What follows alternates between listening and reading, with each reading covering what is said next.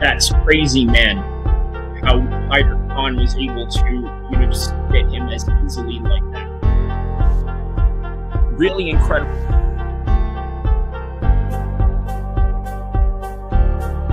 Matchup. And here we are. We are now live for Nurmagomedov versus Hughes PFL Championship Series. And we're going to go through an entire full card. Obviously, we didn't start with the beginning of the fight, but let's take a look at the stats so far in terms of the results in tonight's PFL card.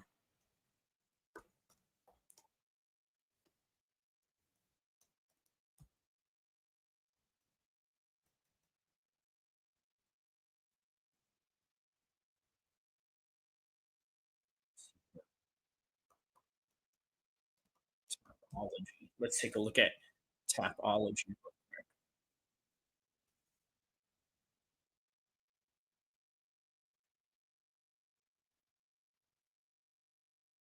He said Ireland don't have fighters.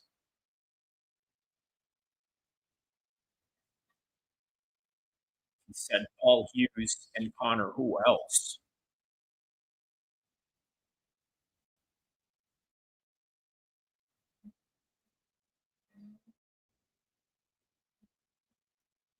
All right, so it's not a bad card.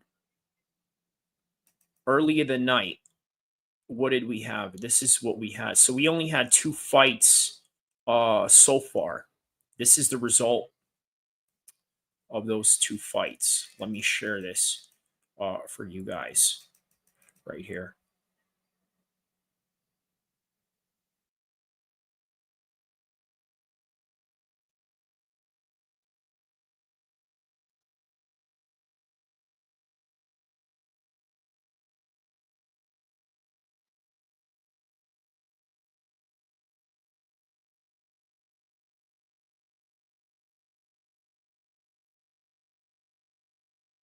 Oh, okay. So he said that.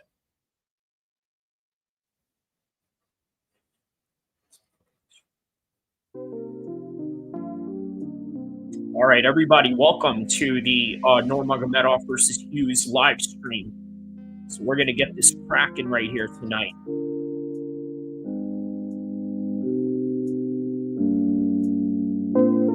I'm going to show you the fights that have happened so far tonight, and we're going to go from there.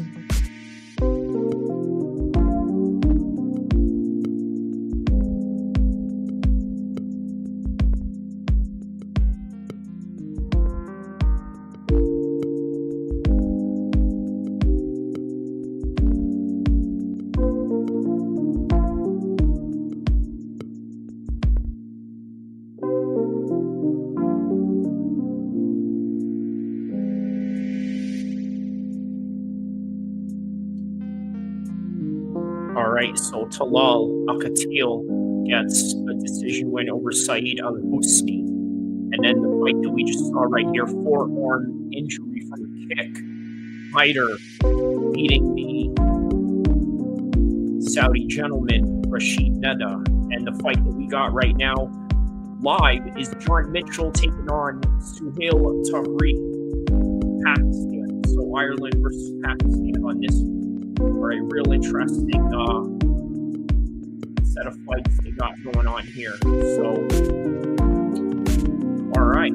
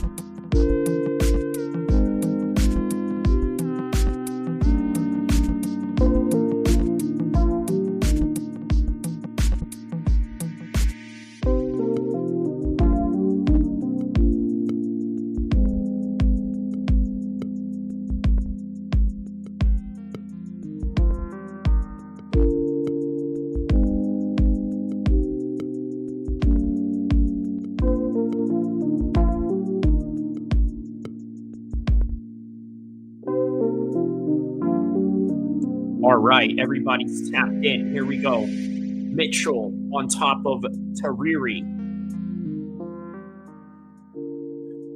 All right, he's stuck in the guard position right now. Shout out to everybody from across the world that is tapping in with me, watching this Bellator card. By the way, one thing I gotta really tell you guys is that a lot of these other cards that are not UFC are also good. A lot of people don't take any of that into consideration because they are stuck with the idea that UFC is number one. And you know what? It is. But there are other products out there as well that I think many people out there have to take into serious consideration. So right now we have Mitchell right on top, remaining with good ground control as he is not posturing, but sort of just keeping this close, low position in the full guard while he's also kind of throwing elbows on the side of it as well, right? He swims right underneath the arm of Tahri, and then he goes and hits him with the elbow as well. And Tahri is not really trying to advance any position at all. He seems content with being in a full guard position. It's either that or Mitchell is really doing a very good job of remaining top control, but at the same time, Tahri is doing a very good job of not allowing him to posture up.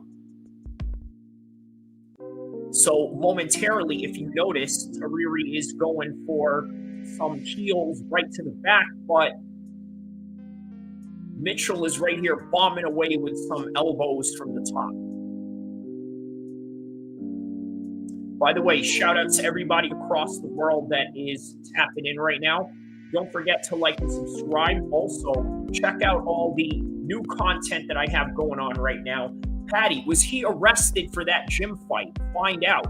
We have some insane comments in the comment section of that. And by the way, don't forget to write your comments as well, as we are embarking this journey in this live stream right now. And we are about to start round number 2 with Tariri versus Mitchell. And the corner of Tariri is very satisfied in his approach to land elbows from these short positions, where even though he's not postured up all the way, he's still able to utilize those short range elbows from the top full guard position. I'm talking about Paul Mitchell, and he's doing a very good job of that. So now here we go, round number 2. Let's see if all's the same, or a rinse and repeat, or something a little different that Tariri may bring to the table. All right, here we go. All right, good jab to the body by Mitchell. Good feints by both guys. Very high level in the technical efficiency of their striking. These are Middle Eastern European-based fighters. And usually those types of fighters, if you're not talking about, ooh, nice swing and exchanges there. If you're not talking about Iran or Egypt or Dagestan, or I guess you would sort of classify that as the Middle East as well, right? That right there is more of a wrestling country. Then you look at Morocco, they're very big on kickboxing, as with the likes of Badr Hari. You guys know about him. A whole lot of Moroccan kickboxers that came out of there, especially the Moroccan European ones. Ooh, okay, what is this? It looks like he's in a way right here. Oh, wow, he's got it tight. Out of nowhere. Oh, he tapped. Did he tap? He's holding on. Is he holding on? Oh, wow, he's about to tap. Ooh, wow. He escaped it, but then he got his back now. Okay, now he's back trying to go for that rear naked choke position once again. Wow, that was out of nowhere. Tariri was about to get that choke.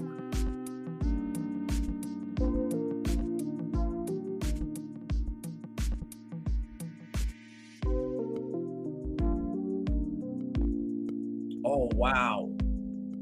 Oh, wow, he's got a body lock on him now.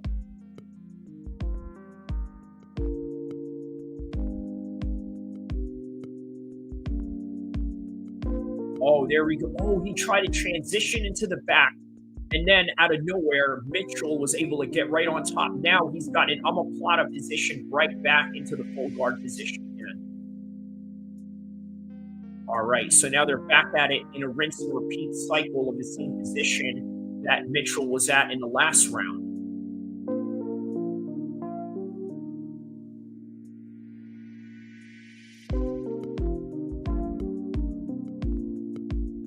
Yeah, that was a real close tap right there.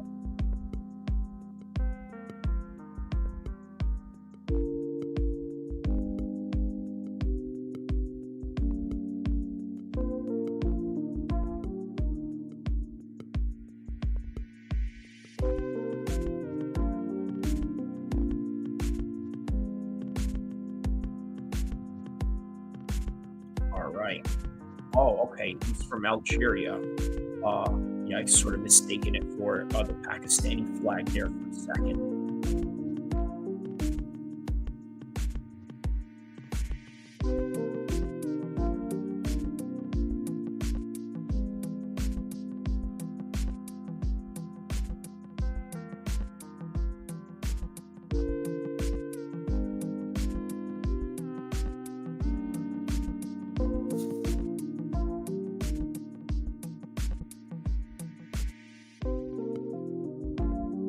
Yeah, he's doing a very excellent job right now, Mitchell.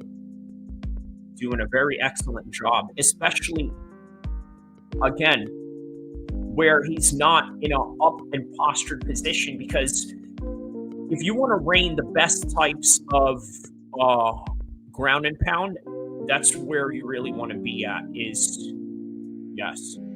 But here again, he keeps constantly threatening these guillotines.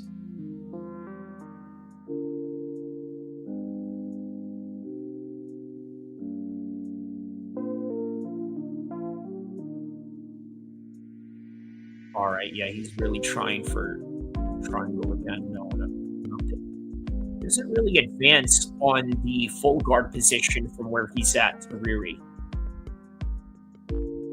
There's not a high motivation of advancement. He seems like very content to be where he's at. So I don't know.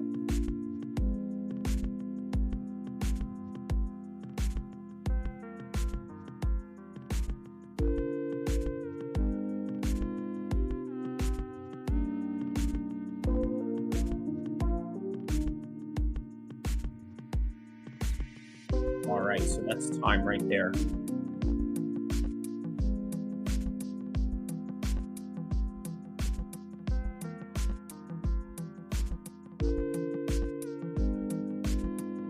All right, so here we go. We get a takedown attempt right here by Mitchell.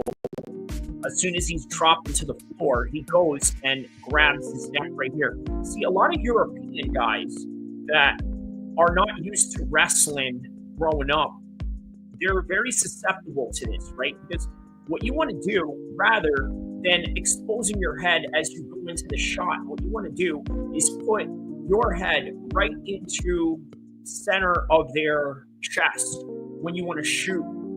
Ultimately, that is the ideal position to do that. And he gave his neck away, and those positions that could have been really detrimental for Mitchell is just that constant neck exposure. So again, ideal position when you're shooting in is, having your head right into the center of your opponent's chest when you are shooting in for that takedown.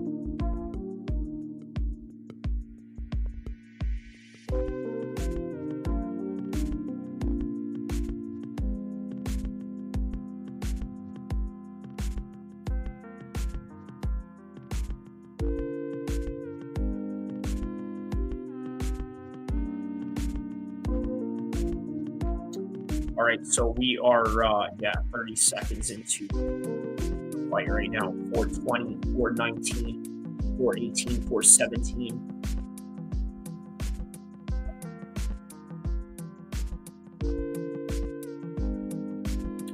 So now, okay, I would say Mitchell is probably the better striker of the two.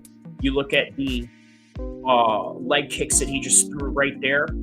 The constant straight shots of the good jabs. There it is, another low kick, more of a calf kick, really. Calf kick of zone. Tariri.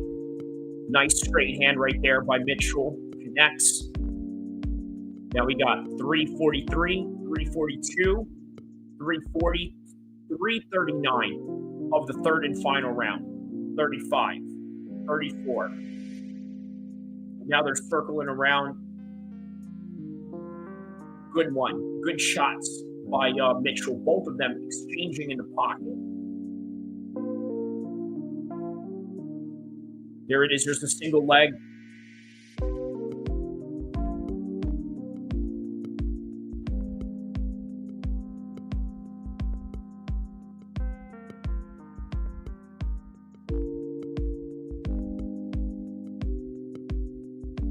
Oh, so the corner is telling Mitchell to bring him towards their way, which I think is a pretty interesting strategy, right? If you think about it, interesting strategy.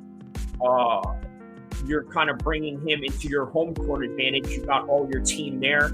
You got everybody there sort of giving you the advice. giving you the game plan. Shout out to Braden True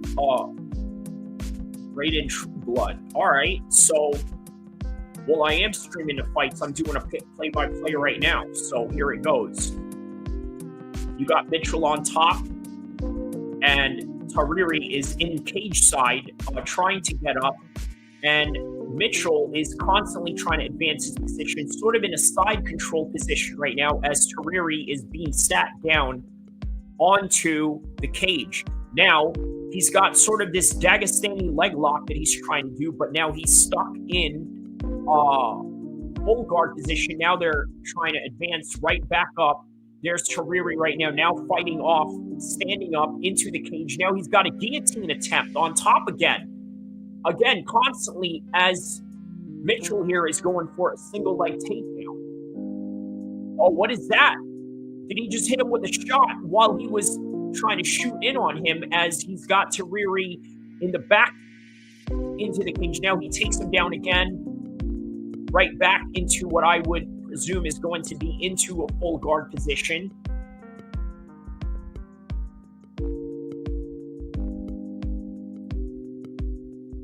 So we got about a minute to go left. 109, 106, 105.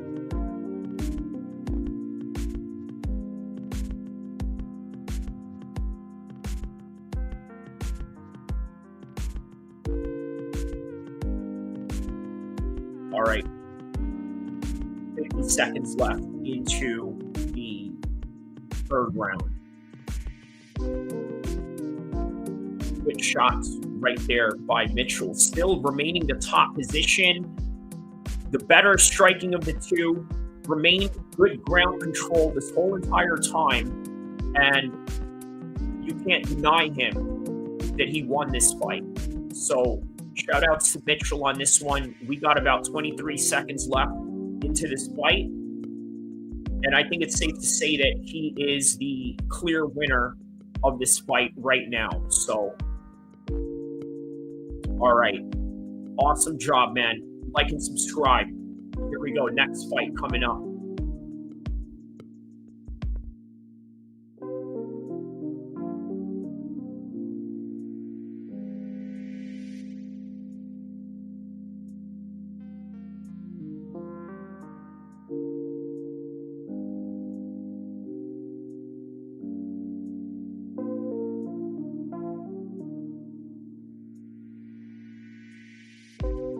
Yeah, straight up, that's a clear win for Mitchell.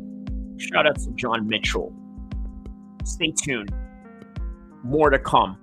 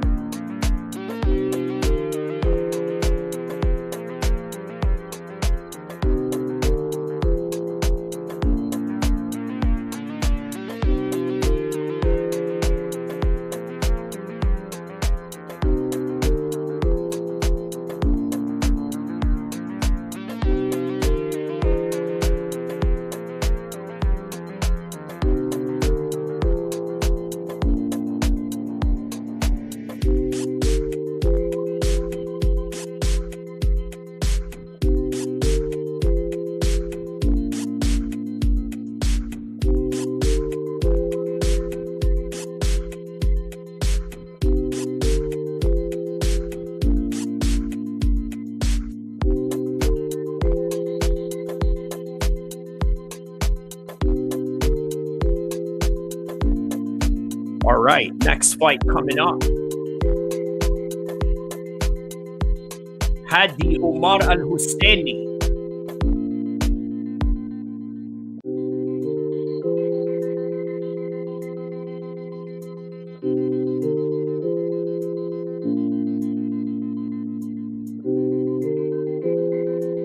All right, here we go.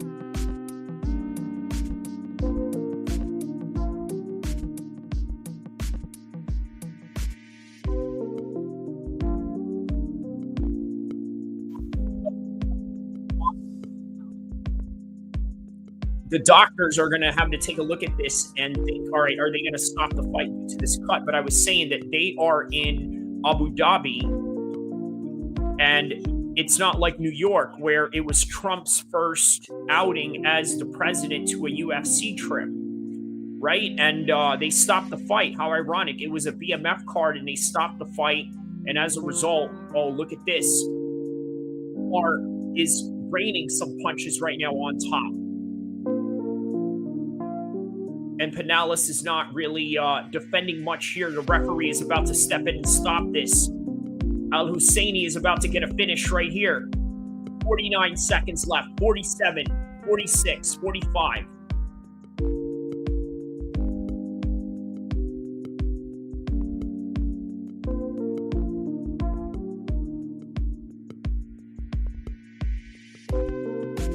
Oh, wow. Very good. And out of nowhere, Pinales is the one that gets the top position. Now, he's the one raining punches on top. Look at Pinales go right now. Wow. Out of nowhere, he got this. Yeah, he's trying to get revenge. But look at this. Oh! He was going for a triangle choke and out of nowhere. Okay.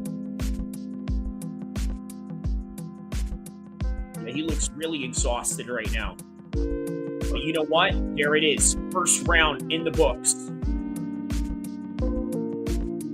A really wild first round, isn't it? Really wild. Everybody, don't forget to like and subscribe and tell a friend to tell a friend, because we are tapped in right now to a live stream for the Omar versus Paul Hughes fight. Now, I saw in one of the memes they mentioned how Paul Hughes is the humble Conor McGregor and Usman here is the evil Khabib. Is there any truth to that?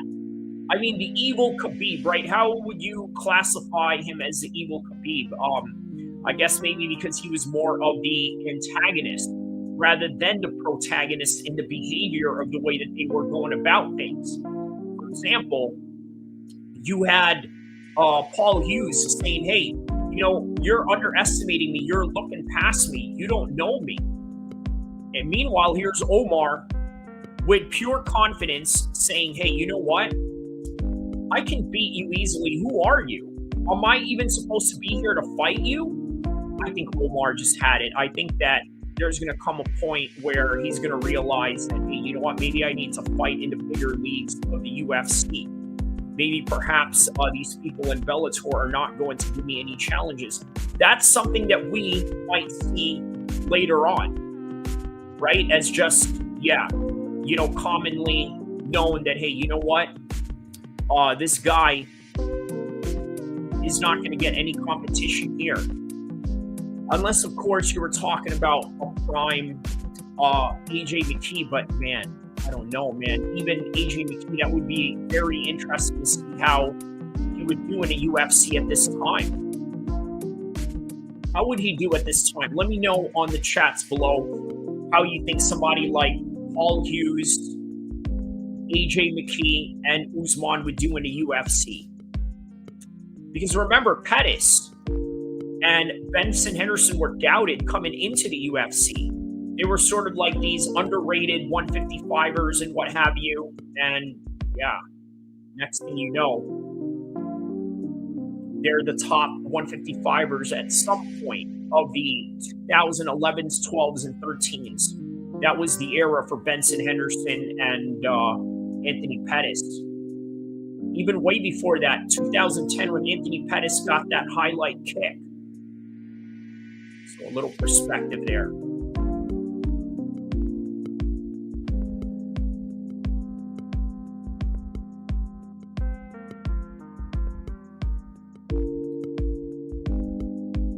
Yeah, I think that is what he's trying to do here. He's sort of like trying to work the clock a little bit.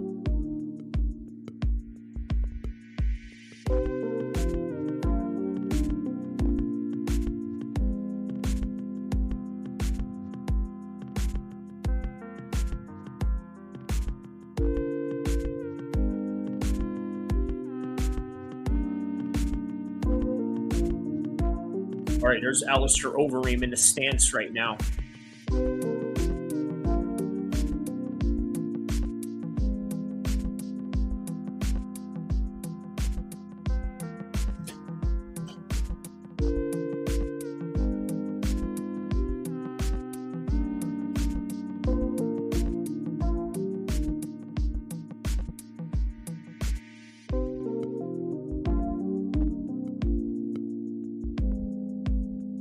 Wow, 220, 219, 218 left into this round right here. A big credit to Pinales because Oh, there it is. He gets taken down again. Very good wrestling by Umar Al-Husseini right here in this flyweight competition between the Filipino and the Kuwaiti.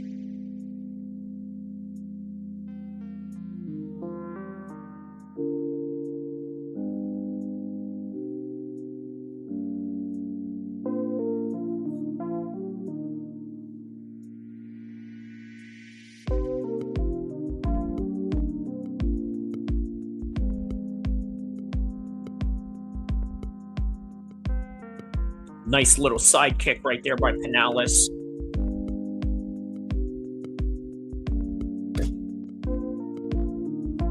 Ooh, nice body kick by Omar Al-Husseini. Umar Al-Husseini, let's go. He's doing a very good job here, mixing it up. And a very ferocious pace, as we mentioned earlier.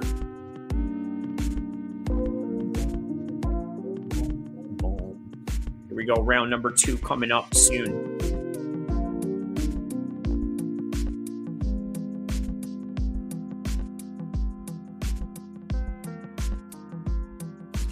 Yeah, very good moments out of these two right here.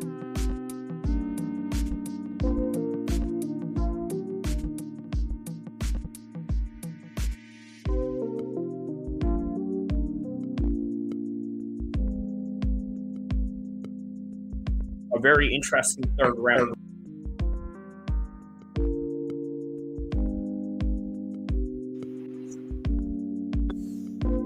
Yeah, it's been time very early on, and as a result, yeah, he got back. Oh, okay.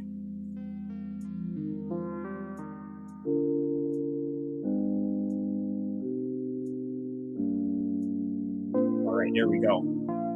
Round 3 coming up.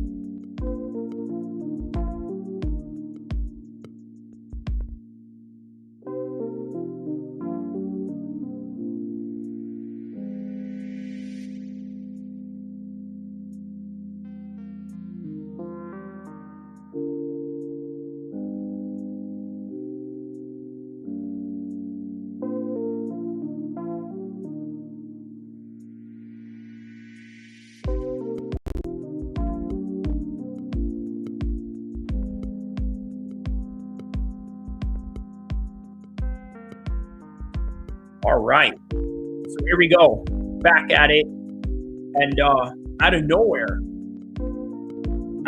once again, a rinse and repeat, he gets a takedown. Where can I live stream? A shout outs to Mohammed Sabri, right here. This is where the live stream is at. I'm doing a live play-by-play right now, so don't forget to tap in, like, and subscribe. And there it is. Pounding away on the top position right now. It's Omar Al-Husseini.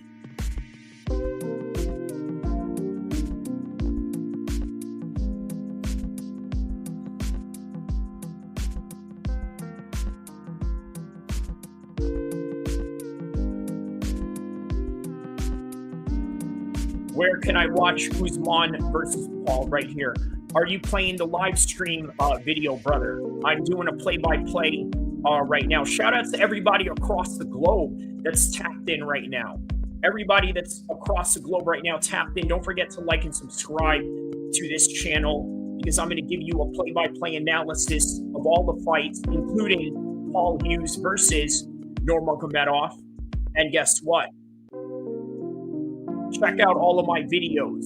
Check out all of my live streams that I've done. I'm telling you, guys have now embarked on the most epic mixed martial arts channel in the history of mankind. And I'm about to show you why. Subscribe, done. Shout outs to Lone Seamus, who just subscribed right now. Thank you, my man. Thank you for letting me know that you subscribed. Hey, if you're out there and you are subscribed, let me know.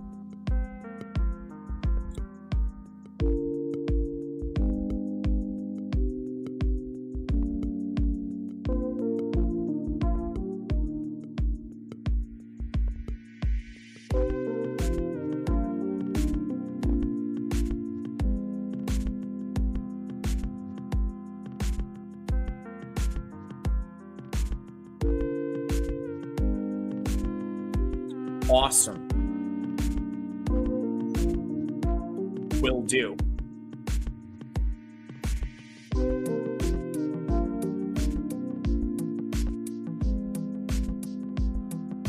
Oh, yeah. So the corner is speaking in Tagalog or Cebuano, which is a native dialect in the Philippines, in Cebu, which is where this particular fighter is from right now. So shout out to everybody across the globe that's tapping into me right now. We got Omar El-Husseini on top position right now. And he's maintained this position the whole entire time. Again, sometimes in a fight, it becomes a rinse and repeat situation, right? And this is sort of what we're witnessing right here.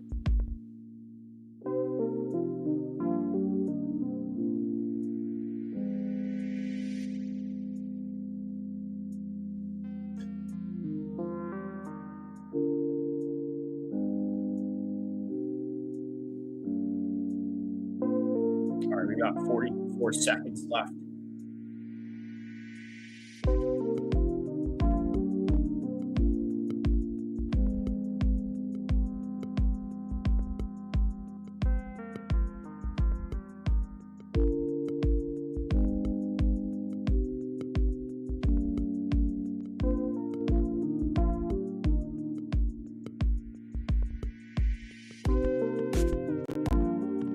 Do I know the exact time? It will be approximately in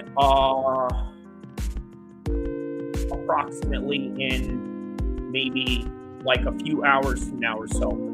So are you live streaming it is the answer. Yeah, well, I'm live streaming right now. So that's your answer right there. Where are you from, buddy? I am from Sacramento, California, USA, my friend.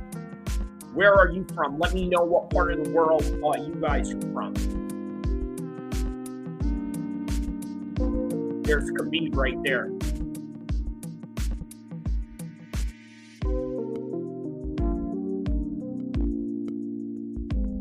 Who won the match? We're going to find out right now. Seth. Oh, wow. How about this? Love from Kashmir.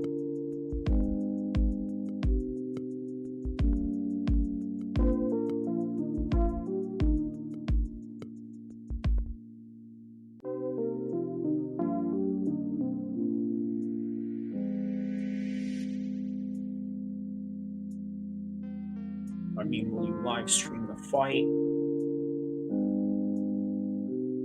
Well, I'm live streaming the fight right now, ain't I? So, are you Muslim? Yes, brother, I am Muslim. Assalamu alaikum wa rahmatullah wa barakatuh to everybody across the globe that's tapping in right now.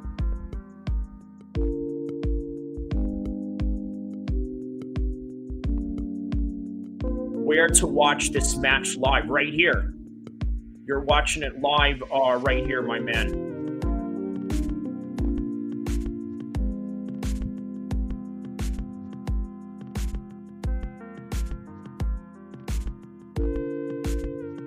I can't read Arabic, you'd have to translate that for me. But yeah, shout out to you, my man.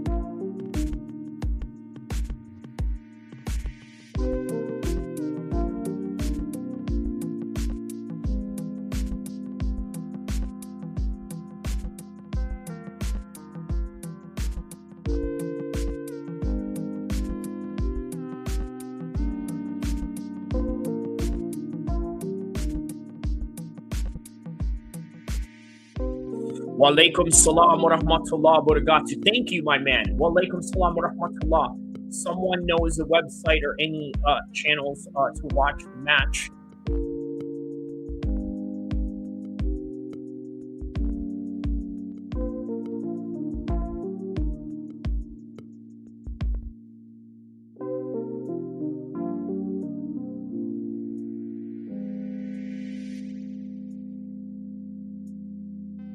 44 seconds are over. We are not here to see you, Xbots.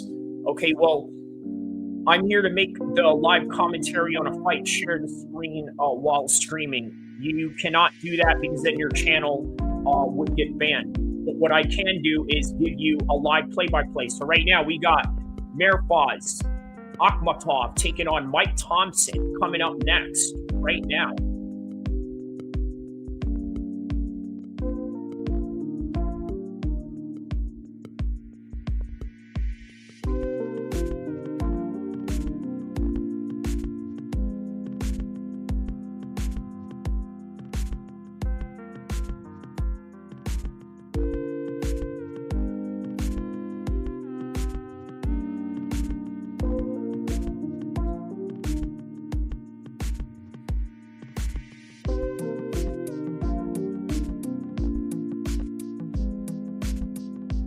All right, so here we go. Shout out to everybody that is tapped in right now.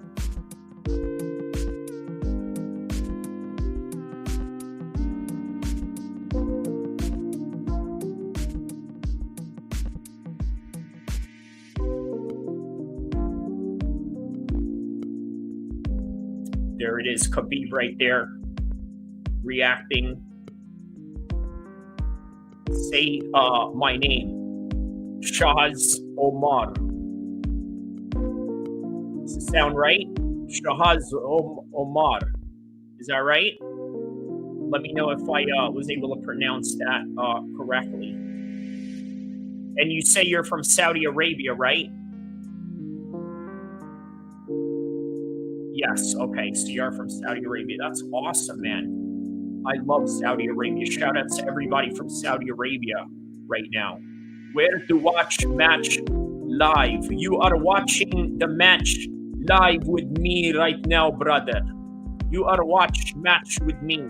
Now, Khabib the Eagle, right? There's Khabib right there. He was in LA last week, Dubai this week. How about that?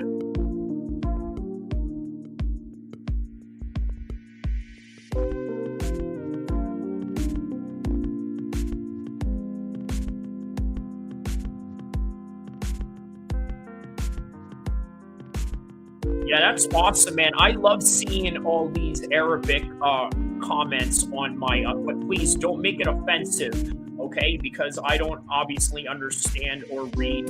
I don't read Arabic like that, so don't write anything offensive because you might get my channel banned. So, yeah, please don't, okay? But on the other hand, shout out to everybody that is, what we are watching. We are just listening, nothing. Well, what I'm doing is giving you a play-by-play of what is going on. That's what these channels are for.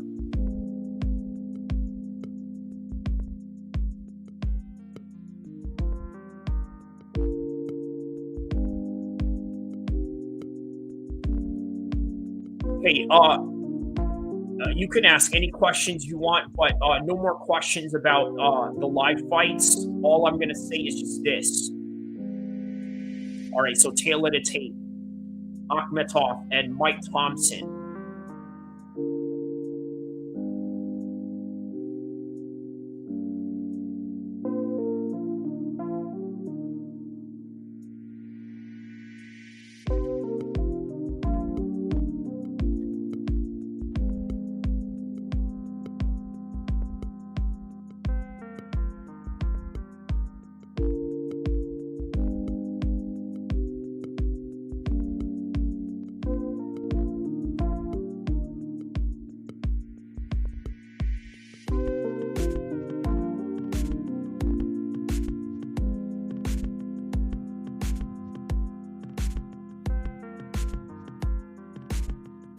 All right, here we go. Mike Thompson from Liverpool, England. From Liverpool. Man, all these Liverpool dudes, man, they know how to talk trash, man. You know, they really do. But this dude is from Uzbekistan.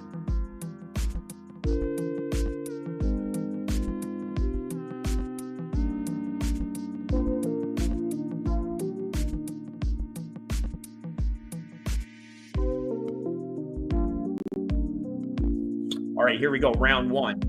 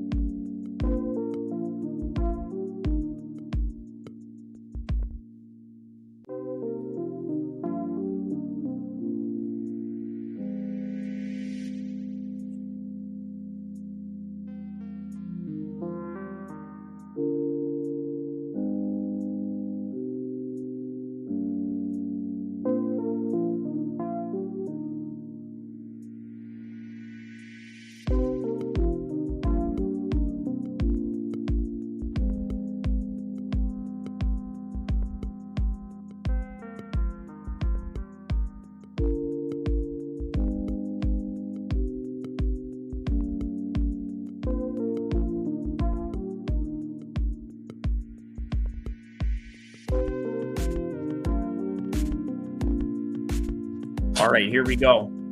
Very, ooh, okay, little overhand right there.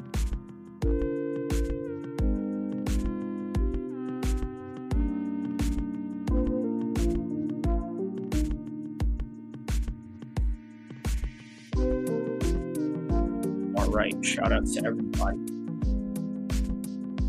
Front kick, nice front kick by Thompson right there.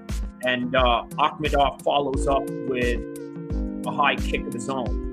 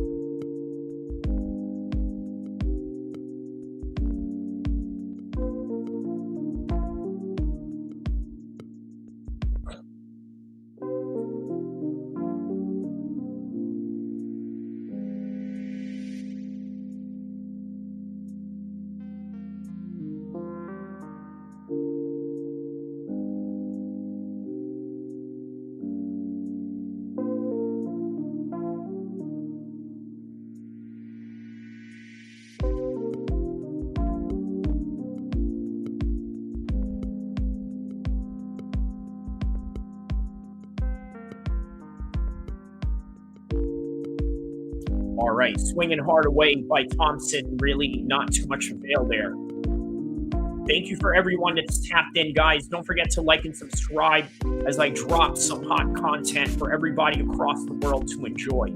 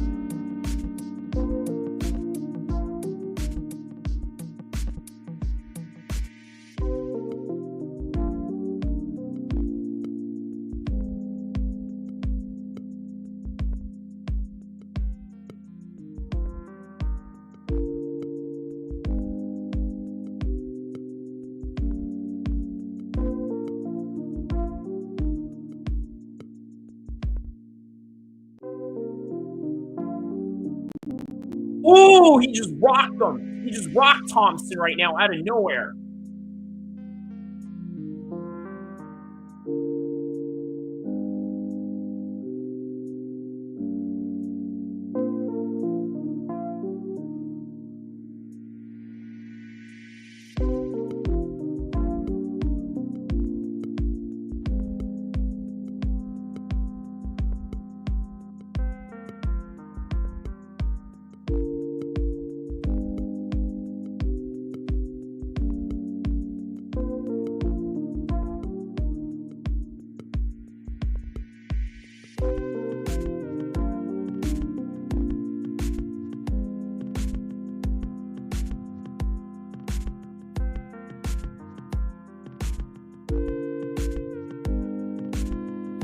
All right, here we go. Man, he's really looking. They both are really looking to finish in this one right here. They really are looking to finish in this one. Oh, and then he rocks him, and then he's swinging away right after it. A high kick now by.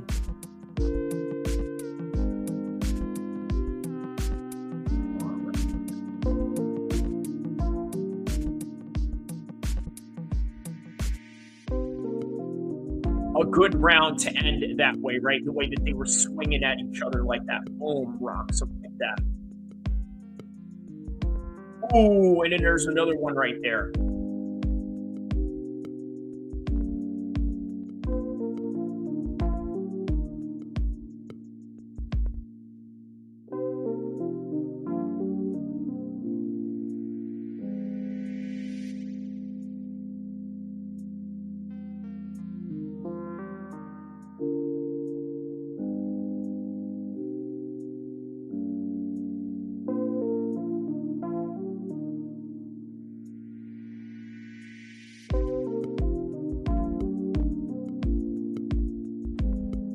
There's Khabib right there.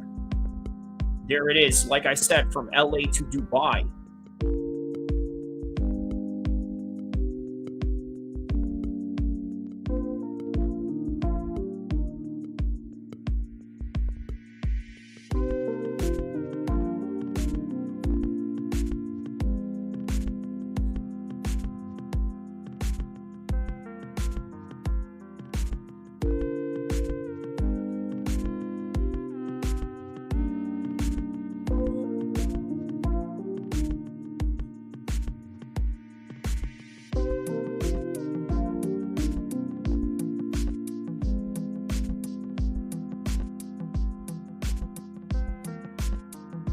Yeah, really, even though they're tentative to throw shots, they're doing it. Look at these close range exchanges that they got going on right now.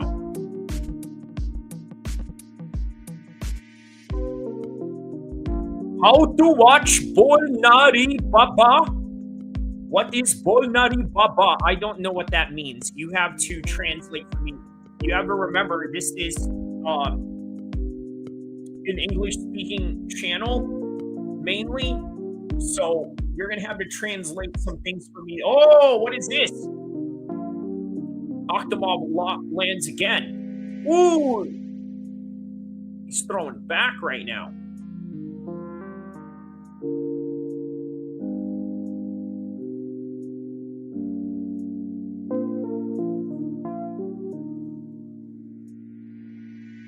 Oh, nice. Nice one. Nice exchanges right here.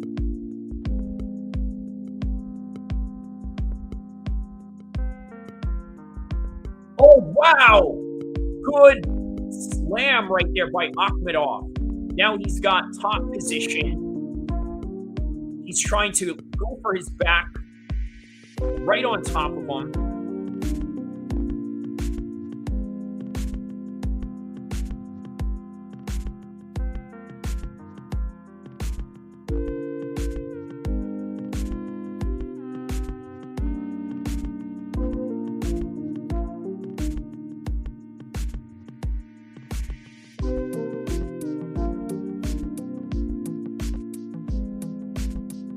Liverpoolian English, he said. He said Liverpoolian English.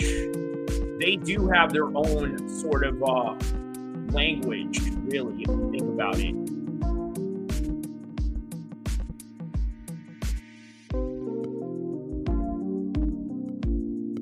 Yeah, this is very tight right here.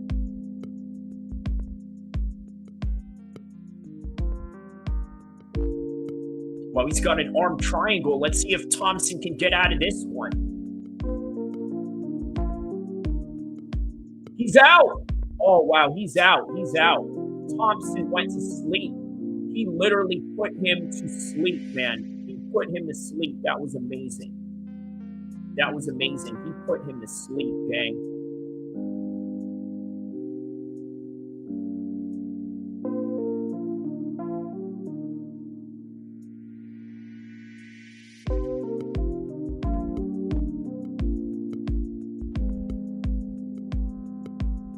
Very good effort by Thompson, but it is what it is by the end of the day.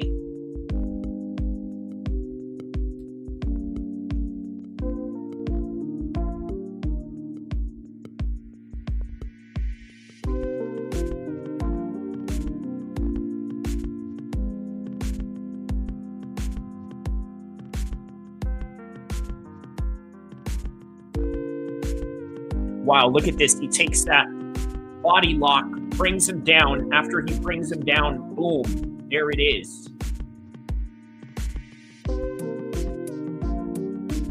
Wow, shout out to everybody across the globe right now, man, that's tapping in with me, really helping me up in the algorithm right now, man. You know what I mean? I'm really appreciating this. Right now, I'm appreciating all the views that I'm getting. I'm appreciating all the tap-ins that I'm getting from around people from around the world. I got people from Kashmir hitting me up. We got people from Saudi Arabia. We got people from England that hits me up. We got people from everywhere, man. I'm very thankful for everybody that is tapping in right now, and I really appreciate the engagement and the live stream. We got more to go. And Mindset Motivation asks how to watch live.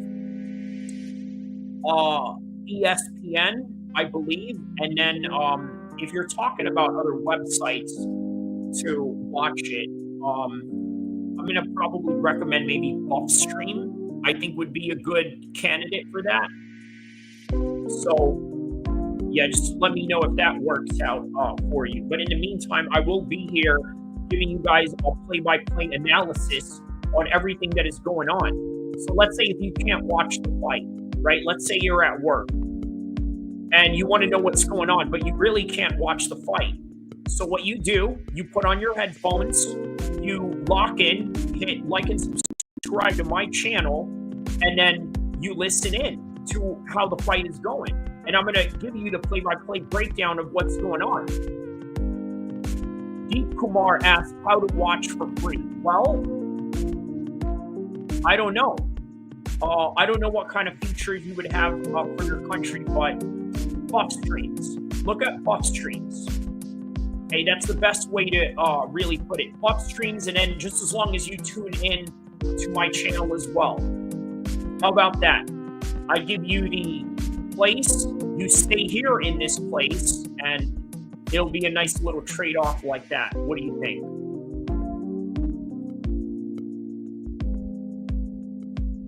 All right, so we got the next matchup coming up.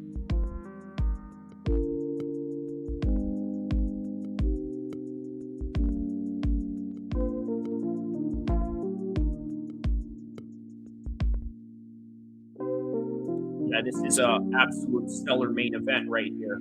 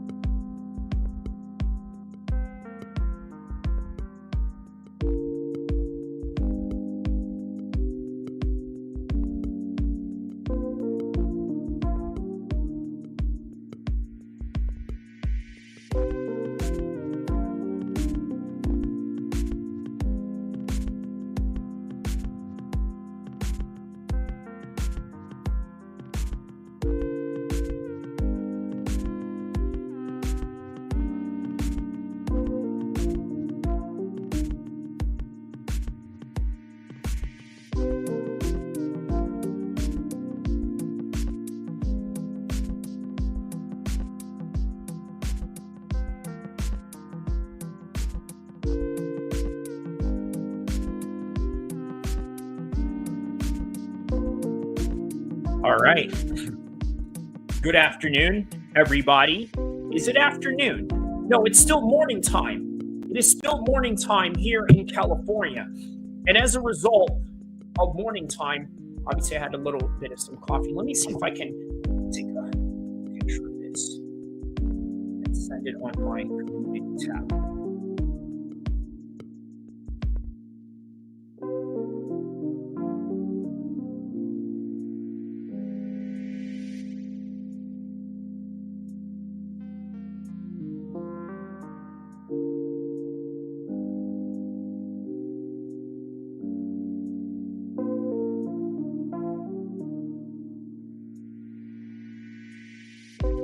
All right, here we go. Hello.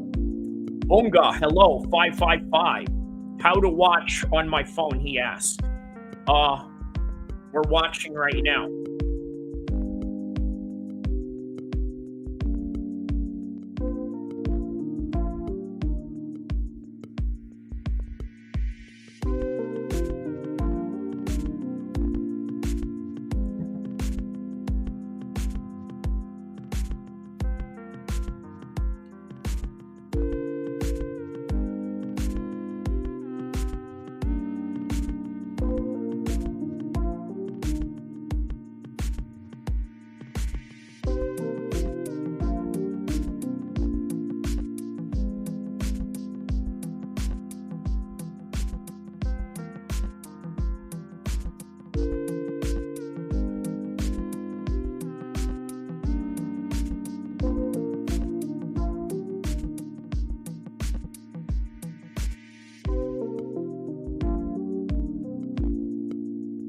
Obaid Mansouri says, when will this fight start? Soon.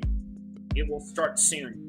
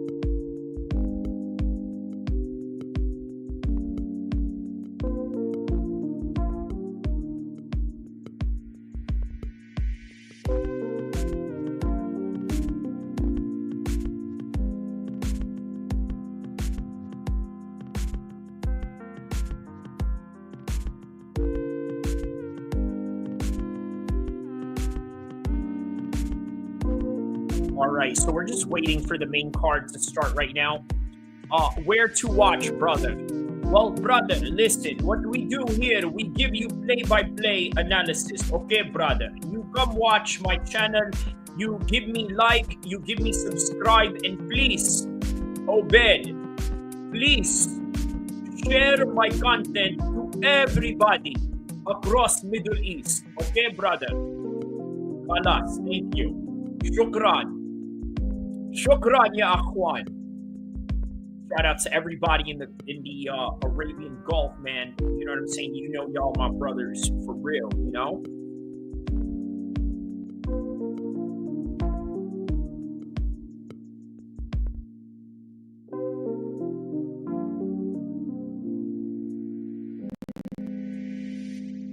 Question mark. Assalamu alaikum wa rahmatullah wa barakatuh, brother. Where are you from?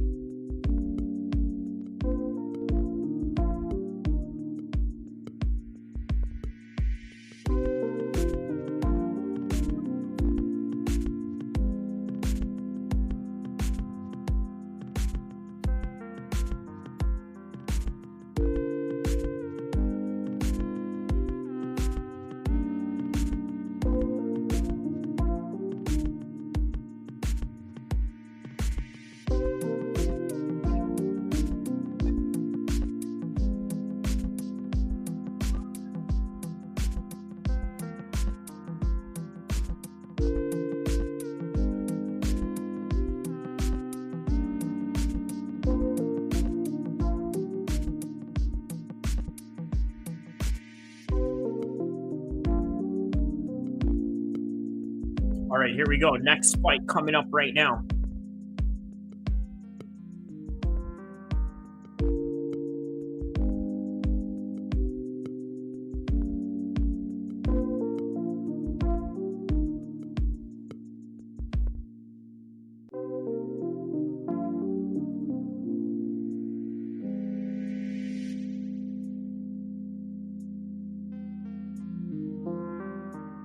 All right, Tarek Suleiman coming up right now.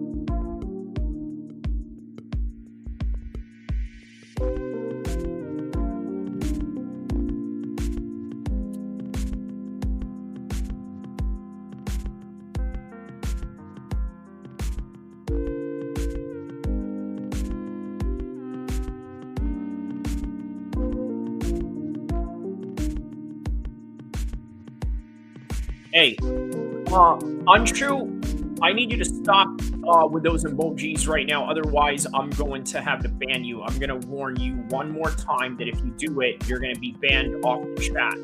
Okay? So, I'm going to delete your comments right here. Okay?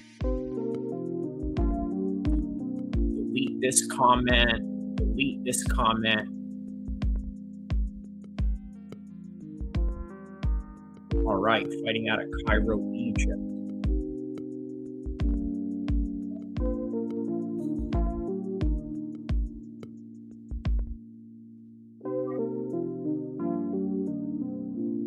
Wow, okay, former UAE Warriors. All right.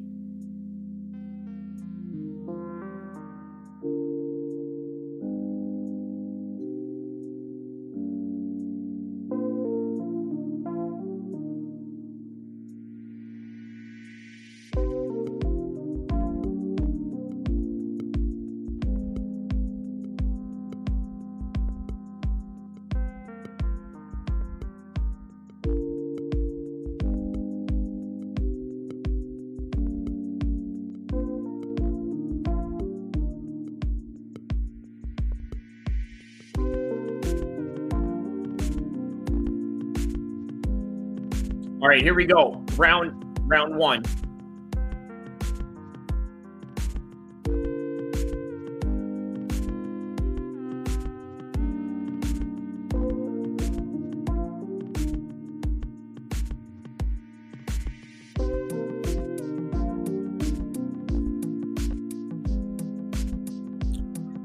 Starting time in India.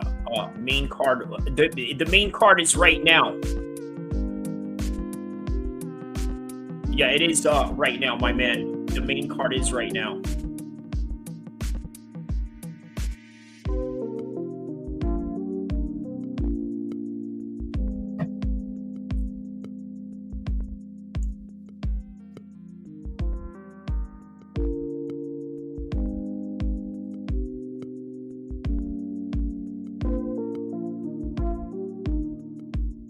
There we go. Shooting straight away at the Egyptian. Suleiman looking for a takedown. I believe that's the Syrian flag that he has. Suleiman, I believe it has a Syrian flag. I'm not sure. Are you going to live stream the fight? Well, I'm live streaming the fight right now, buddy.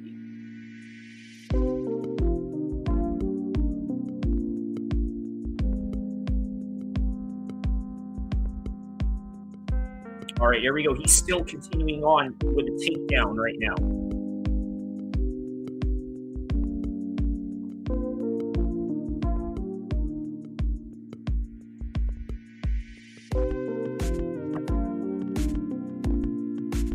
It's going to start soon, so stay tuned, okay?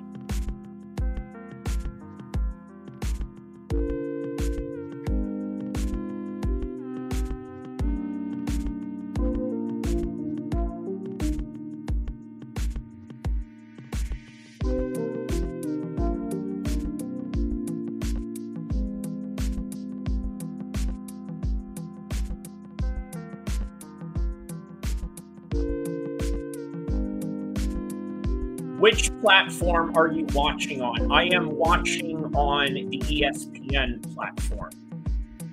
What about you? What platform are you guys watching it on in other places?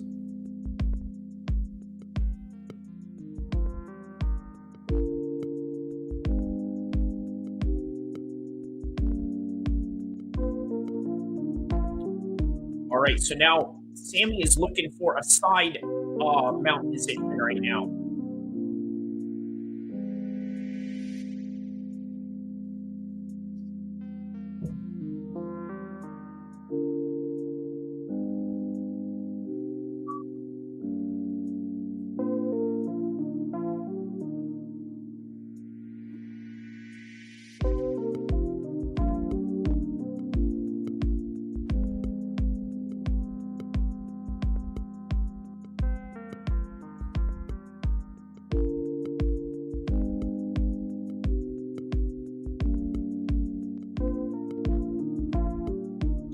How to watch match on the phone. I don't know how to answer that for you.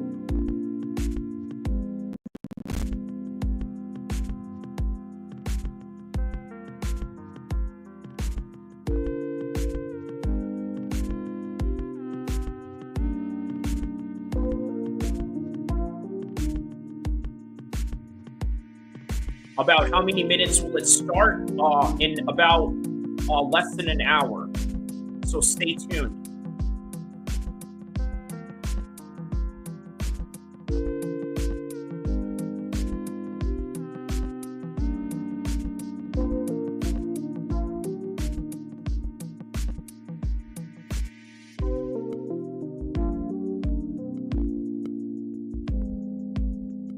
All right, nice solid little elbow.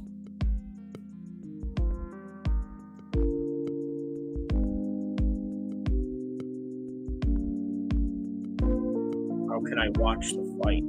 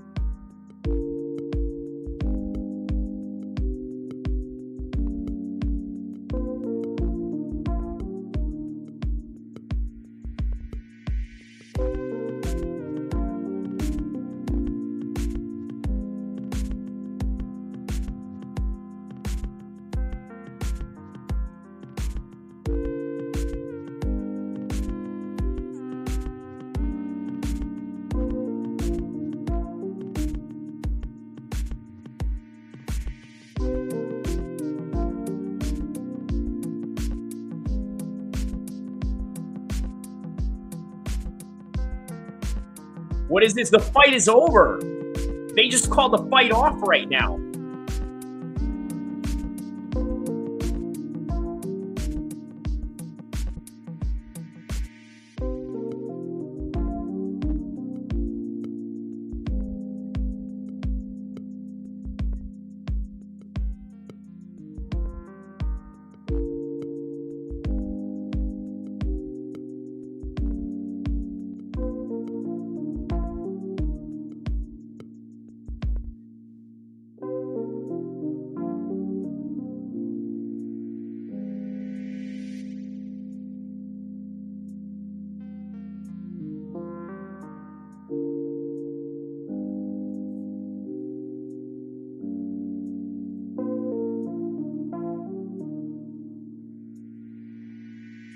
I think that was the right call.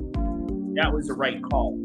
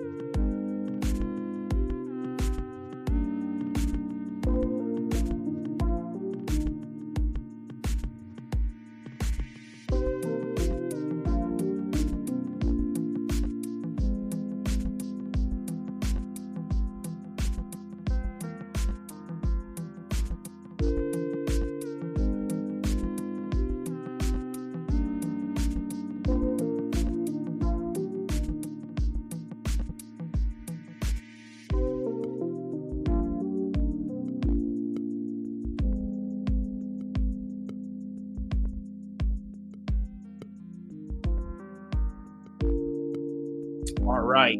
Sammy wins this one.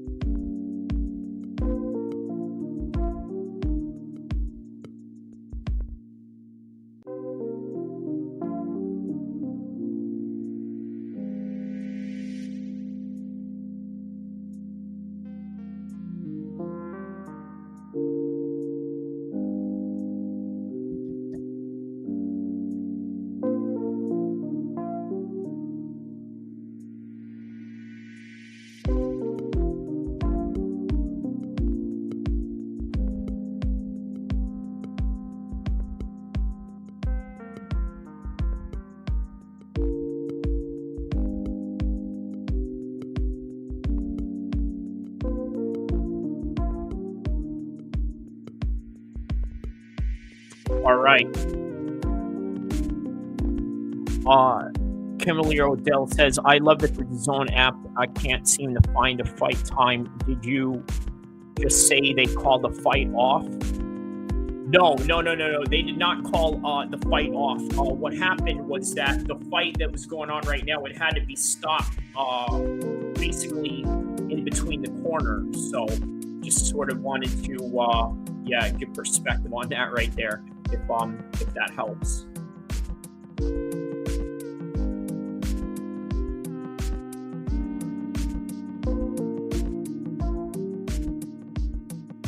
All right, so next fight coming up.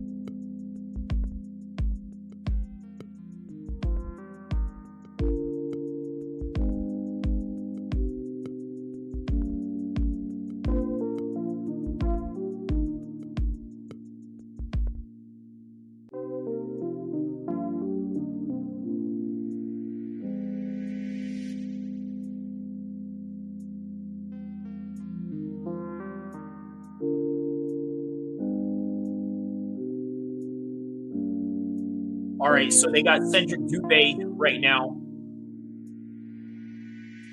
Okay, is that what it is, Khan? All right, the show.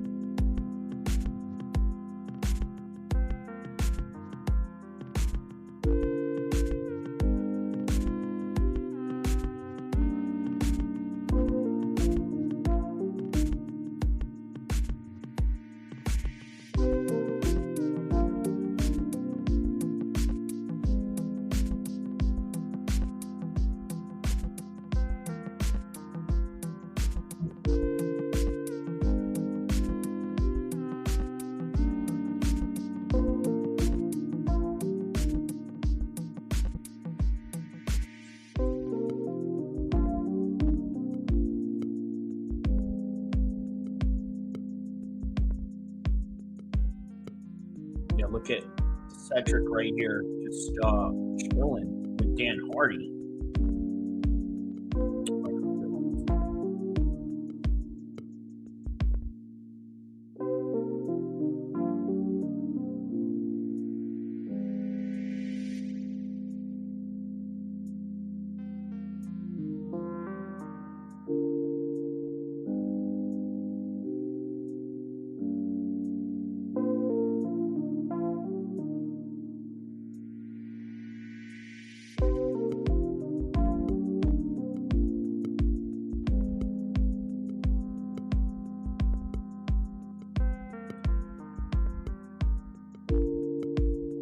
All right, so Diego Lopez, who you got, Nurmagomedov or Hughes? I'm gonna say Nurmagomedov, and you know what? I gotta be honest with you, man. I think that this is going to be a whole lot closer than what people would anticipate. I think Hughes is very good, but I don't think he's at the level of Usman whatsoever. He's not at the level of Usman, and it's gonna show. I think it's going to show vehemently. But he's a good fighter. Paul Hughes is a good fighter. But Usman is on a whole different level, my friend. And I think that is what is going to be the difference with this fight. But we'll see. We'll see how this goes.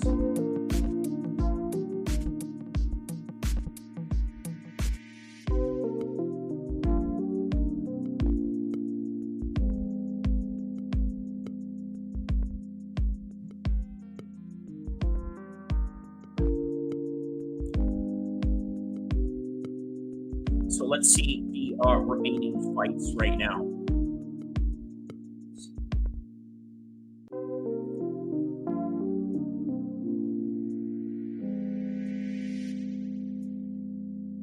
All right, so we are now in the main card right now as we speak.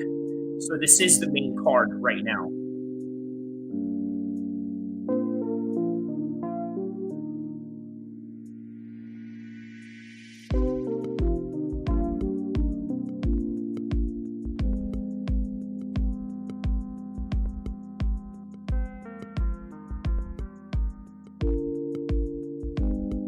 All right, so Renat Kalilov, Javier Fernandez, Kenny Mokahana, Ibrahim Ibrahimov, Nathan Kelly, Akhmedov, okay, Tim Johnson, Vadim. All right, so we got some good fights coming our way right now.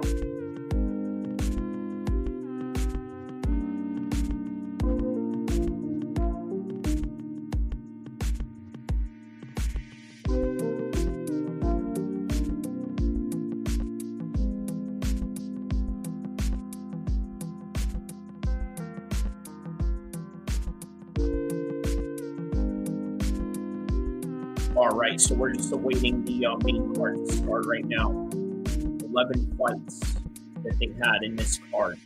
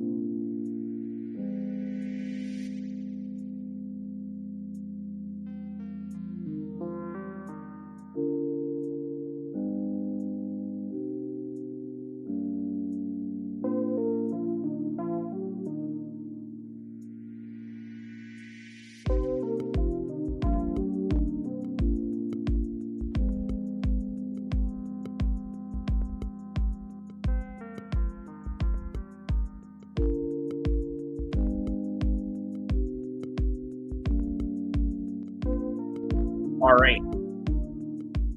A little long for an intro of a main card, right? I mean, usually I thought they would just jump straight into the fights, but I guess not. So,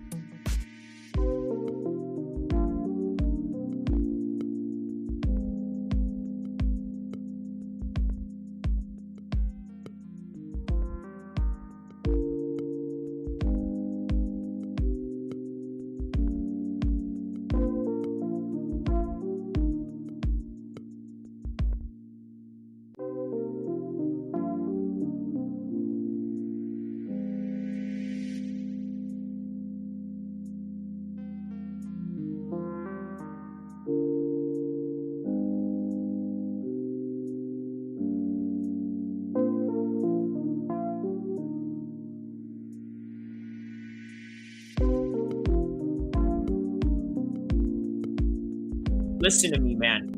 Relax with the cursing. You sound a little bit entitled, don't you think?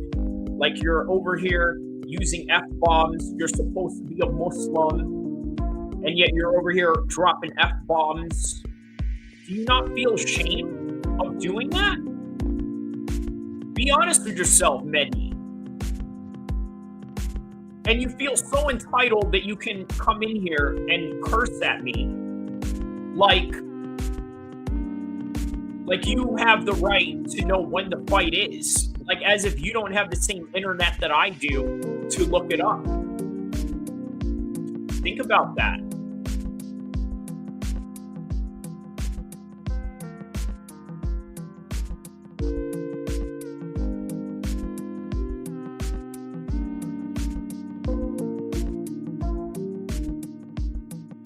Says, all right, bro, I feel shame. When is the fight? No problem. The fight is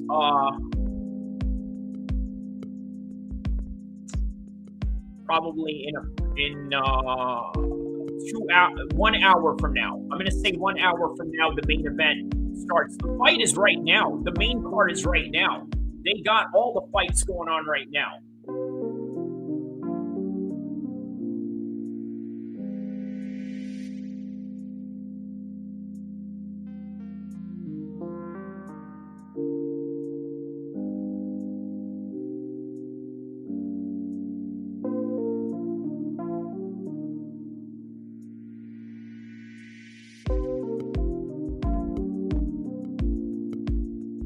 All right, so the main card is starting right now.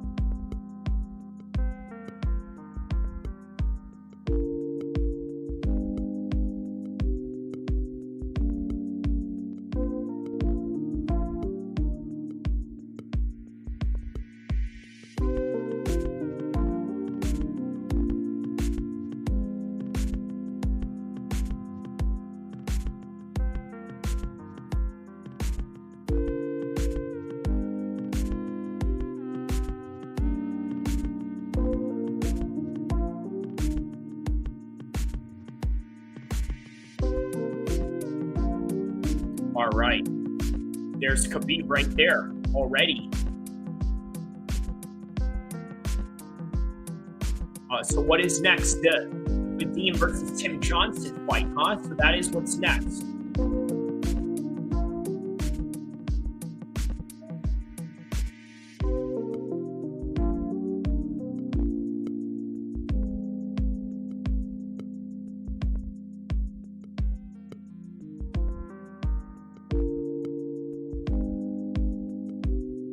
There's Khabib right there. He says, Adelaide don't have fighters.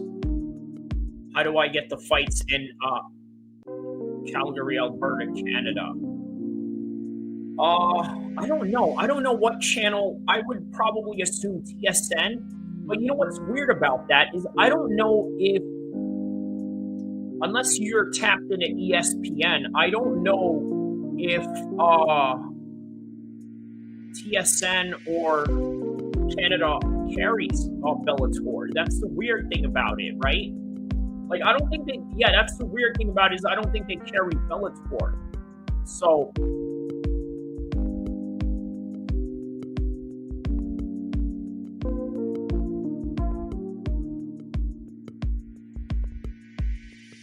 show screen. Got it. Is that the screen you're talking about?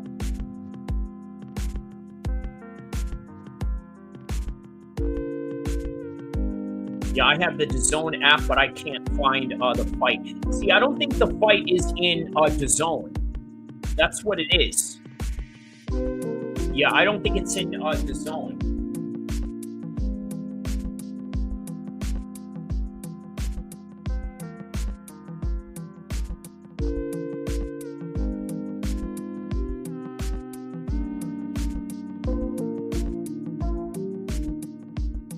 Wow, this is a sick little intro they got going on right here with Paul Hughes. And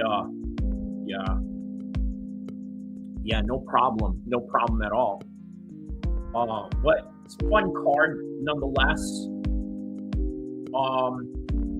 Renata's coming up first. Vadim and Tim Johnson are the co-main event. So I think Vadim is going to walk through Tim Johnson easily. Ahmed Magomedov taking on Nathan Kelly. I think that's yeah, it looks like it's got a little Dagestan versus or Russia versus the world, rather. It's more like Russia versus the world, even though Ibrahimov is fighting for England. But nonetheless, he's a Dagestani Eastern European fighter, to say the very least. So, but if you do figure out where you can watch that in Canada, let me know, because obviously if I ever have to go up there, then I would know where to tap in. But of course, anywhere in the world, you know where to tap in when it comes to watching fights, but it's just not the legal way. But you know what I mean. But everybody does it. Even, I tell you what, here's a little story, right? You know, Floyd Mayweather and his bodyguards were watching Conor McGregor and Nate Diaz Part 2 in a phone, an illegally streamed phone at a wedding. So Mayweather was sort of looking down on it. He's like, hey, don't be stealing fights, go buy it. You know, but that's Mayweather's sort of value system, or his ethics and morals in that regard, because quite frankly, he has the money to have the morals to decide whether he wants to pay money or not, and he has no problem throwing money around. When is the fight starting? The fight is starting right now, Hayden. It is starting right now.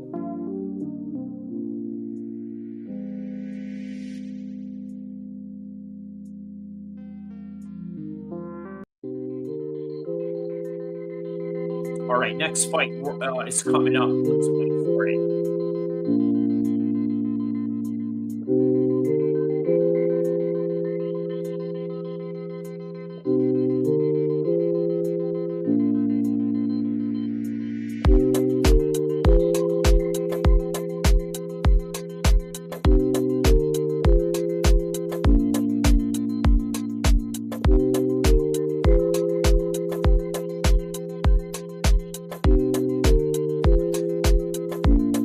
It is free rescue.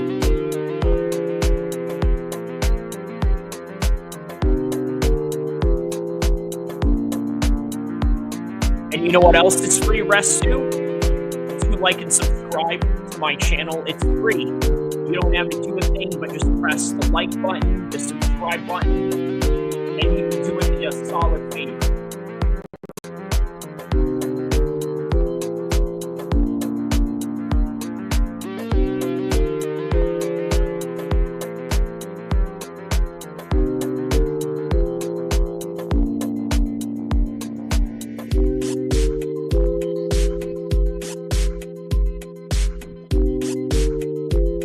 Yeah, no problem, man. Thank you for tapping in and liking and subscribing. And also tell a friend to tell a friend. And also watch all my past videos before. I just answered that question earlier.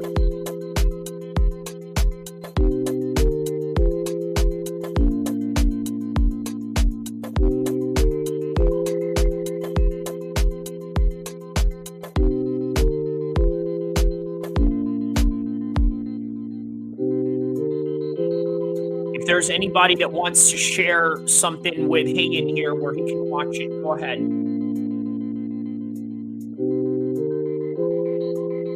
Please on. How rude of you to say something like that. And you sound very entitled at the same time by saying that. Do you realize that nobody out there really has to provide this card for you? Whether it would be free or sending you a link or anything to that. Like, you understand that, right? And then here you are, in the same time that a prominent Muslim fighter who comes from a prominent Muslim family, a very righteous Muslim family at that, you're over here acting rude, saying horrible things, and slandering like you have no manners. Like you're not a Muslim.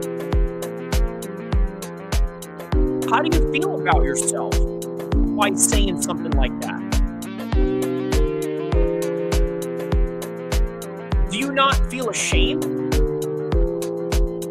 What do you think this is? And then you're over here talking about idiot this and idiot that. Like, do you realize, do you even understand what you're saying?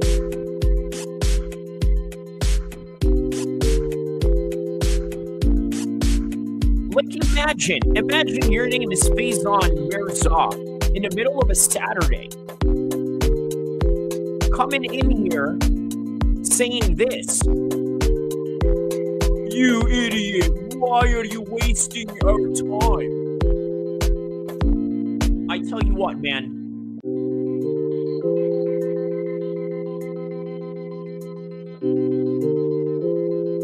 Why don't you come on and let's talk?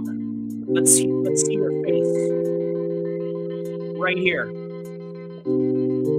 Here's a link. Come in here. Talk your smack.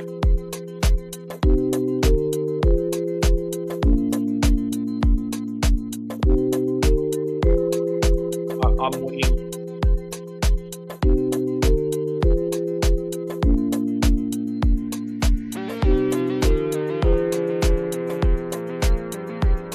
Got 60 seconds or 30 seconds. Come on. Please on, this is your call out.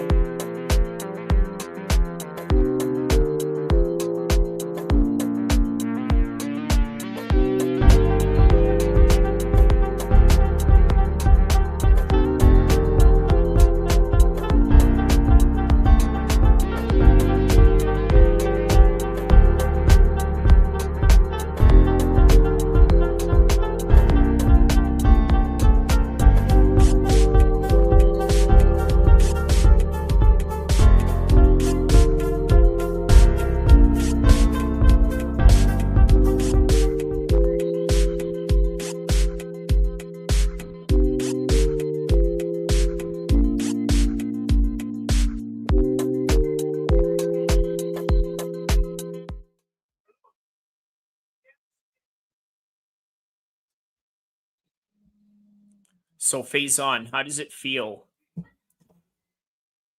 How does it feel to be a trash-talking, good-for-nothing fool where I gave you an opportunity to come on camera, say your piece, talk like a man face-to-face, and you do nothing about it?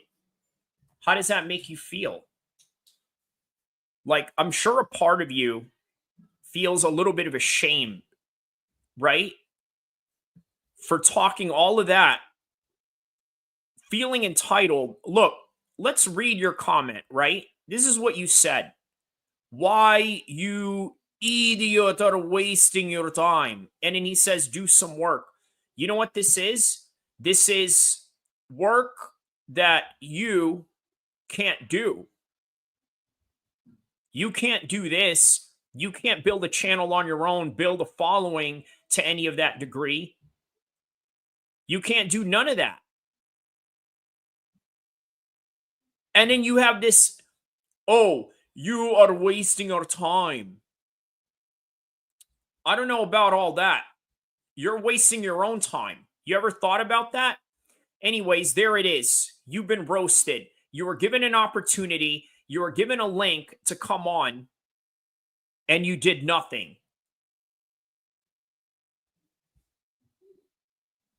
How do you feel about yourself? You feel ashamed now, Faison? Mirza?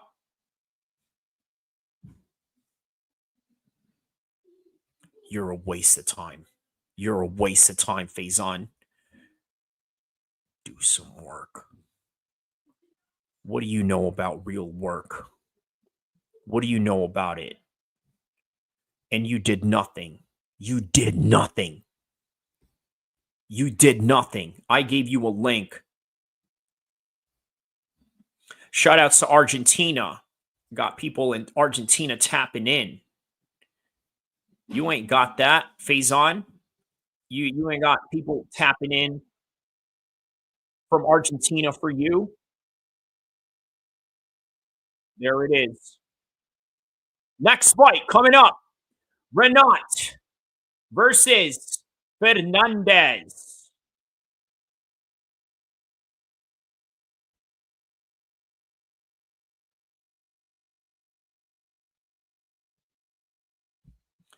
My man, you're the idiot. Think about this, right? You're saying idiot. Can we measure that?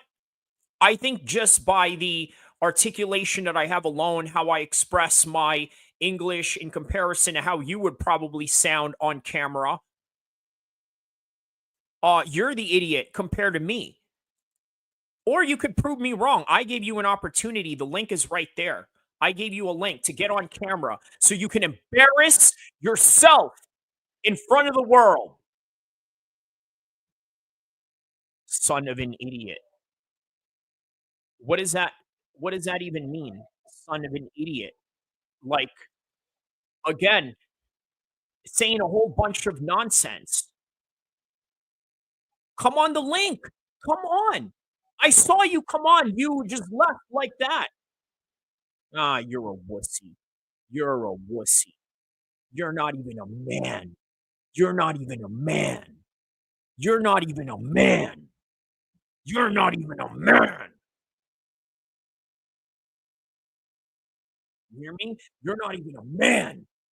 You're not even a man.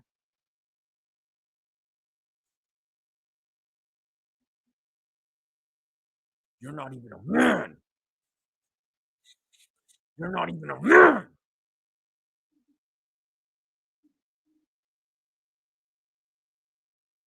All right, round one. Kabalov versus Fernandez.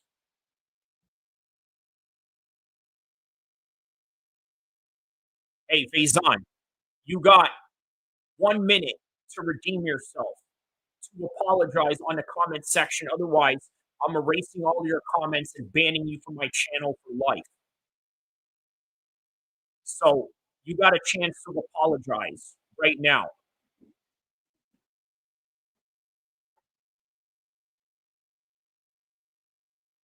All right, so squared up. And just like that, Faison is gone. Just like that, Faison is gone. Just like that, Faison is gone. Fashion Destination, shout out to you. Has the fight started yet? Yes, there's a fight going on right now. Kabalov versus Fernandez. Ooh, and there's Fernandez with a counter right there.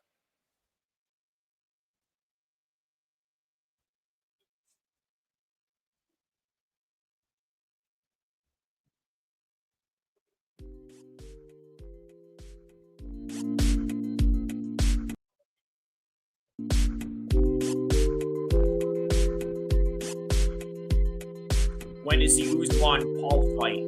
That is coming up next. So stay tuned to this channel.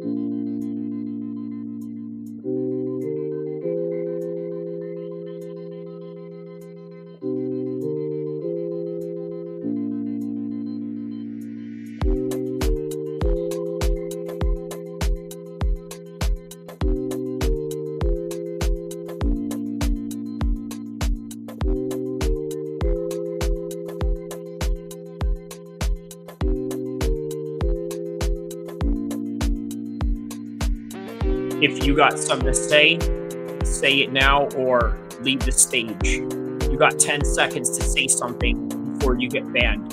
10, 9, 8, 7. Man, I'm telling you, a lot of you people, you know what? This is one thing that I notice about a lot of people, right? A lot of you are introverts. This is the God honest truth. This is the reason why a lot of you don't have a YouTube channel. A lot of you fantasize of having a YouTube channel, but you don't do it. Or maybe you just have other things to do in life, which is okay. But the reality is that many of you like to talk behind a keyboard. And then when you talk behind a keyboard and somebody gives you an opportunity to speak, you have the mic in your face like this. Okay, like here, say something, son of a biatch, say something. And then what happens? You got nothing to say because most of you, I mean, honestly, you don't really have anything to say. Like a lot of you think you have something to say, but then the minute somebody hands a mic to your face like this, go ahead and say something. Go ahead and say something. You say absolutely nothing. That's the God honest truth.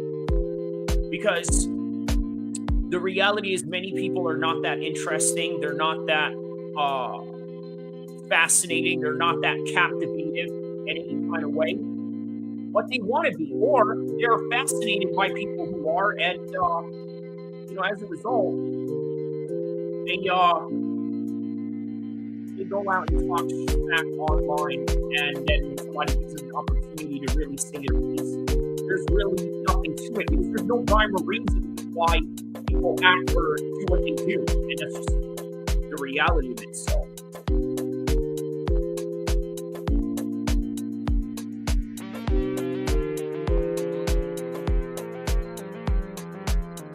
Hours, sort of like within this hour. So stay tuned to tell everybody around the world what's happening and like and subscribe to this video, y'all.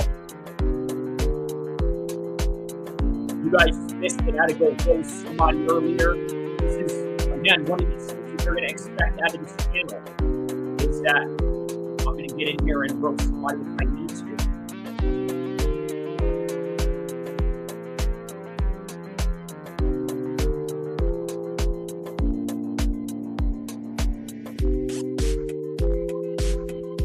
Shout out to Carlos Hidalgo Aguilera, my new subscriber. I believe this gentleman is probably from Argentina, maybe? Sounds like an Argentinian. Shout out to you, my man, being a new subscriber.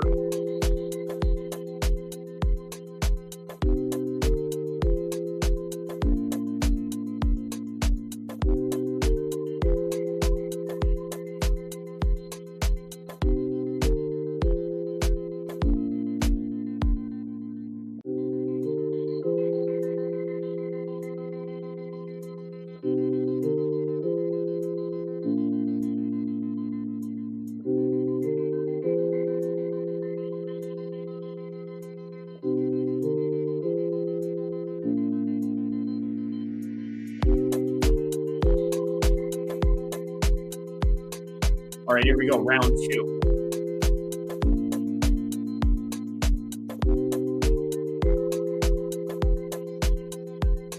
Oh yeah, there's a lot of MMA team tapped in tonight.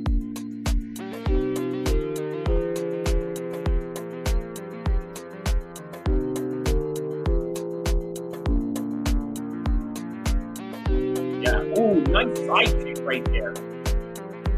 Looks like the cameraman got moved after he hit that side kick and that man is backed up into the cage. It looked like it sort of stumbled the cameraman a little bit.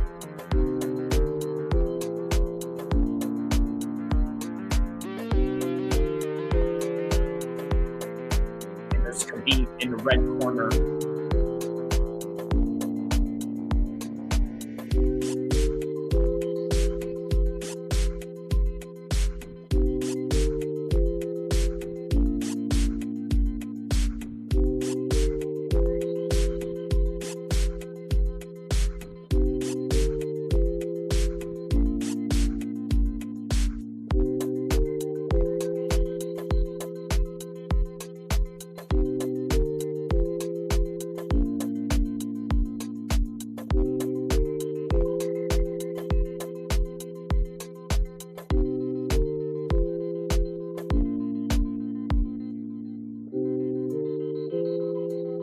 Yeah, it's got him locked up in his clinch position right here. Yeah, MHR. If you're trying to tap in, you got to connect whatever mic you got going on or something, my man. You got to tap into that. So.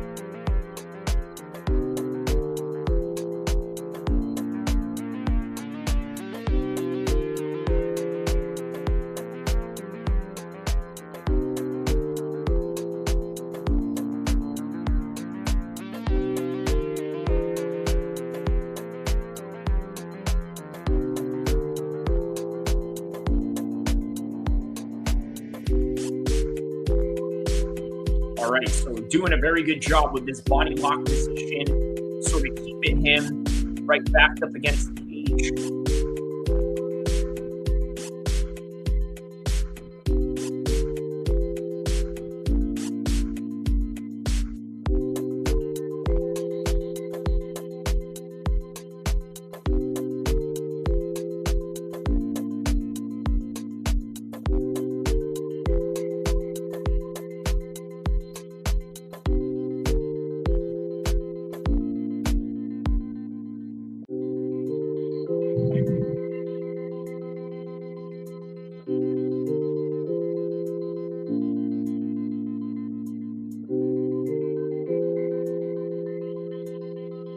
All right, so he's scooted behind the back. Look at this. He's trying to lift them up from this position.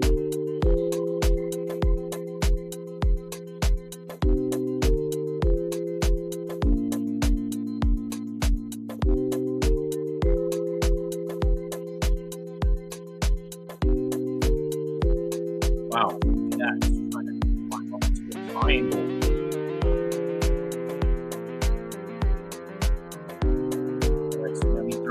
Down into, okay, now they're in up and down position.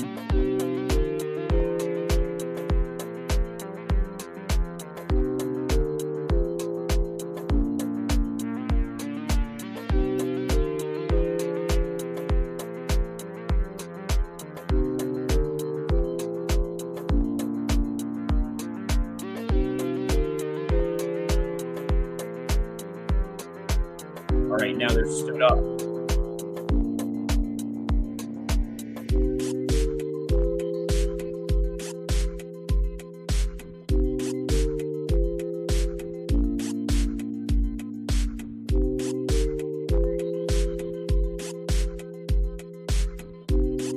Yeah, it's got about 30 seconds left. Okay, a little less than that. All right, there he goes. That's the end of the round right there. Yeah, clear round for Kabalov. Clear round. I think all of the rounds are his, so.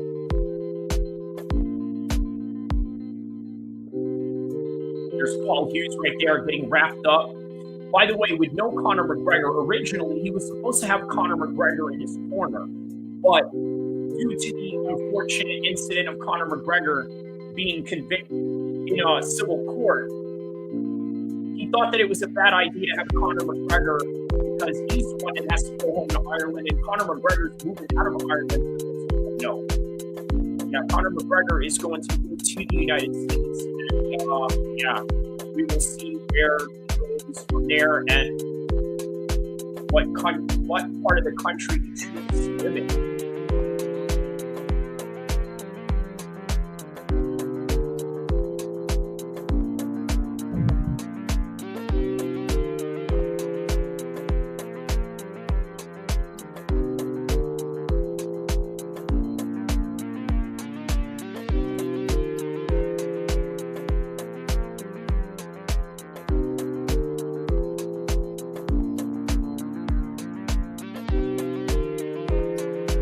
Ooh, we got him there.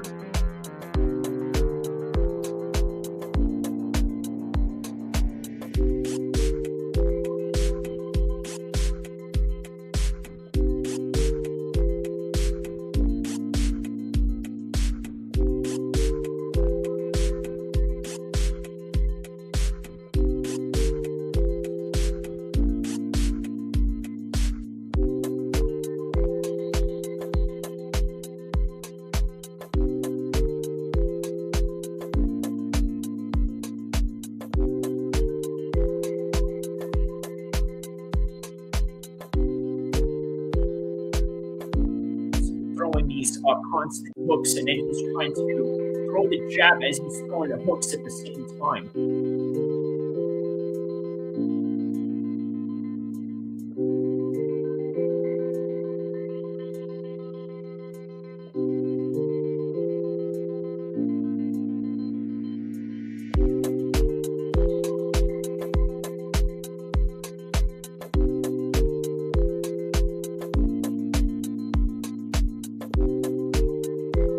So it looks like the fight is slowing down a little bit. A lot to do with many of these clinch positions they've been tying themselves into.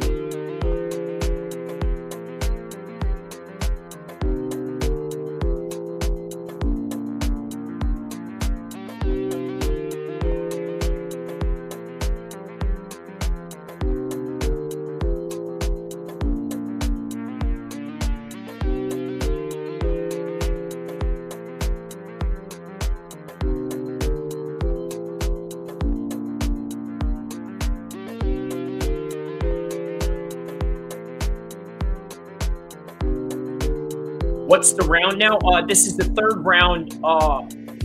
This is the third round right now, and yeah, I believe Kavalov is winning.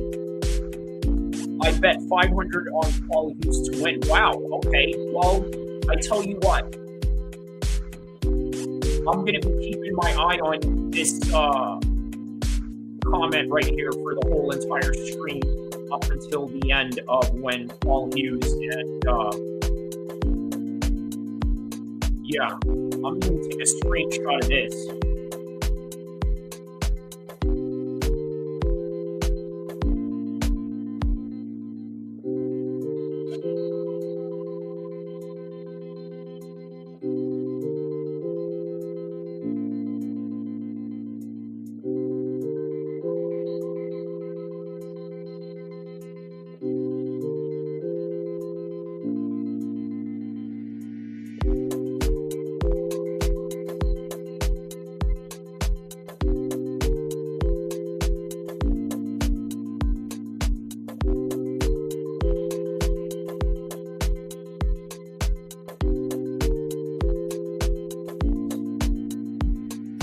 $500.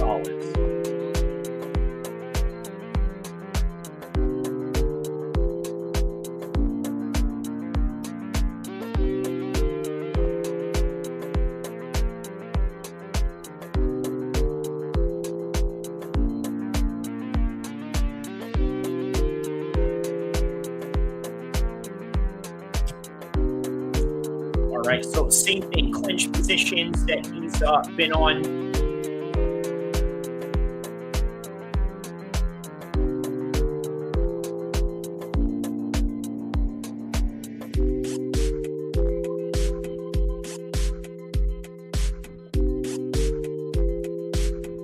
Great at landing positions right here.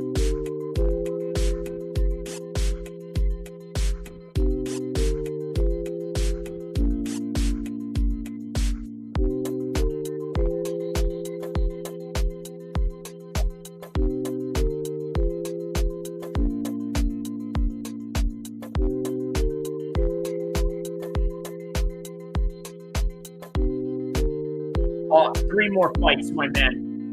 I would say about 3 more fights.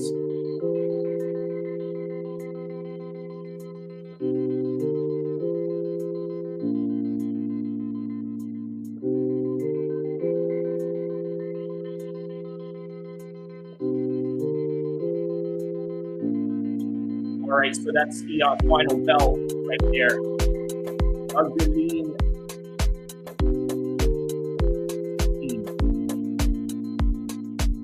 Siento super. Okay. All it up. Right.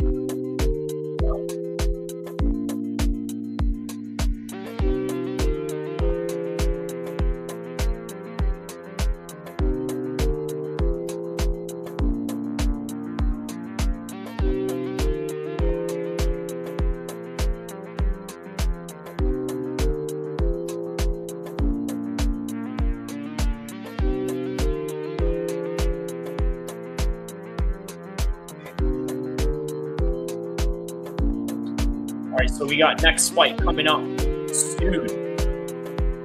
right after.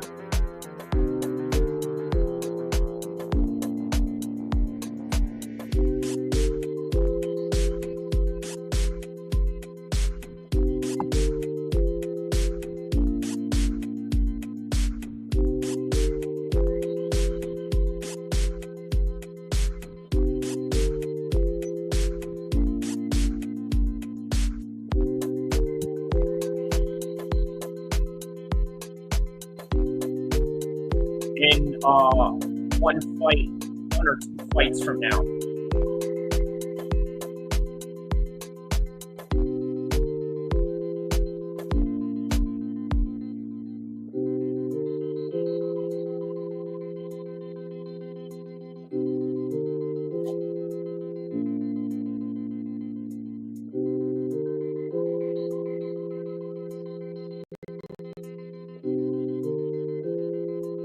He says, I will be back when Paul Hughes wins. If he doesn't, will you come back as well? I think that would be good banter either way. You know what I'm saying? So, whether he wins or he loses, yeah, it would be good banter either way. You're welcome back anytime.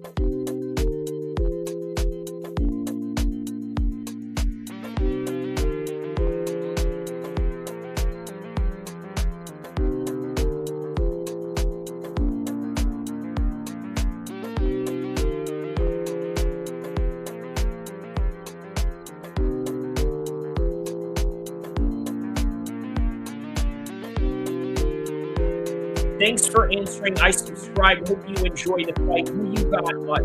Well, I got Usman, and I got Nurmagomedov, Akhmedov versus Nathan Kelly. I got Ibrahim, which is coming up next against Kenny Okahana. So those are my picks. So.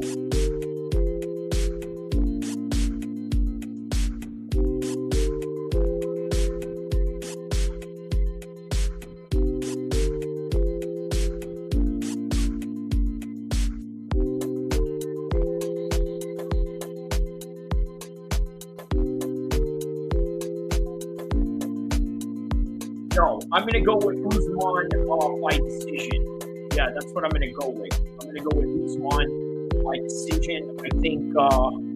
I think Paul Hughes is going to be a much tougher fight than what many people would have expected. So we shall see. I don't think he's going to finish him, though. I think if he does finish him, it's not going to be by knockout. I'm going to have to go with submission as well, if there's going to be a finish to anything else. All right, so next fight coming up.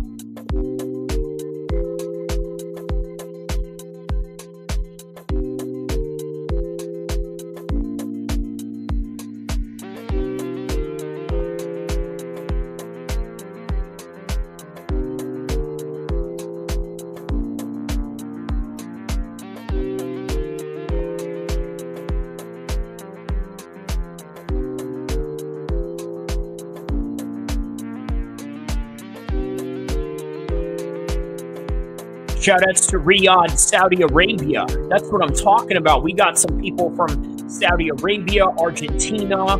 We got people in India tapping in. We got people from Pakistan. We got people from the UK. We got everybody tapping in tonight. Shoutouts to everybody.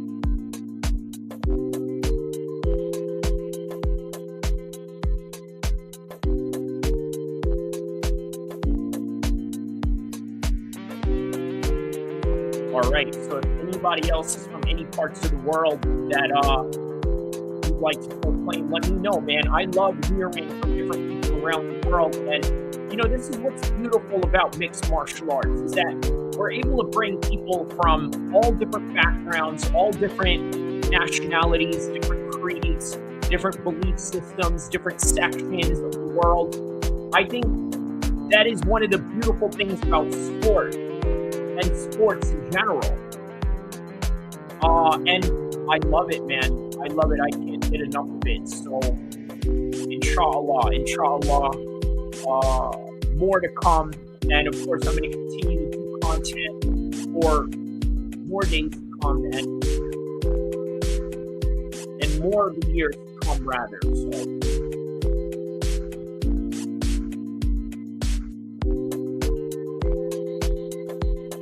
What is this thing about the PFL where they talked about how they're going to reduce their $1 million prize to $500,000? What is up with that? It's kind of interesting. It kind of makes you think, is there a budget issue going on with the PFL? Is there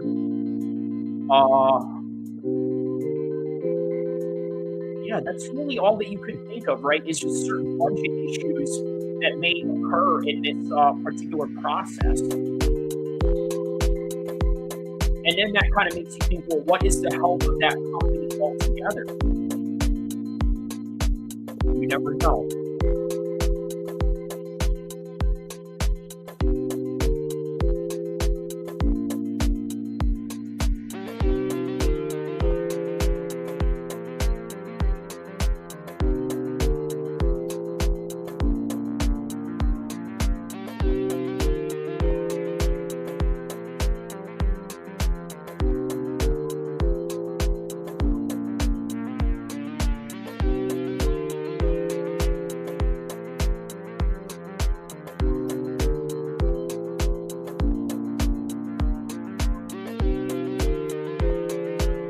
Yeah, let's see if Paul backs his word up, right? Because I do have a feeling he will be a tough fight for Usman, but I just think that Usman is on a whole completely different level right now.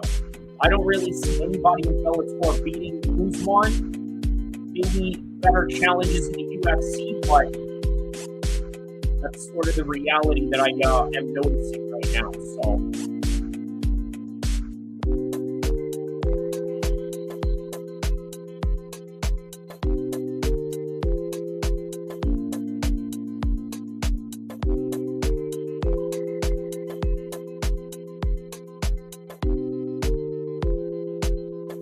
They're interviewing this female fighter, Dan Hardy, and Chris O'Connell right now. So,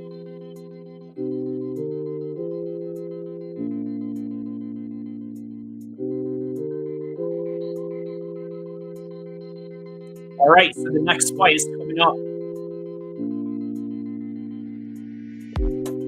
Next fight's coming up soon. So.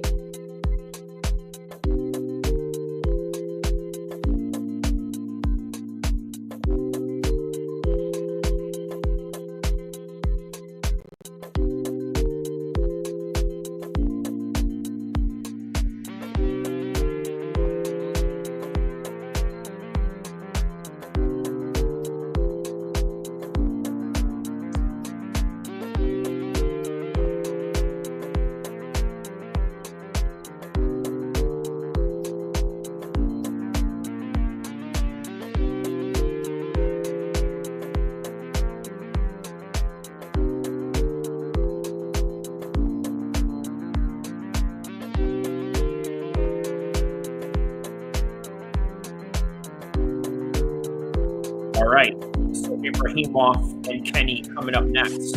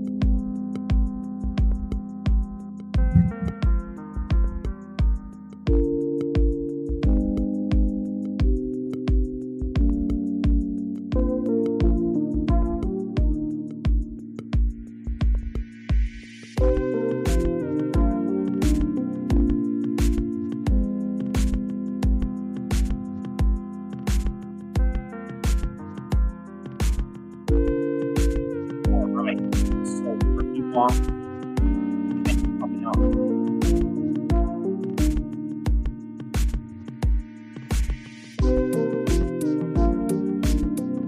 What's the card?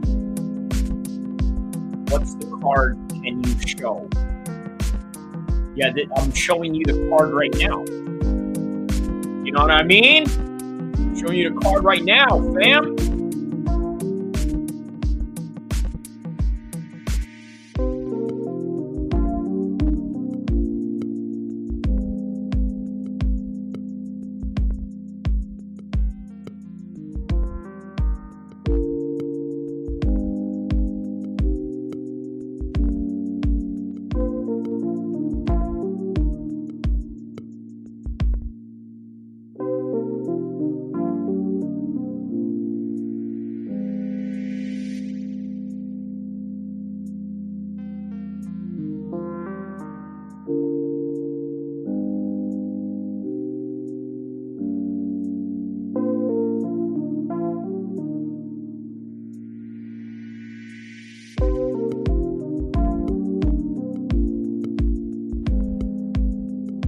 So they got Brendan Loughnane in the commentary section right now.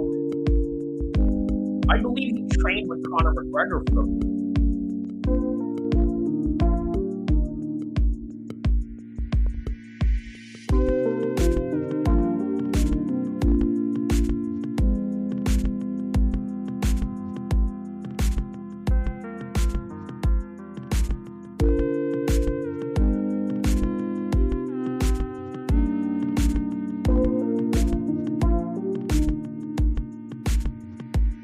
All right, he put me on.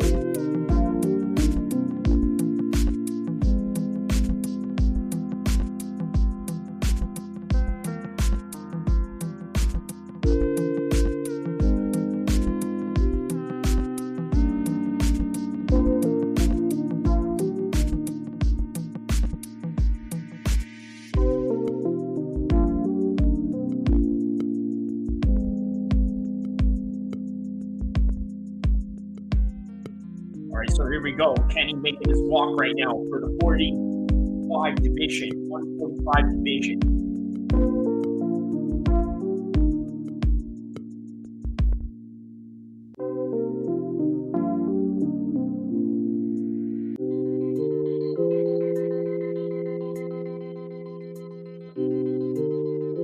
All right. So this dude is from SPG Ironman.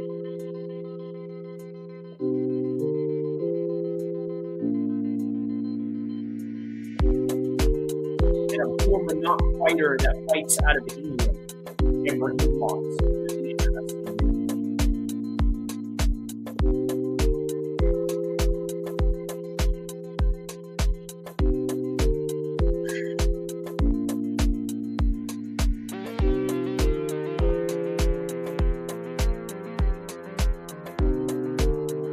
Yeah, I'd like to see Ibrahimov's striking get tested right here too, right? Obviously, don't be Rapper. And SBG Ireland, you guys know these guys are well known for their striking prowess. So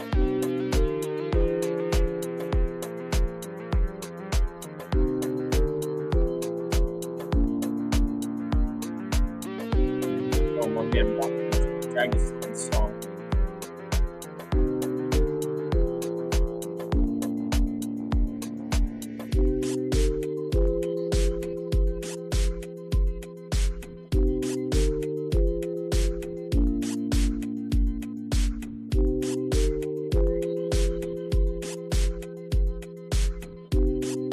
Yeah, so this guy trains out of Manchester and also splits his time with Khabib's camp in Dagestan. Very interesting combination.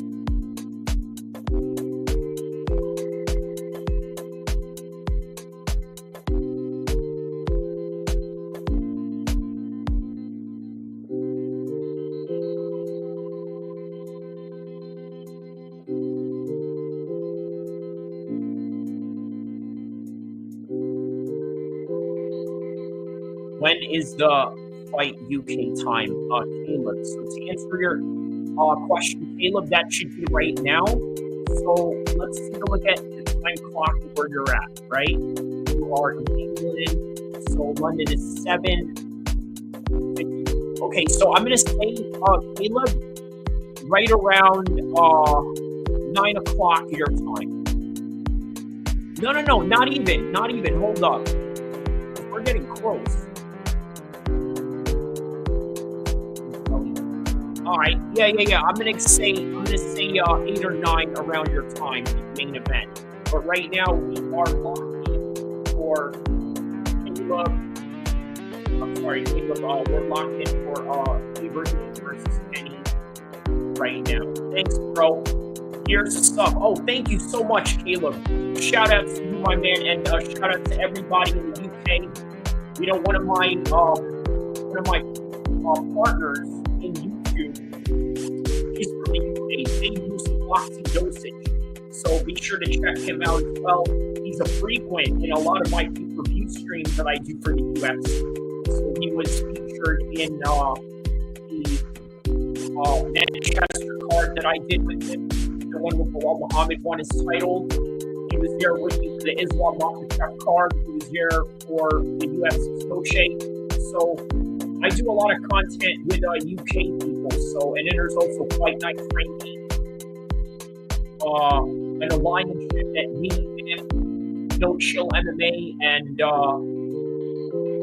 No Tap MMA, I believe. So yeah, man, you know, I got a whole different range of teams. So shout out to you and thank you for the sub, Caleb.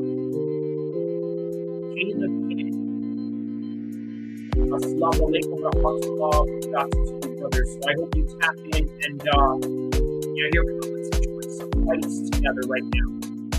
And there's like Beltron right there. He was just refereeing a UFC fight a week ago, and then here we are.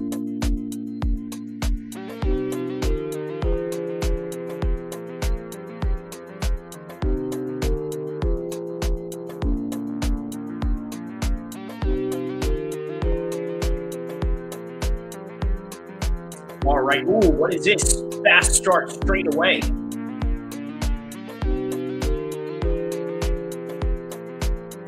Oh, wow. There it is. Oh, little judo hip toss by Ibrahimov right there. Now he's in the side control of Kenny.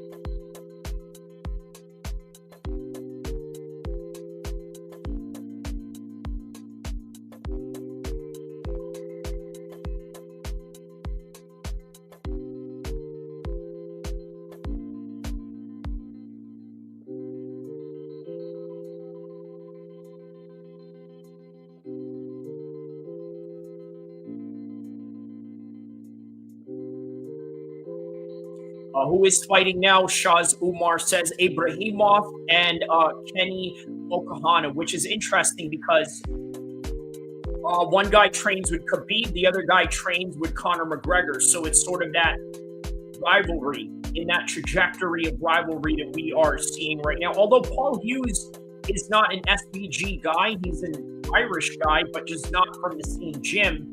So I guess you can kind of toss that up either way.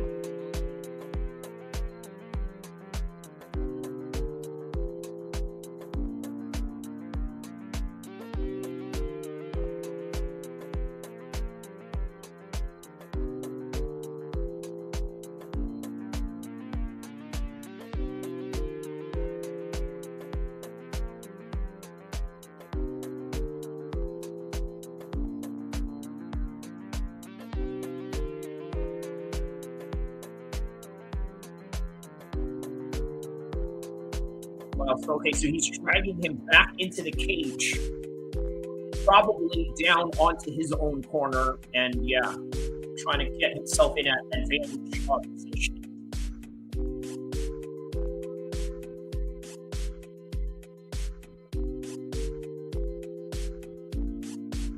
All right, so now he's looking for a full mount right here as he's sitting on him, and as Mokahan is trying to sit up from the cage position. A very good job of not getting on his back. Okay, so now he's now, and there's a single leg attempt by Ibrahimov, but then there's a guillotine attempt right there by Mokahan, not really that strong.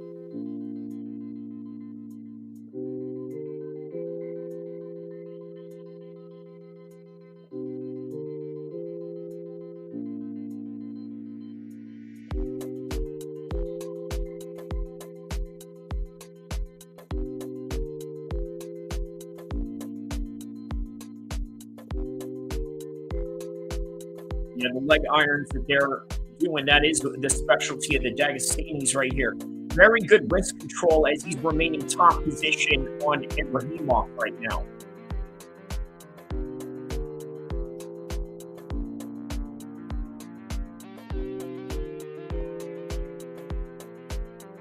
Where do you watch this in Canada? I don't know what distributor has it in Canada.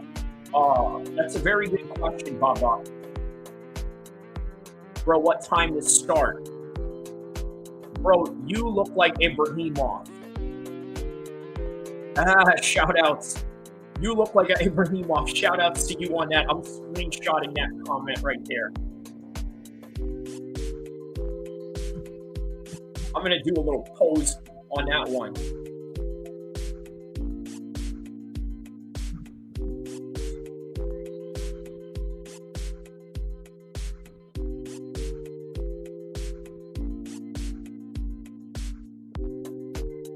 Alhamdulillah, brother.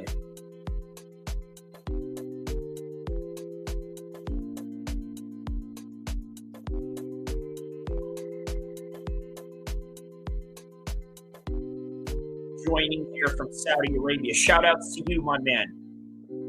Just want to know. Sorry, what time does this start from Malaysia? I'm not sure of the time location in Malaysia, my man.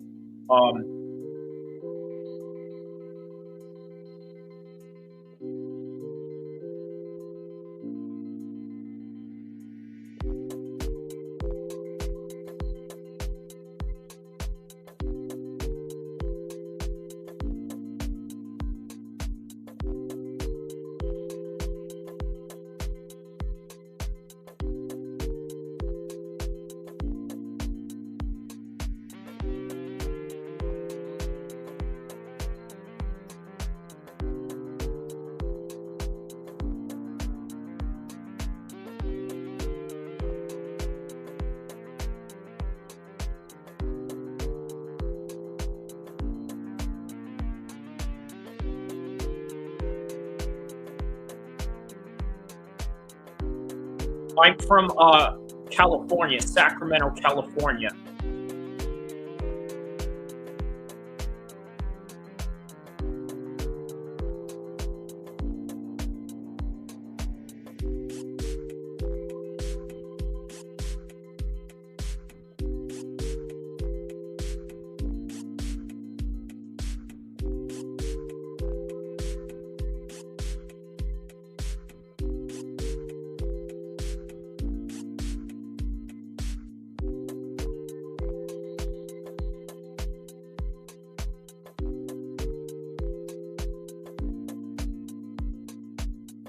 Now he's backed him up against the fence now, once again.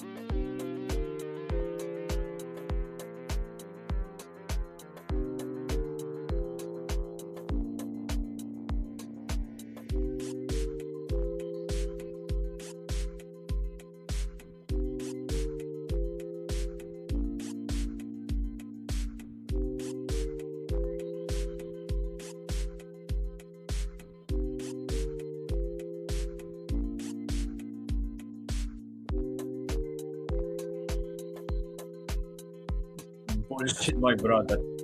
I have an IP box on the fights can't get the views and possible to watch.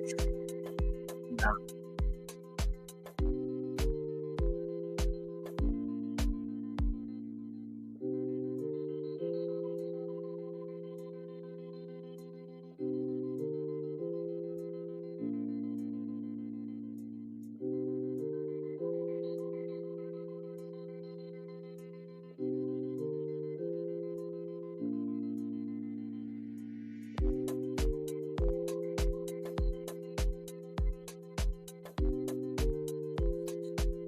Wow.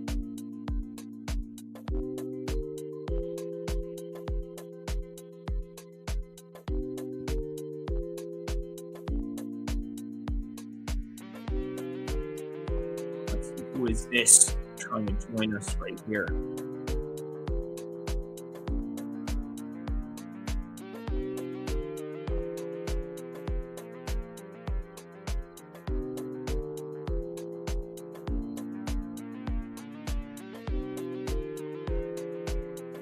When straight the fight? When start the fight?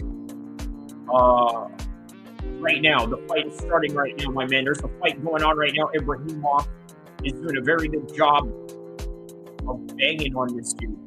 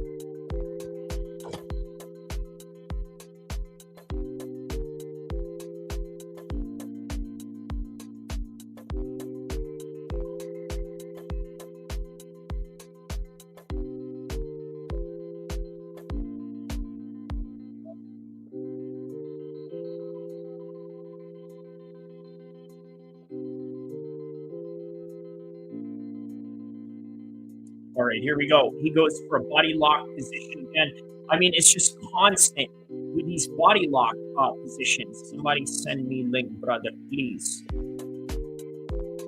Bro, you look like a Dylan Dennis fan. You look like a Dylan Dennis fan? I do? How do I look like a Dylan Dennis fan? Because I don't understand.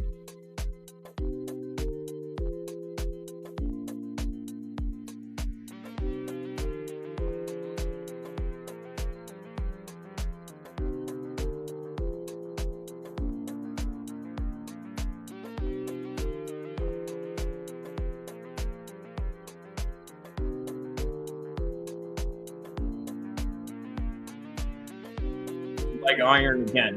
Looking for that leg iron position.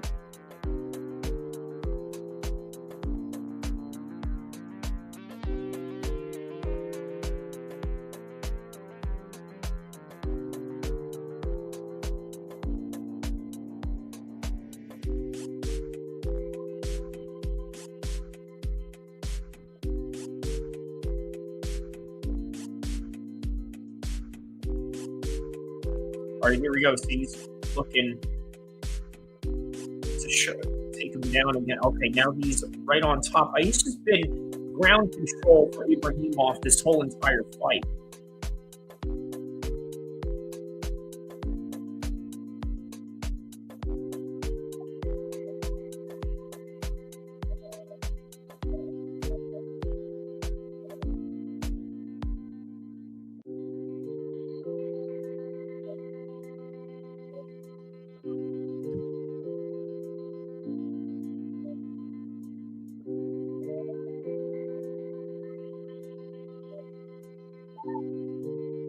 All right, looking for a triangle attempt here on his part.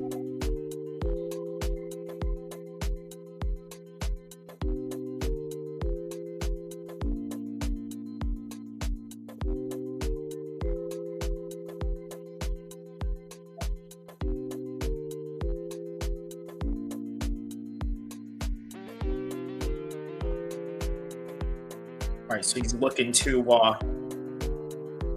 just remain in top position right now this whole entire time.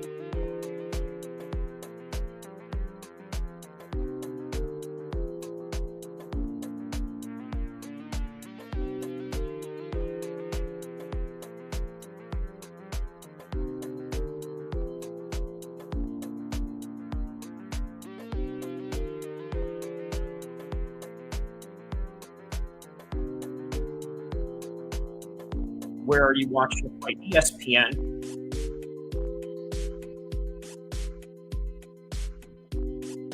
Where are you from, brother? I am from Sacramento, California, represent. So don't forget to like and subscribe as I offer you the most epic mixed martial arts breakdown in the history of mankind, while also showing you around California and the scenery that we got out here. Beautiful beaches. Behind me right here, obviously not a real one, but just a portrait, but it is a real place out here. And yeah, man, the beauty of California mixed with mixed martial arts all together. That's what I'm going to offer you.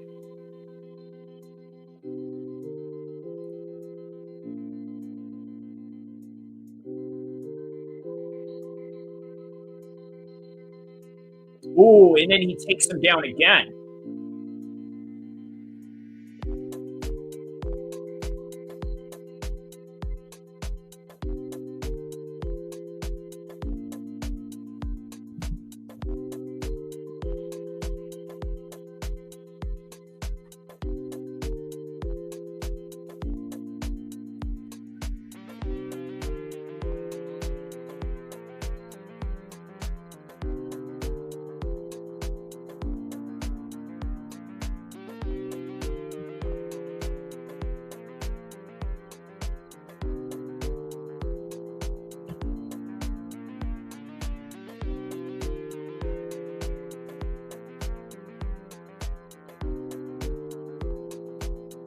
Oh, he just rocked him right at the end of it.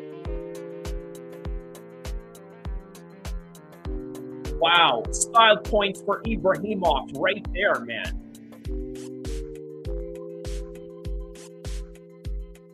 Wow, that was great, man. Out of nowhere. Great job on his part, man. 2 fights to go till Usman, that is correct.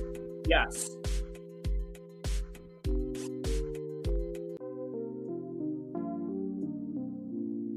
That's what I'm talking about. Yeah, the skills that he got, he can take risks like that.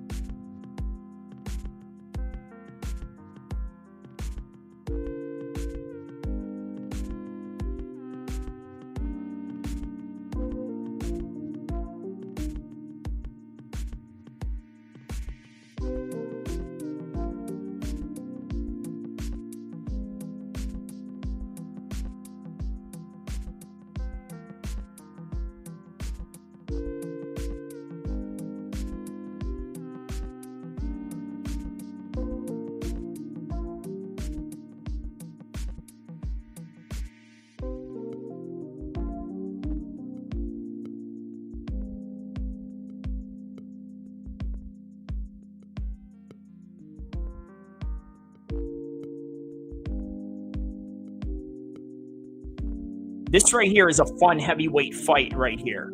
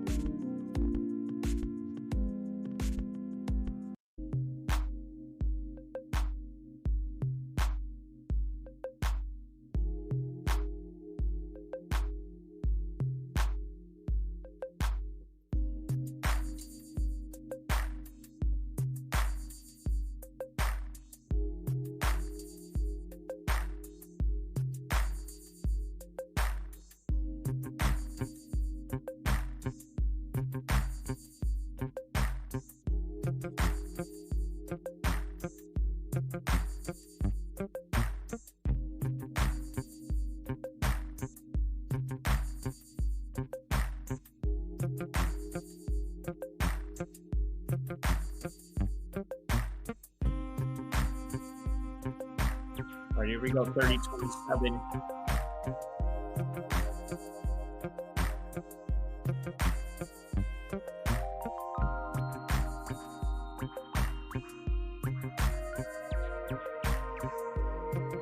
Oh, snap. Okay, hold on.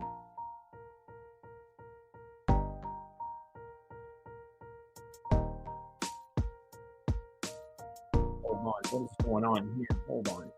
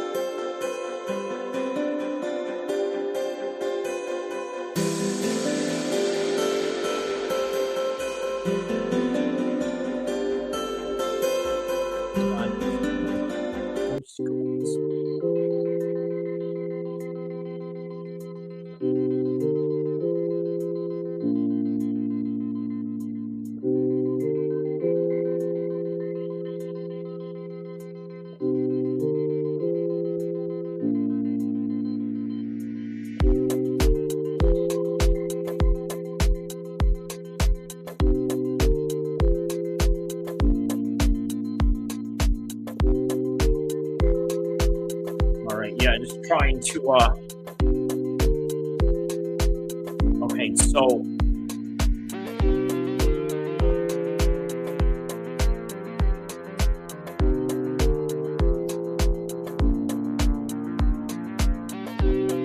you're banned. Lightyear, you're banned.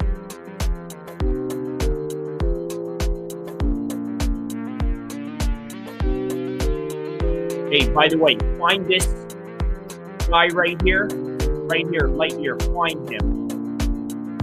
You're gone.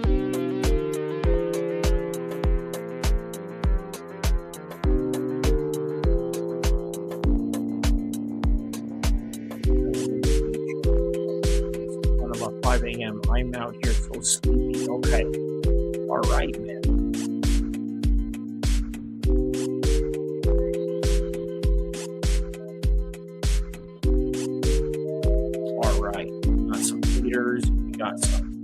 right, the next fight.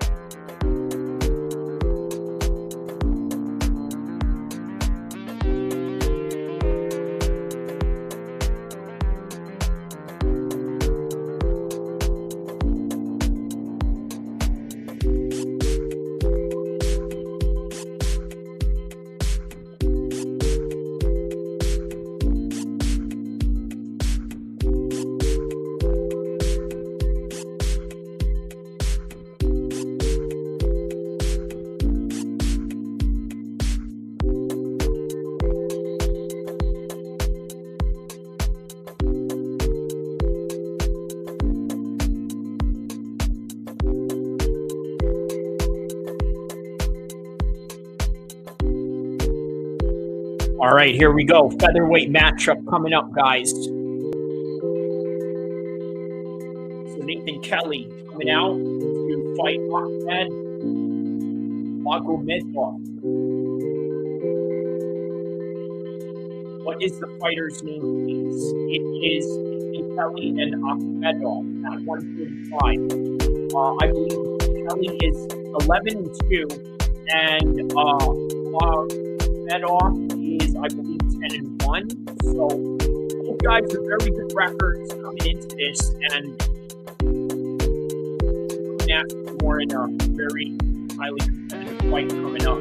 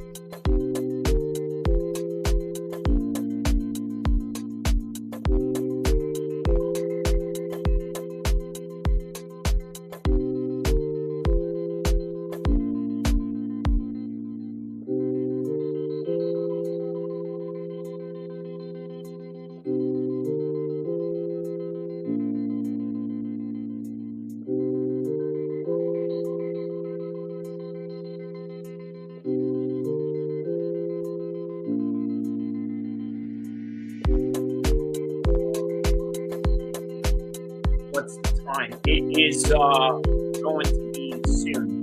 This time starts. So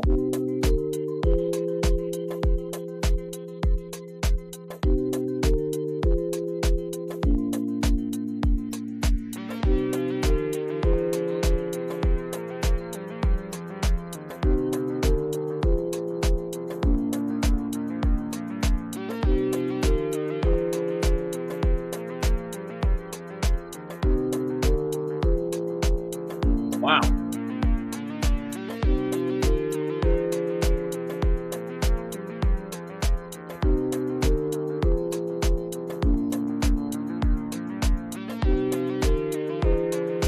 All right, so Nurmagomedov is walking out right now.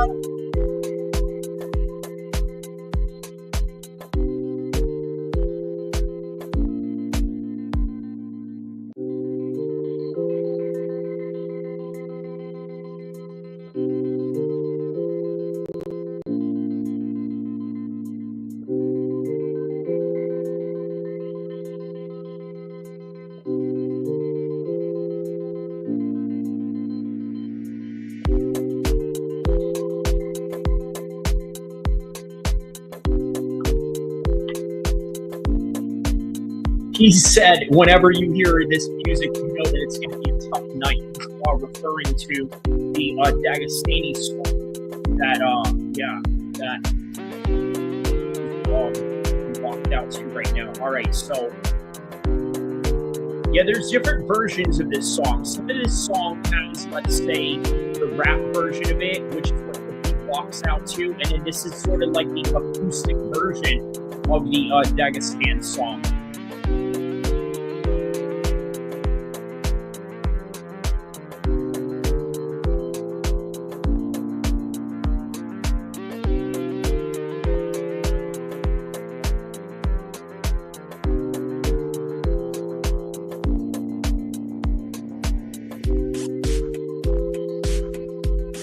right, so here we go.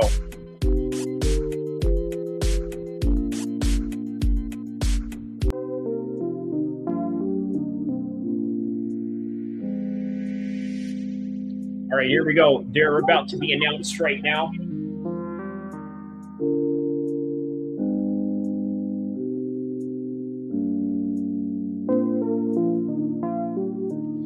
The match is starting right now. We got about one match left until the co-main event, Omar. So after this one, yeah, it's going to be the main event after, so, or the co-main event rather.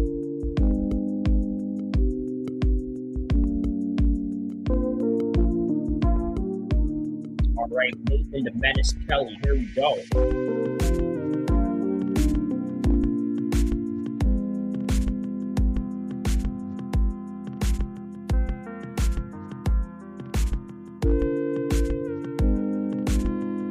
All right, here we go. Magomed's being announced right now. There's Khabib in the background with Team Eagle. The Coca-Cola Arena of Dubai.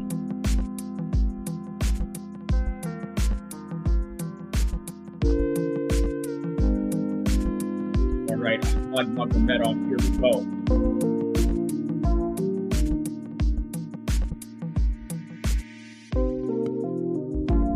Shout out to everybody across the globe that is tapping in right now. Don't forget to like and subscribe. We got about round number one coming up right now. All right, here we go, round one.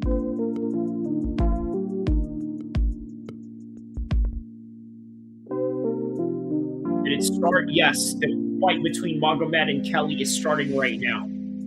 So here we go. Low kick by Kelly, misses. Good bounce, side to side, up and down by Magomed.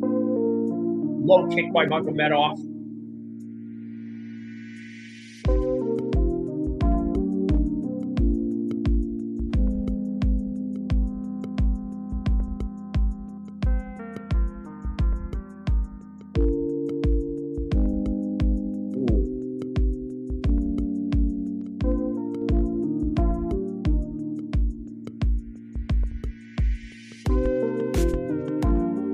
There's another low kick right there.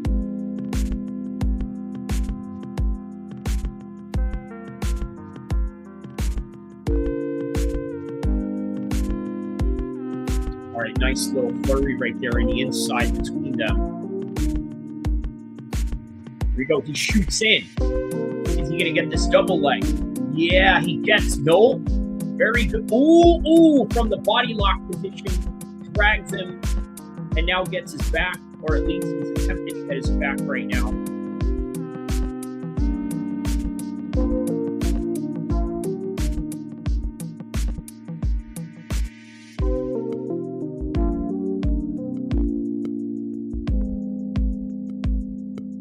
Oh, that's a good one. Oh, he rocked him.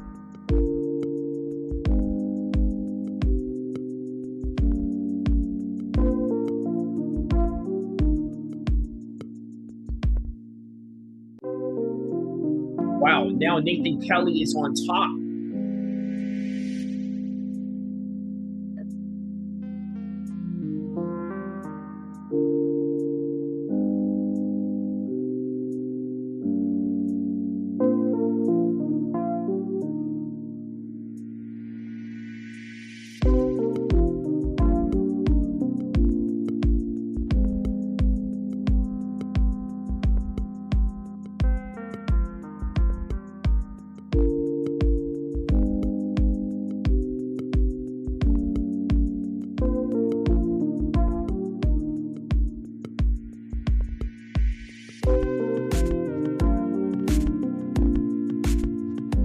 There it is, man. Yeah, just constant grinding with this guy. One thing that Khabib emphasizes in the training room is constantly going for takedowns. Constantly going for takedowns after takedowns, right? Even if you're entrenched in a kickboxing match or in sparring, he constantly emphasizes with you that you get down on, What is this? Opangi Harami. I don't understand what that means. You got to translate in English for me, brother.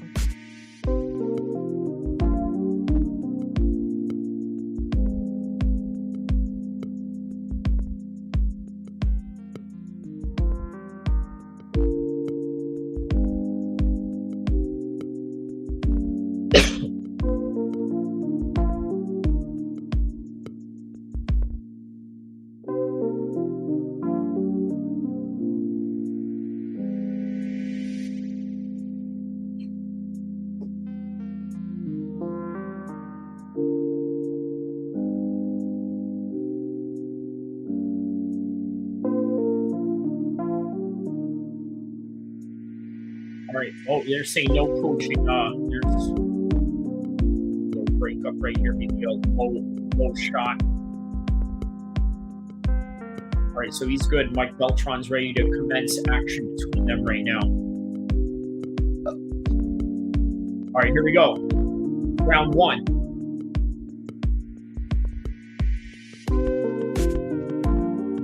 Oh, there it is, and he takes him down. Oh, me lucky charms. Me lucky charms. Oh, no, Lordy. Oh, no, Lordy. I'm being taken down by a Dagestani. We're going to need some lucky charms tonight. Oh, good Lord. I'm being taken down by a Dagestani again. Oh, good Lord. We don't have wrestling in Ireland like this. We're going to need some lucky charms tonight after this, huh?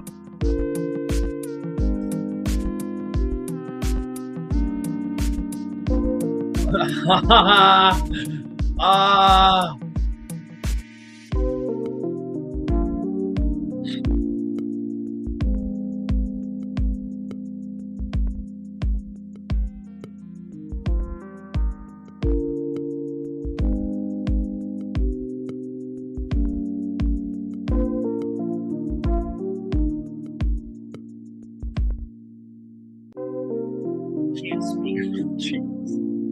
Sorry, y'all. I'm just reading a text message from a homie.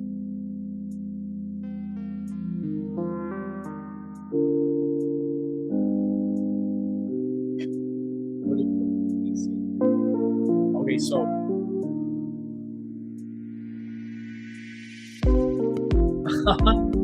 can't speak about Jay-Z. Yeah.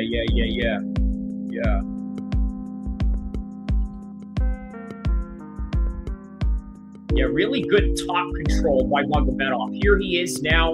Okay, so he was about to transition to side control, and yeah, now that's the end of the round.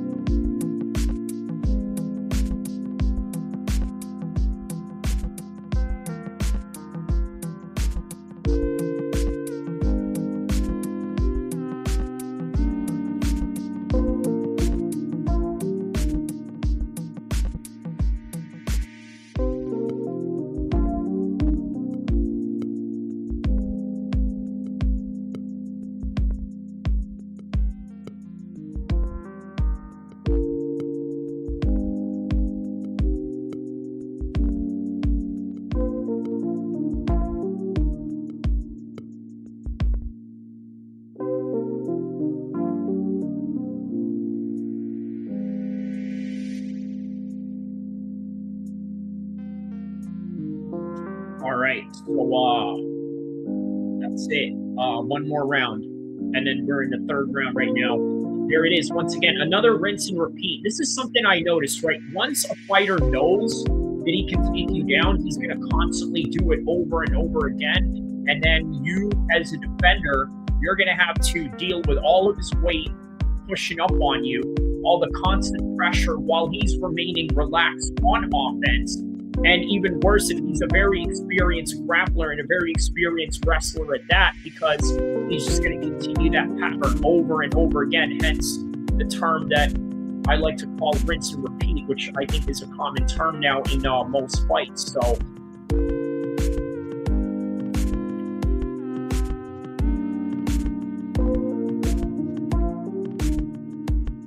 okay, TV done. Okay.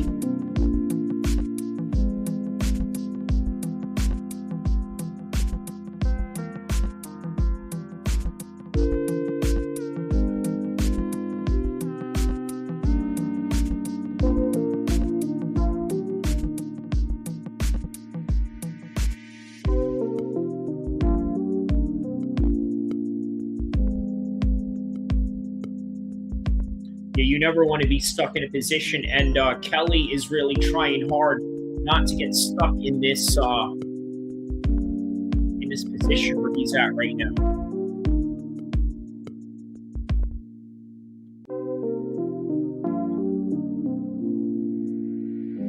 There it is. Now he's looking to.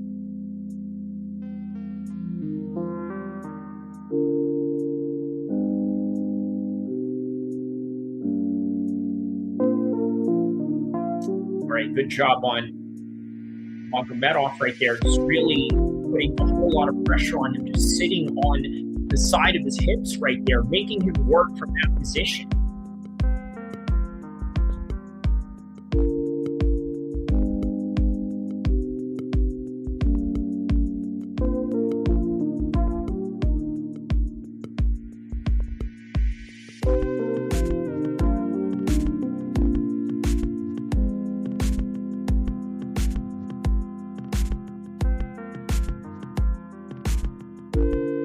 So we got about less than 3 minutes left into this fight right now.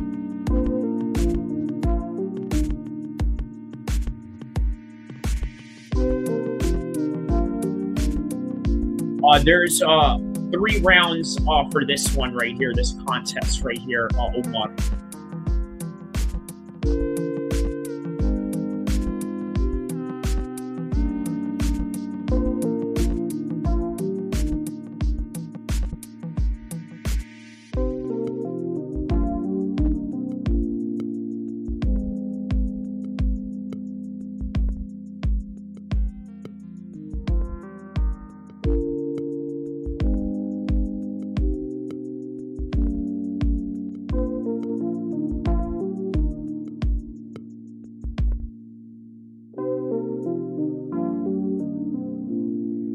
Is this the first round? No, this is the 3rd round. No. I'm sorry. This is the 2nd round.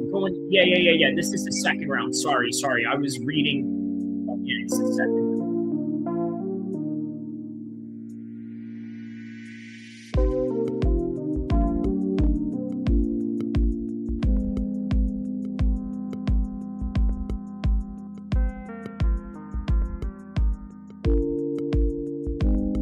Yeah, no problem, my man.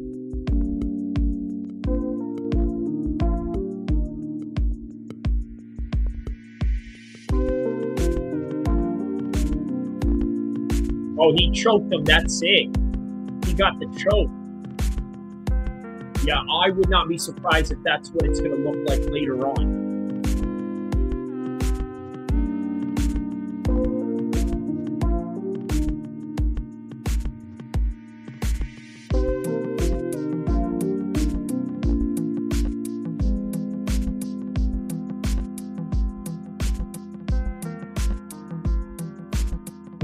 Yeah, very impressive performance by Magomed, right? Once he took him down, he was just a constant rinse and repeat cycle from then on.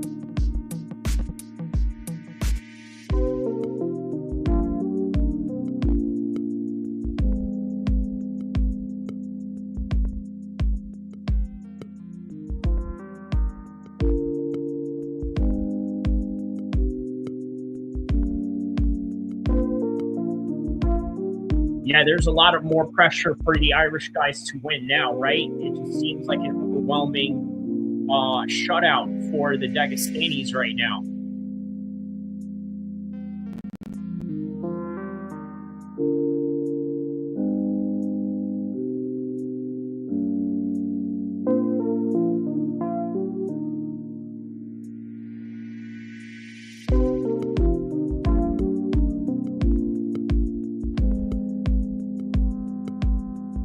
right, well, next matchup coming up next.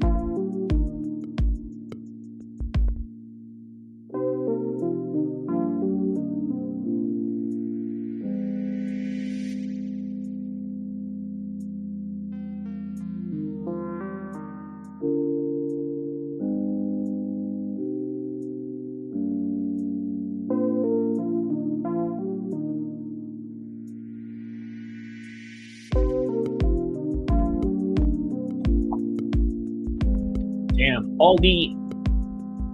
yes, that's what I'm talking about, man. All the Irish dudes are getting spanked tonight.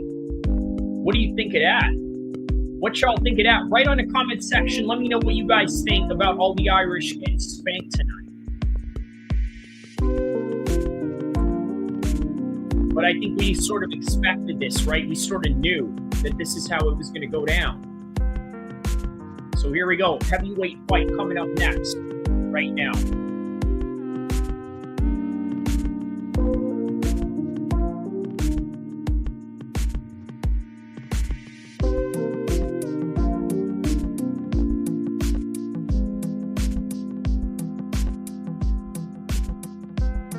El-Kheer. You're watching it right now. This is where you can watch it. Don't forget to like and subscribe. Here we go. Heavyweight bout coming up.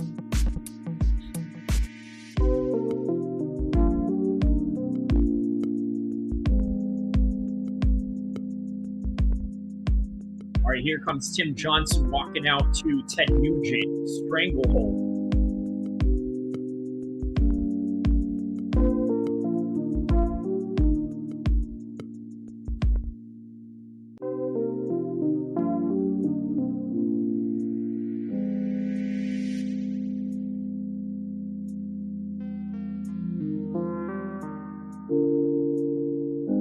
Yeah, Tim Johnson will say to any yes to any fight.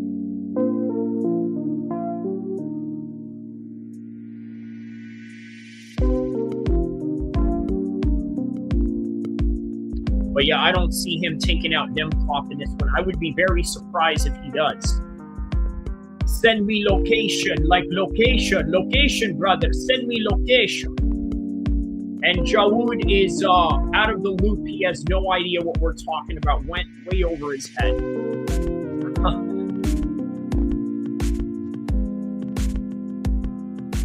Yeah, Tim Johnson was a light heavyweight back in the day. That's crazy to think about.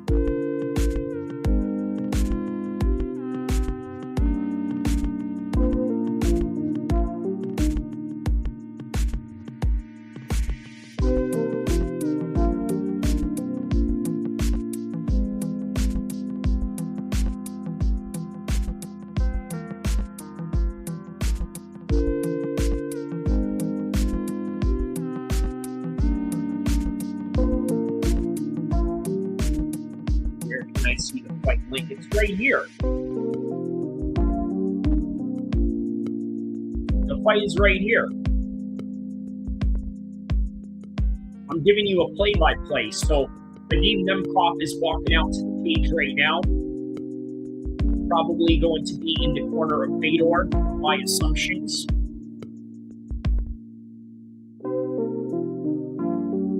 fight already finished. No, that's a different fight.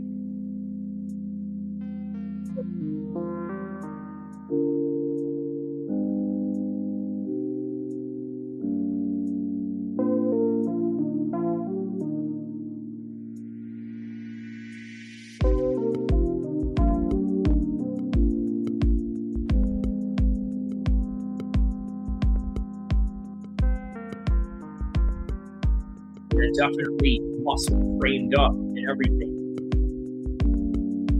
What's wrong with you, man? You know, you gotta come in here and say something like that. Come on, man, what's wrong with you? Have some class, have some self-respect. Know where to find. Yeah.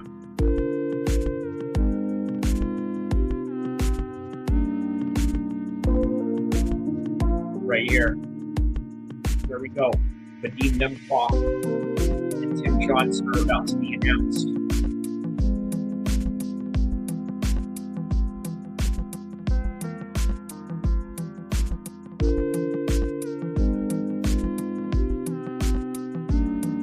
So Vadim has to strike and move head strikes after punches, wrestle when pressed. Tim's got to hold the center of the cage, step through with punches, clinch work, and some dirty boxing. I do agree with that. He can be very dangerous in the clinch boxing exchanges for sure.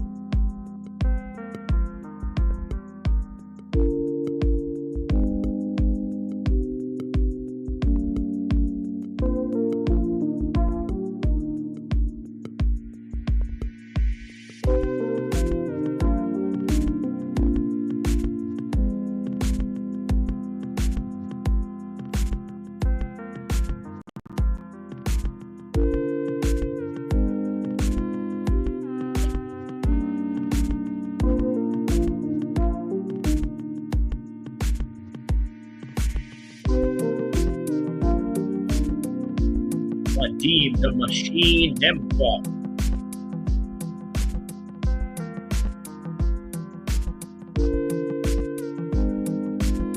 All right, Kerry Hatley. Here we go.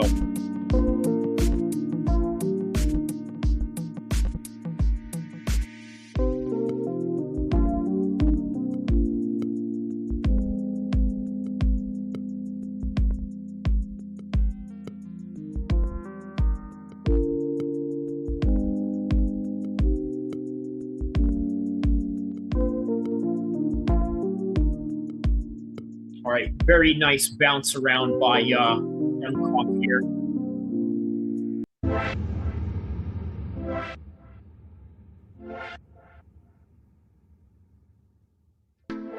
Ooh, nice head kick by Nemkov right there. Ooh. It connected on the top of his head. His head's busted up already.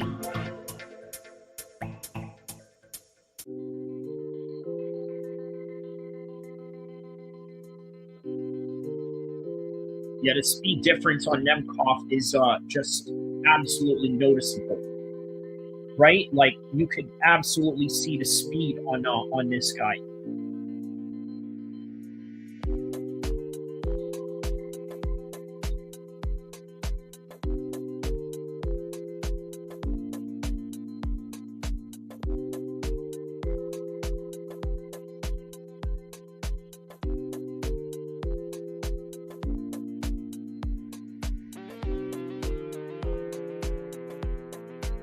Oh, wow, there's a takedown right there by Nemkov.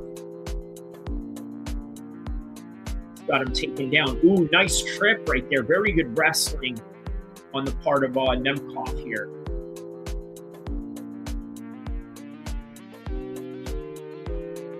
Yeah, the one advantage that Nemkov has going up to heavyweight, like what Cain Velasquez had going on and what Mike Tyson had back in the past, is the speed that I think a lighter weight class guy can operate in. And if you have skills, including Usyk, he's also a prime example of this, right? Where skills sort of overrides size, and it's the ever, it's the ever, what do you call it? Status quo of fighting, really. How much time left before the match? All right, relax with the spamming, okay? About maybe a couple of minutes left, okay? And then the co-main. This is a co-main event, so you are watching the match. After this fight is over, we're in there with Usman. Nice little kick right there while he's got him in a body lock position, and then he takes him back down again. Doing a really good job of maintaining.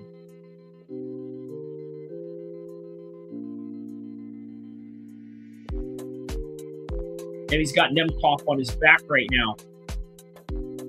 He's looking to get a submission right there. He's got it. He's got it. He's out. That's it. It's a tap.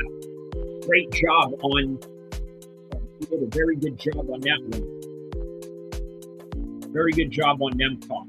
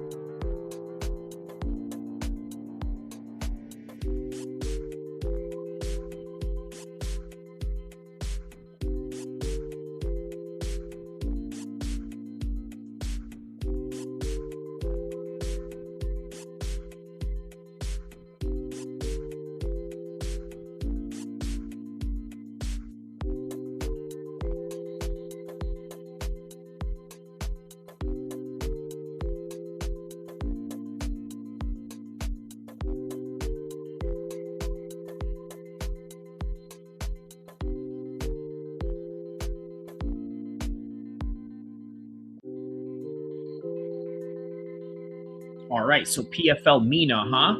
That's an interesting little concept they got going on.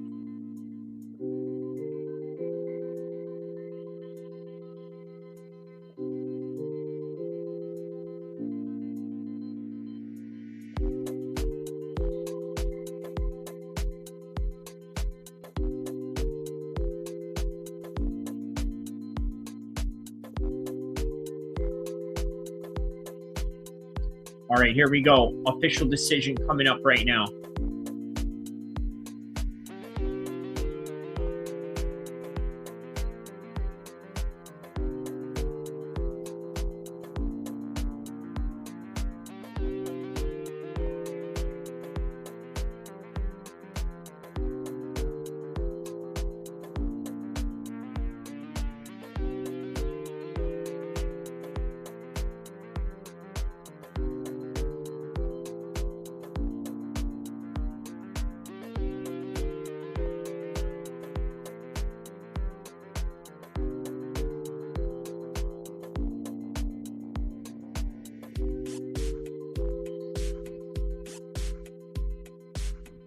All right, man. Very impressive performance by Vadim Nemkov.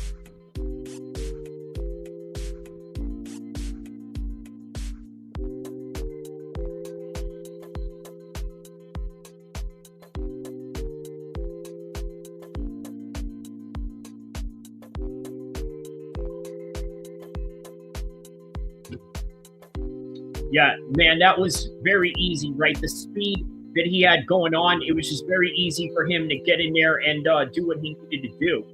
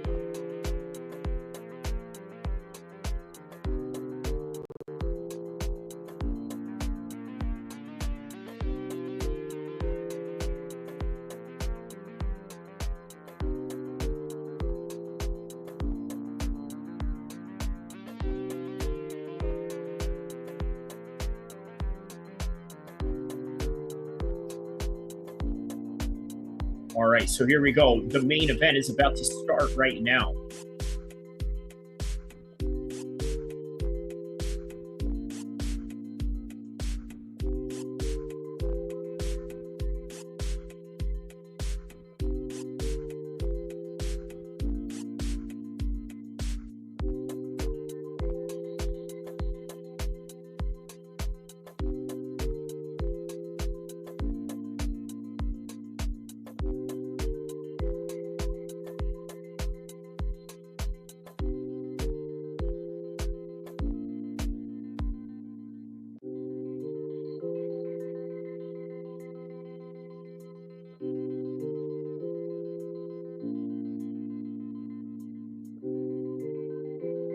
Oh man, I'm very excited for this matchup. I can't wait.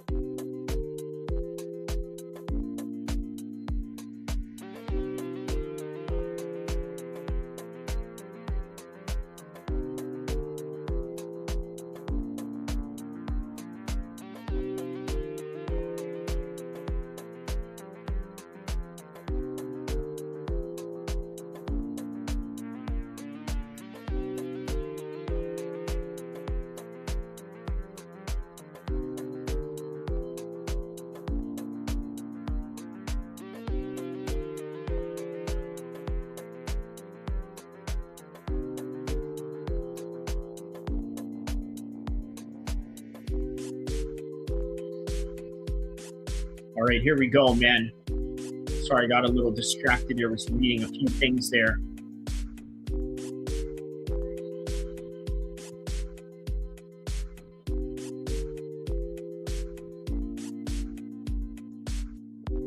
It's right now. The matchup is right now.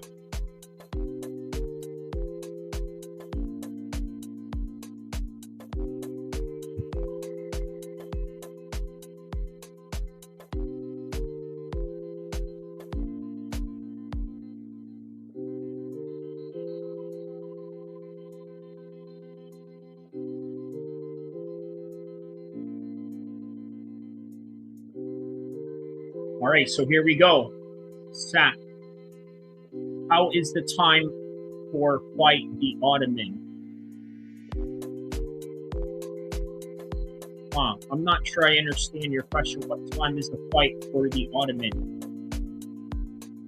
What time? It's right now. Paul Hughes is walking out right now, and as he's walking out, yeah, he's walking out as a challenger, and then right after that, it's going to be, looks like he and Gary's little brother a little bit.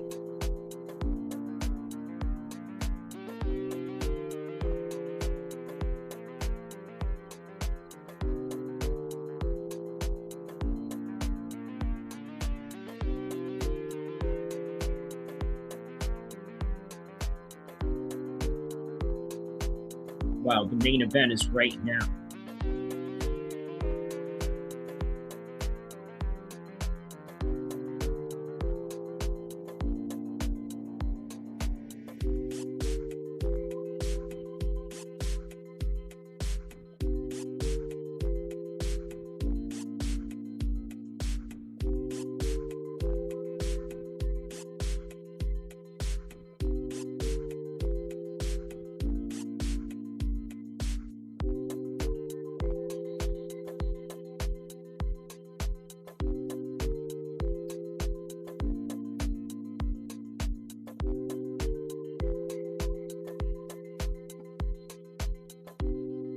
All right, here we go. Paul Hughes coming out.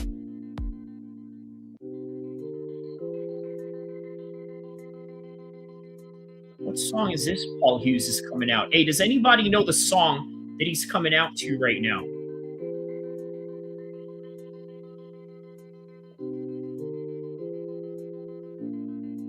Sounds like some Irish song.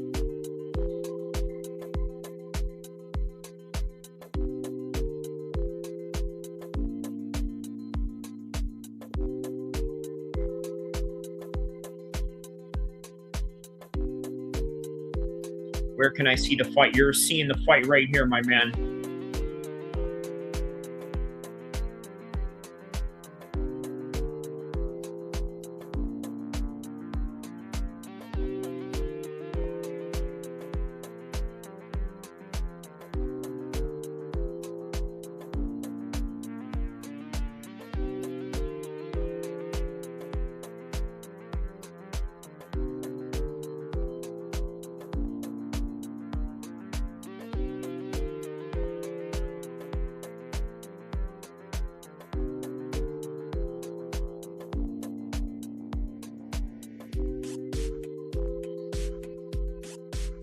All right, here we go. Paul Hughes coming out.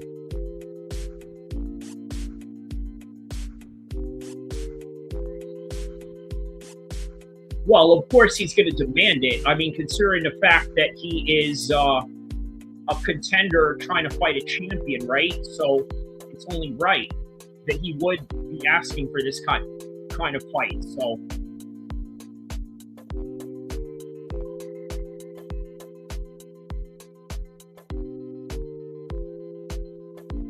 Oh, wow. Paul Hughes walking out to Nipsey Hussle.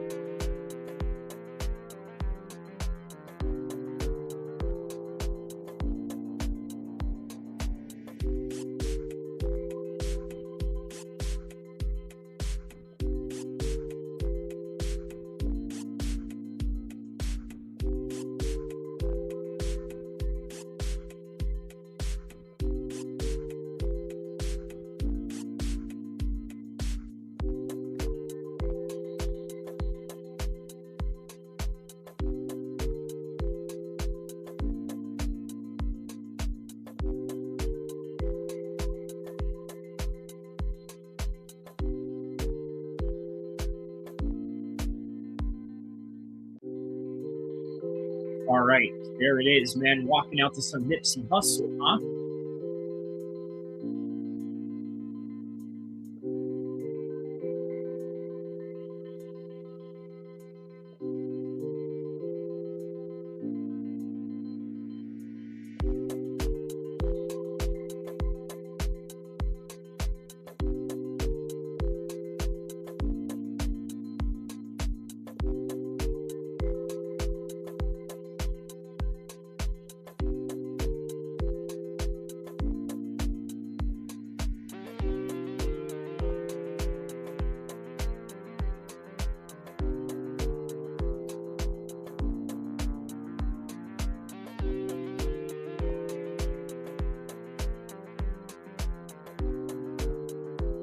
Right, here we go. Usman coming out. All right, yeah, I just had to confirm that that was a Nipsey Hussle song. So, yeah, that was a Nipsey Hussle song. I'm good.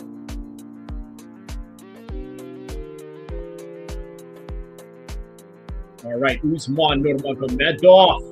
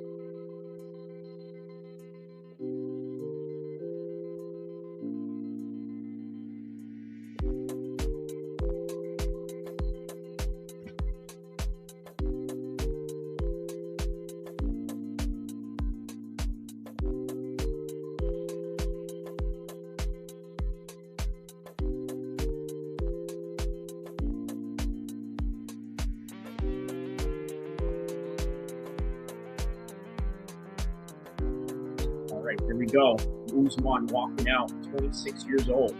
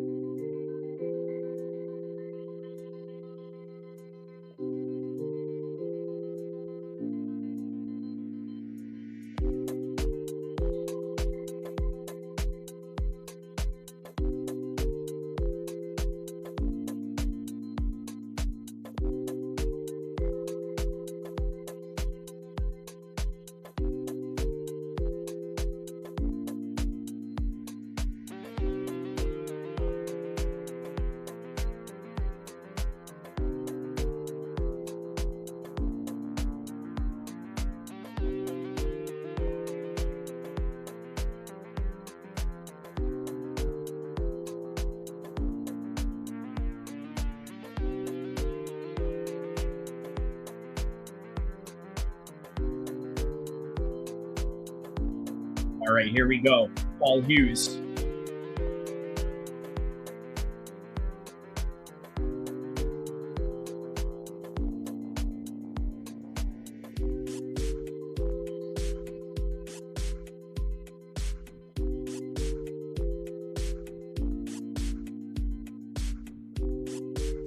All right, fighting out of Belfast, Northern Ireland. All right, so he's a little bit different than Conor McGregor, obviously, because look, man, Belfast, they sort of claim British more than they claim Irish. So, just saying.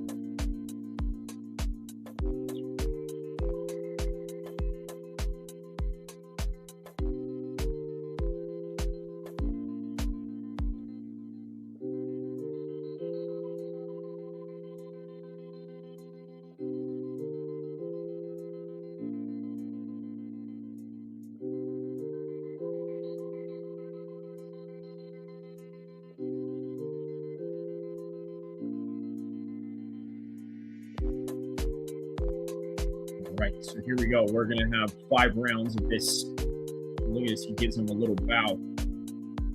Very respectful in the part of Paul Hughes, right? I see why they say that he's the humble Conor McGregor.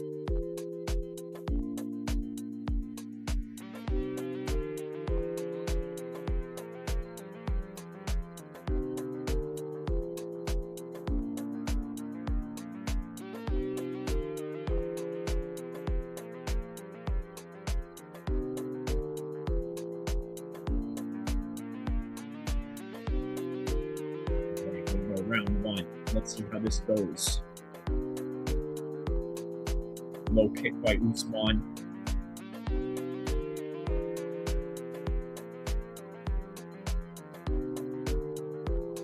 Yeah, I think that's what he's going to do. Dan Hardy's right about that. He's going to use this time to sort of read him.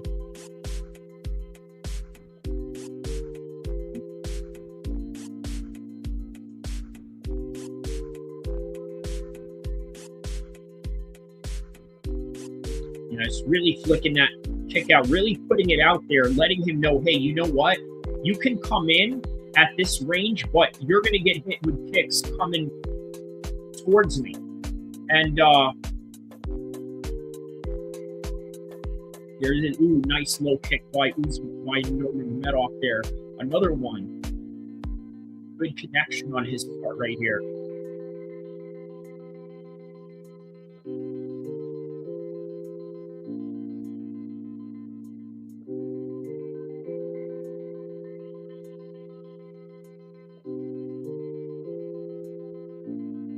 Nice stance switching by Usman right here.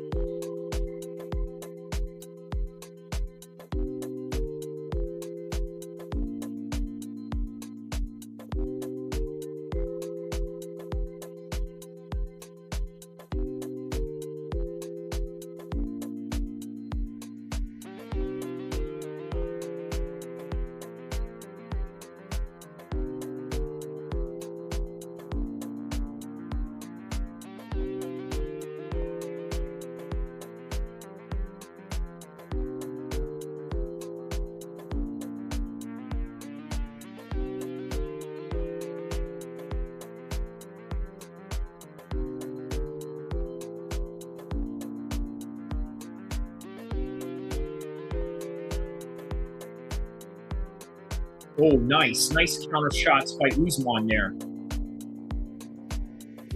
Nice low kick by Usman. Really good job at keeping him at bay here.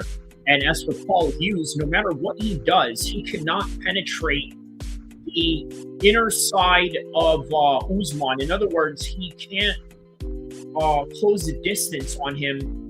And due to the fact that Usman is doing a very good job of keeping him at bay.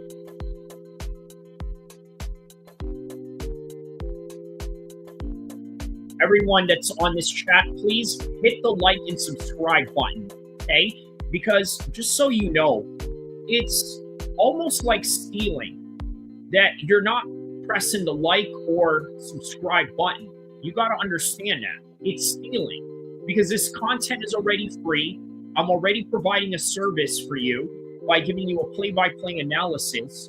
And what you should do in return is give me a like and a subscribe button because I think I deserve it for the 4 hours of work that I've put in for you guys and the many hours that I've put on in the past couple of weeks or so. So guys, give credit where it's due. And you know what? It is the right thing to do. We need the link, fellas. Come on. Marwan, I am the link. You came to the right place. Thank you. Now like and subscribe, Marwan. Please, Marwan, I need you to like and subscribe. I also need you to tell your friends to like and subscribe. Ooh, that was a nice counter hook by Paul Hughes there. Very dangerous. Usman needs to be very careful of this.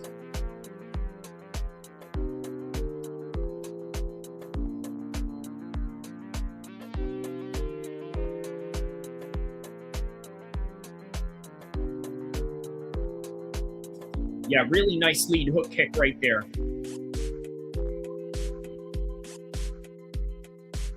Yeah, this is a good feeling out process. Ooh, low kick.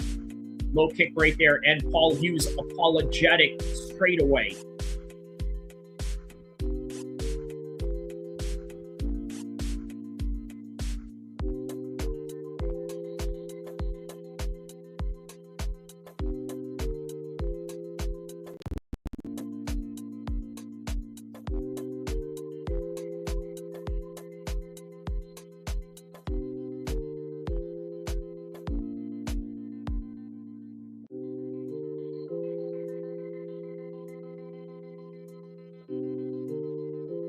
Ooh.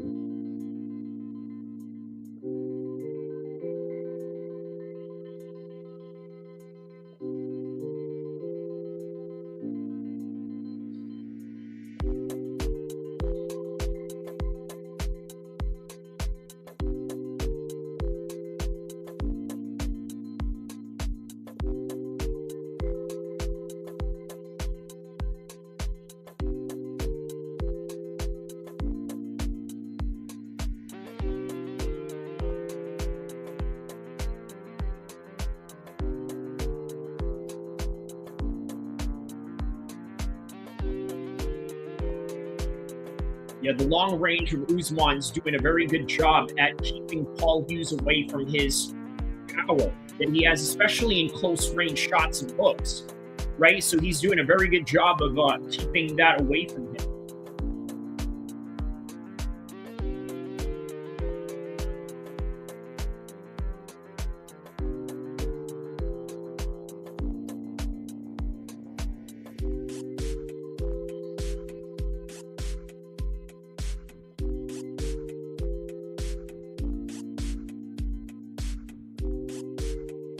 All right, so everybody that's tapped in from around the world, don't forget to like and subscribe to the most epic mixed martial arts channel in the history of mankind. On top of that, we are breaking down a live fight between Nurmagomedov versus Paul Hughes, with Khabib as the legend in the corner. And supposedly, Paul Hughes is supposed to have Conor McGregor here. But I don't know why he didn't show up, so...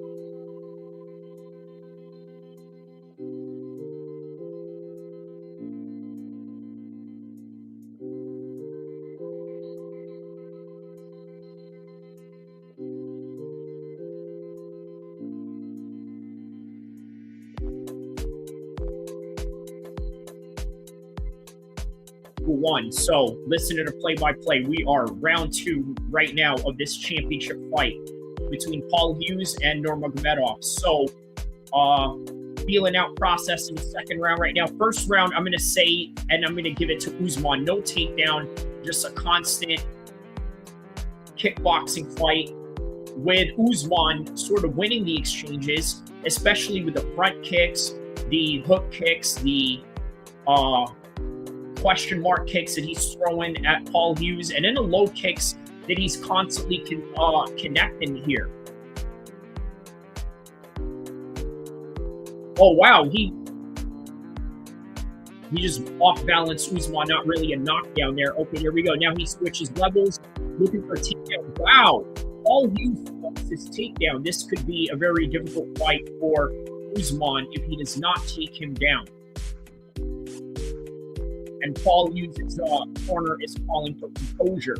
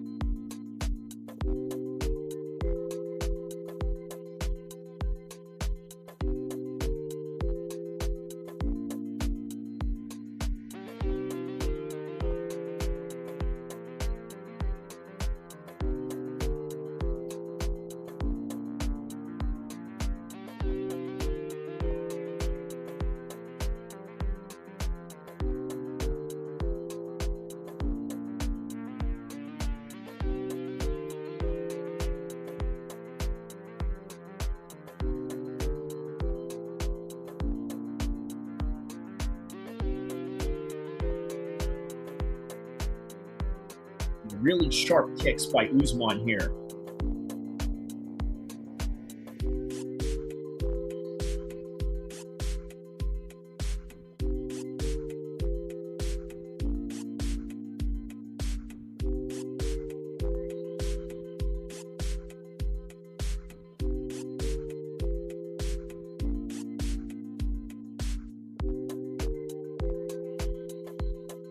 Yeah, he really cannot penetrate the inside of Usman, no diddy. But yeah, he's just not getting in there.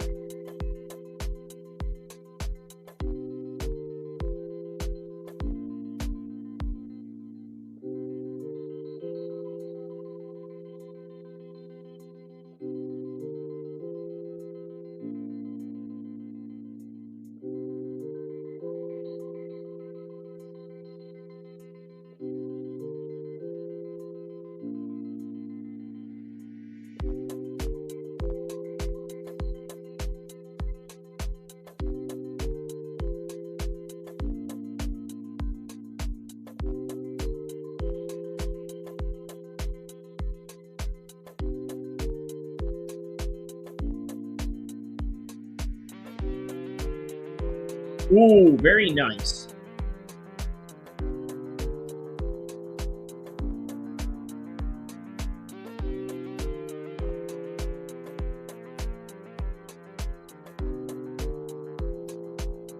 He's got a clinch position right there.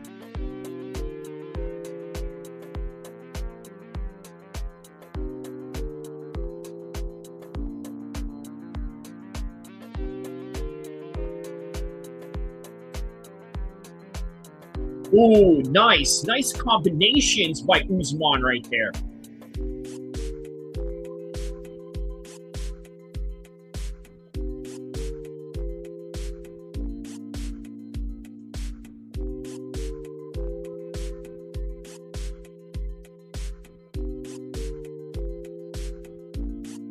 Oh, yeah, the hands were starting to come down.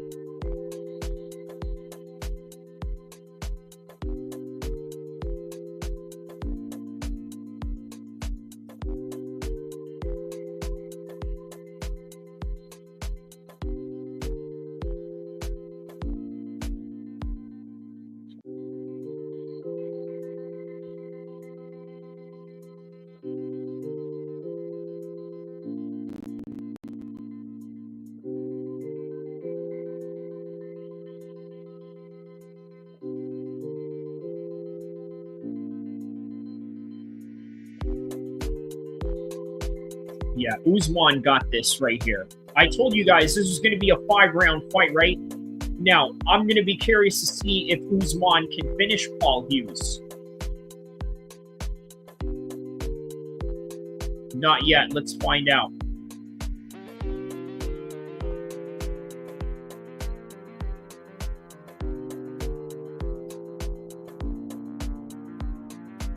All right, here we go. Round number 3 coming up.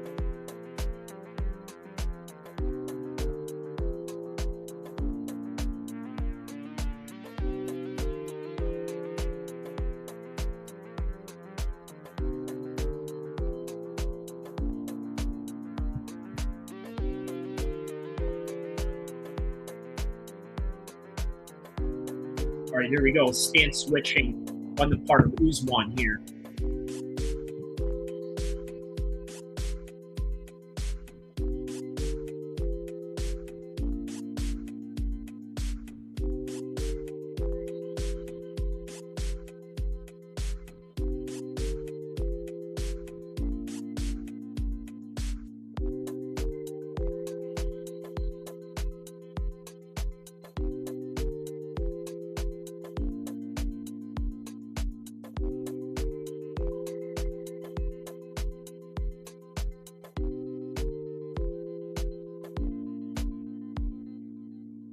Ooh.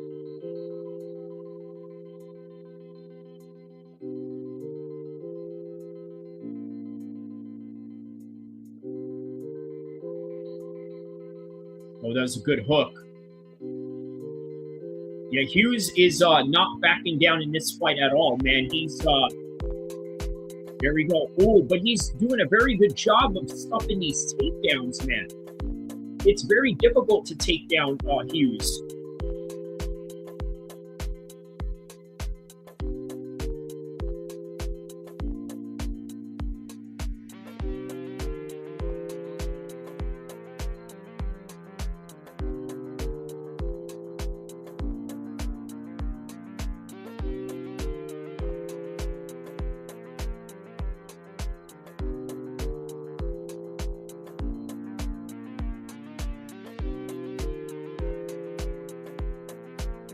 He didn't want to break on that one. He wants to continue pushing pace on him.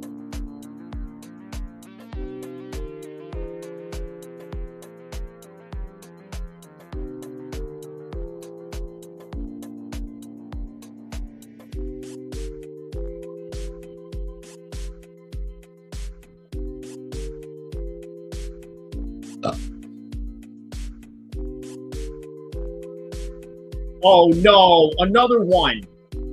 Oh no, oh no. He's got another low blow right there. Oh no, and Paul Hughes is really going to try and fake this one out right here. Oh no, Paul Hughes is going to try and fake this one out. He looks badly hurt, or at least he's trying to make it seem like that to the world.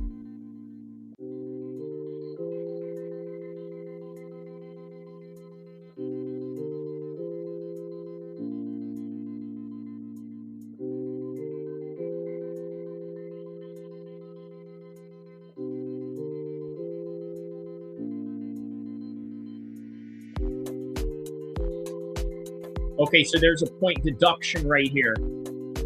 So that's going to be heavy going into the fight, man. Whoosh.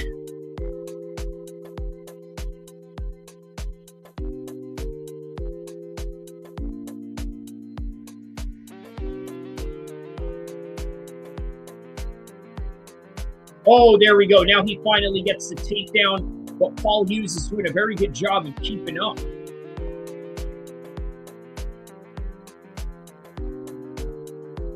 Ooh, that was a good slam. That was an amazing slam by Usman right there. He tries to get up, then he maintains him down, and now he continues to keep Paul on the ground right now. He's got his back, looking for a Darce choke, nothing.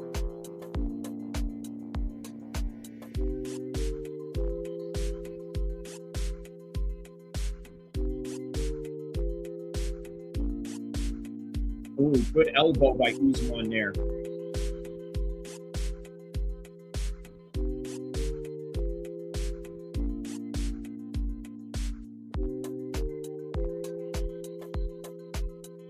Nice front kick by Usman there.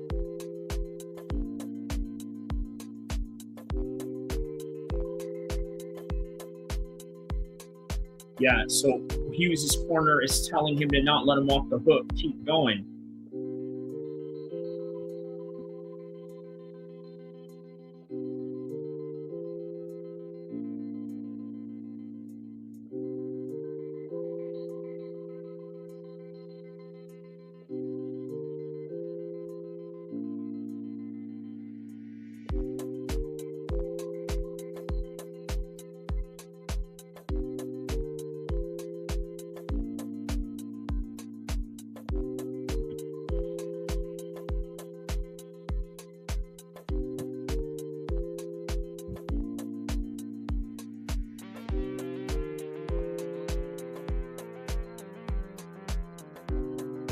Yeah, and then we got 2 more rounds after this one.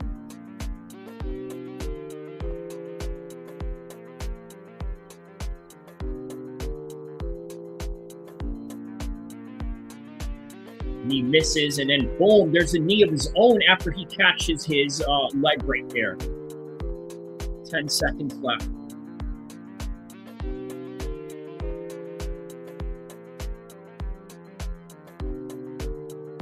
Ooh, good shots to the body. That sort of affected Usman a little bit.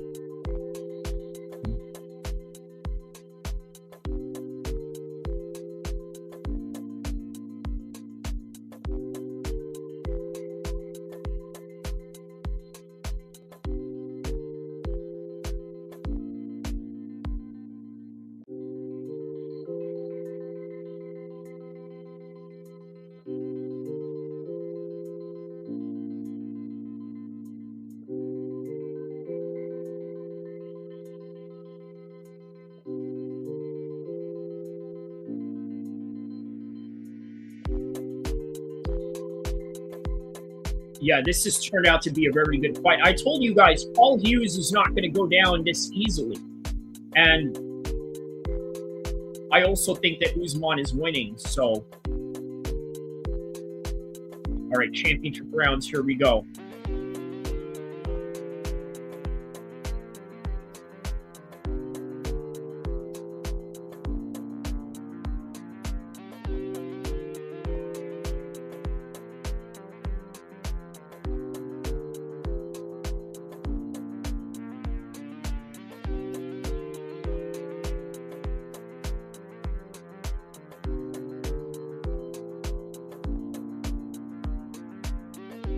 Yeah, it's really technical in these fights right now.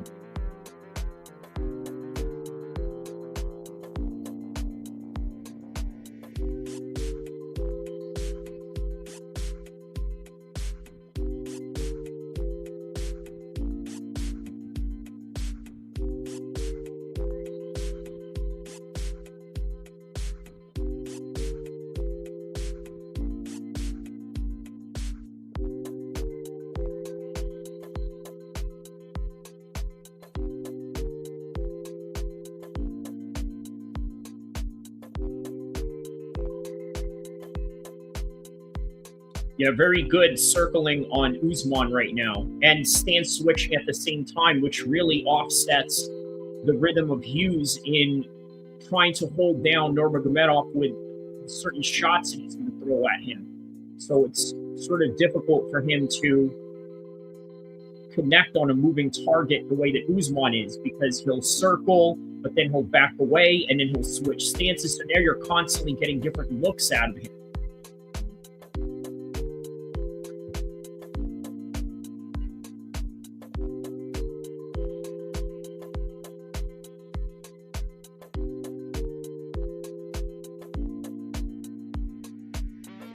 Yeah, Hughes is also doing a very good job of trying to stalk him down.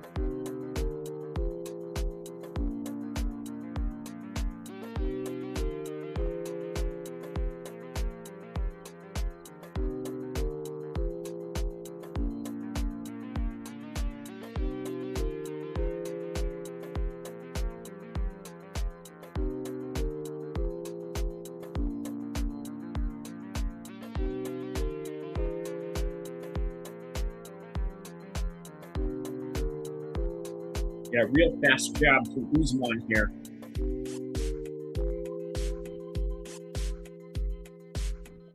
Ooh, very good.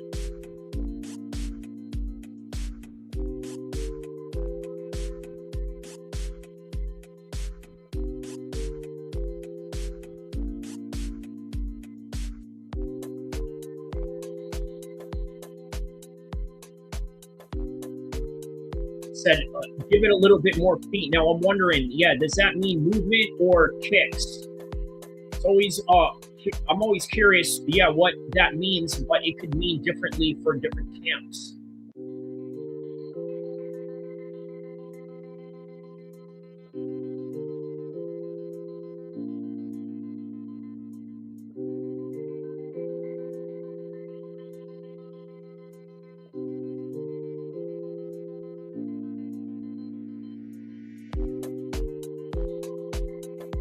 Time, uh-oh. Oh, clash of heads.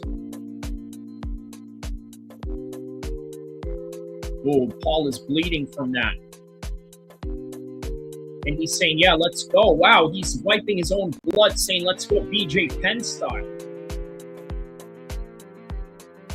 And then the Irish crowd goes crazy for it.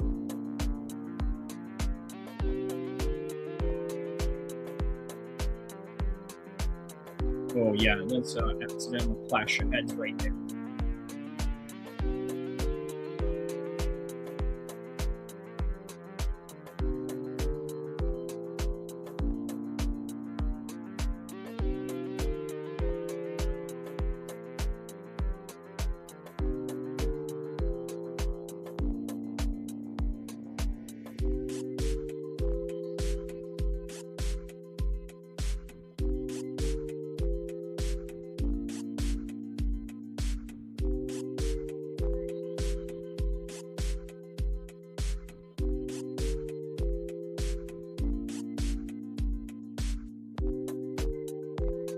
All right, shout out to everyone that has came and subscribed to the channel. Oh, man, this fight is turning out to be pretty good so far.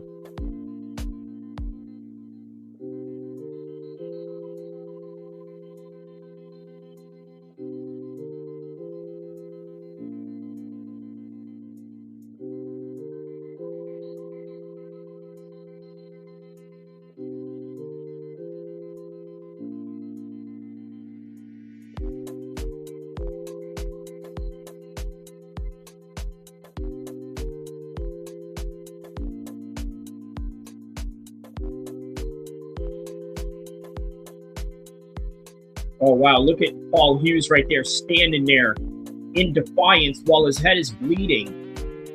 Just sort of smiling at Usman across the cage.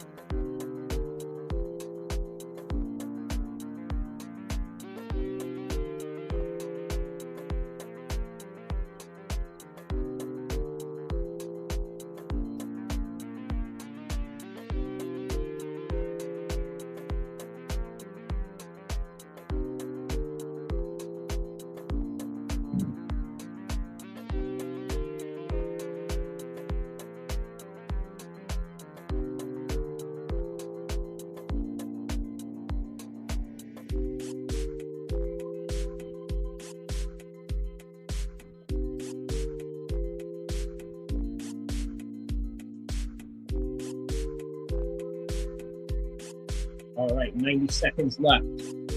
A little less than that in the 4th round, and then we go into the 5th and final round after that. Let's see if we get a finish sometime in between, less than 7 minutes into this fight left. Ooh, who's one here? Ooh, but then he takes him down. Oh, look at this. As he took him down, he sort of held his neck, but couldn't really keep him at bay. And now he's on the top full guard position on Paul Hughes right now.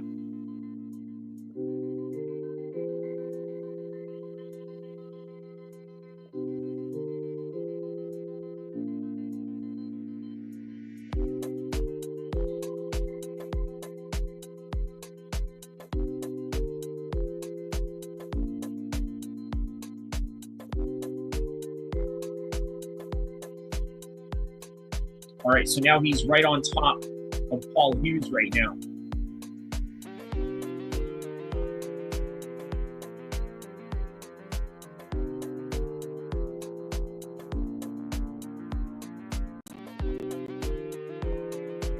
So yeah, there's a lot of things that he has to really contend with right now. There's the point deduction. There's the aspect that this fight is really close. And then there's 5 minutes left into this fight right now. And look at this. Look at the defiance of Paul Hughes.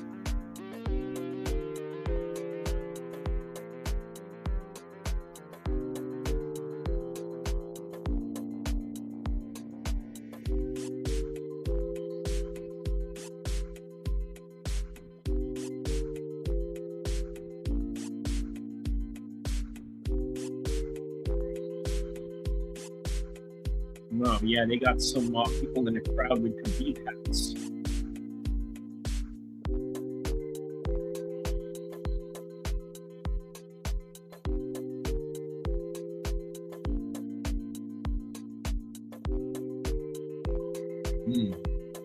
Clash of heads right there. Ooh, that was a good takedown by Paul Hughes right there. I'm sorry, by Usman on Paul Hughes, but it was a good ground attack that he had going on there.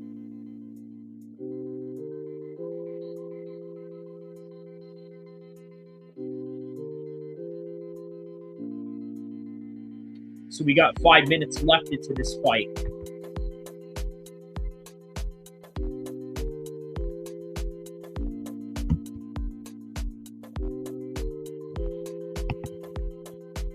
And final round. Here we go.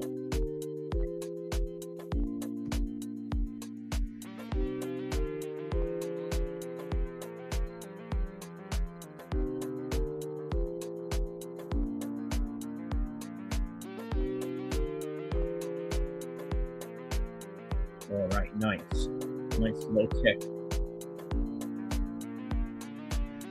Nice jab by Usman there.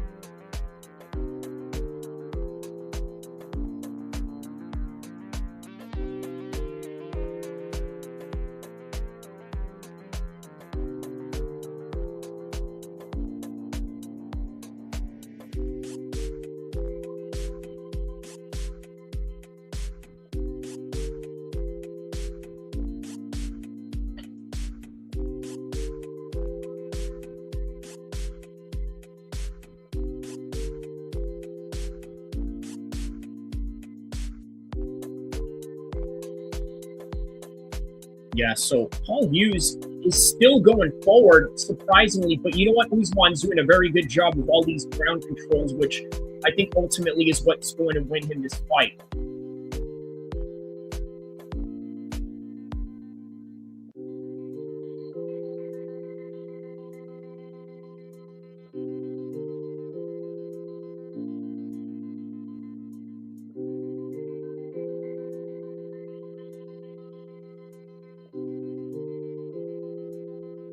Ooh, nice knees to the thighs right there. And many people don't know that really does hurt and affect you in some kind of way.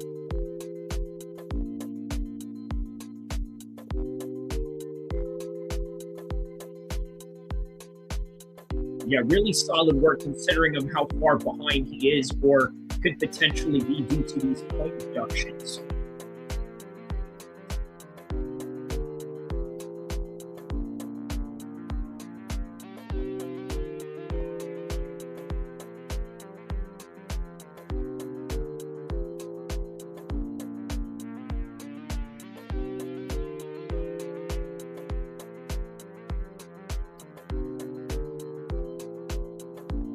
Wow, okay.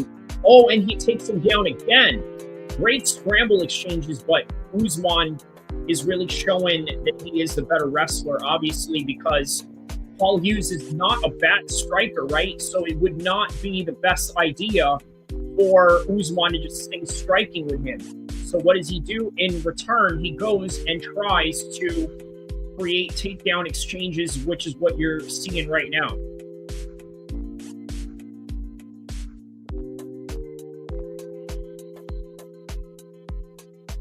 All right, but great exchange and great scrambling out of Paul Hughes right now. Now they're back squared up with 1:50 left into the fifth and final round.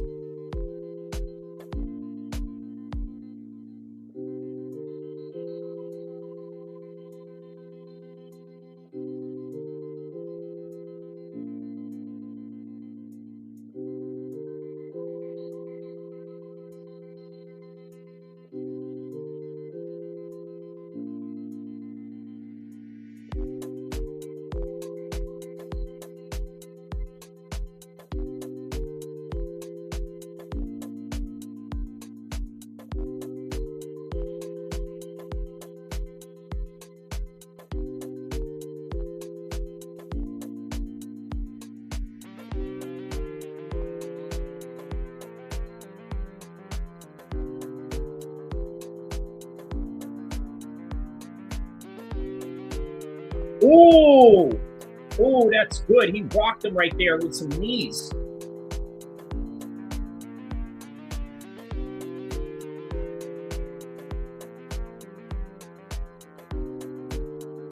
And Hughes staying behind his jab right now.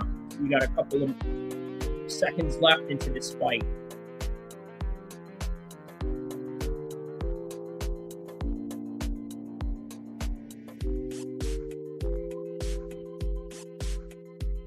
Ooh, good right hand by Paul Hughes.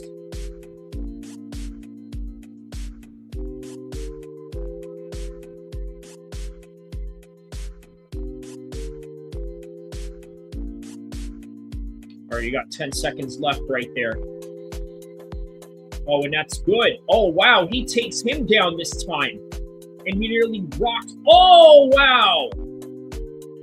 Wow, all the way down to the final bell. I told you guys this was going to be a tough fight. I told you it was going to be a tough fight for Usman.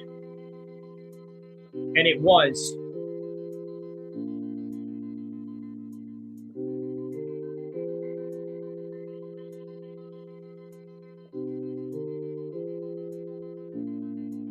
There it is, Paul Hughes giving a bow to Khabib right there, and Javier Mendez showing a sign of respect. Had Conor showed up to this fight, oh man, it would not have been good in terms of, yeah, Conor would have said something or Conor would have done something. Yeah, they would have gotten into it right there on the spot.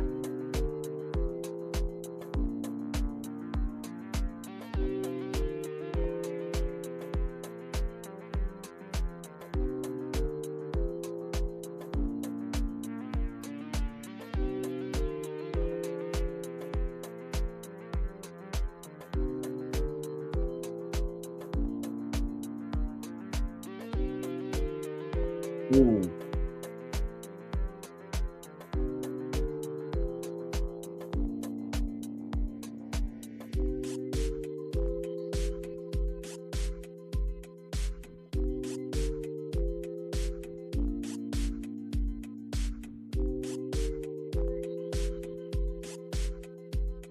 Now we await the decision.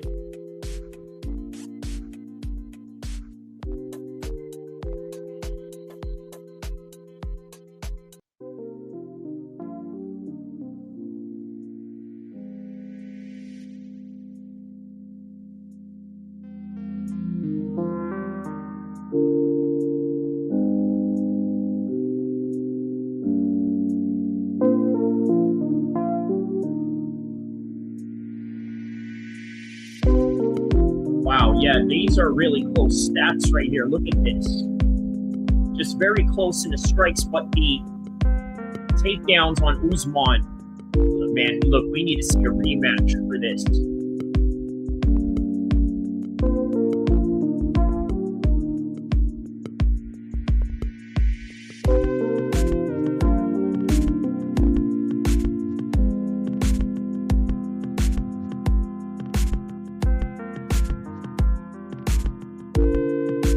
All right, here we go. Let's find out the official scorecards here.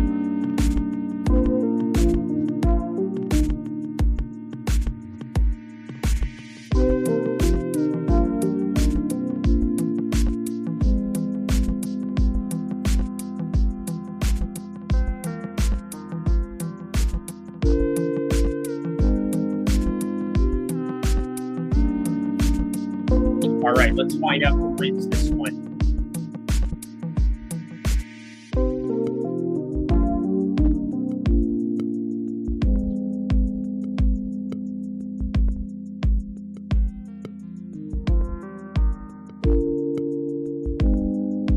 Who's the winner by majority decision? Still undefeated, Usman Nurmagomedov. All right. Awesome job for Usman. Awesome job for Usman.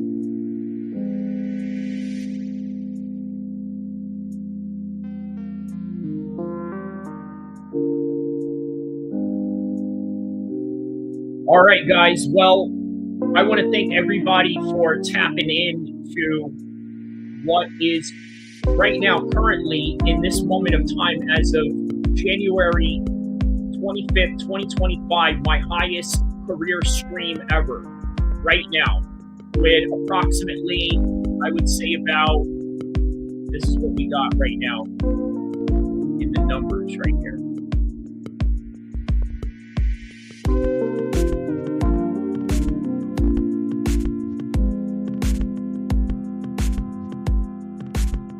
There it is, highest stream of all time. So, at least career high for now. So, I want to thank everybody around the world. I had people tapping in from Indonesia.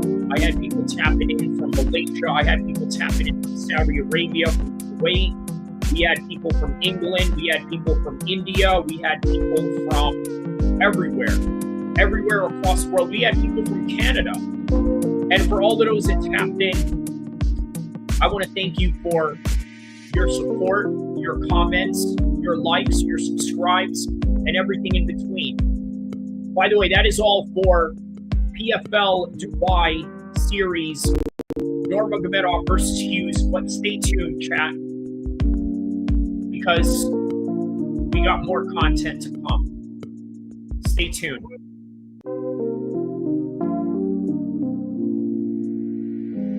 Oh, wow. How about this? Khabib said, don't ever forget, Ireland is the biggest supporter for Palestine.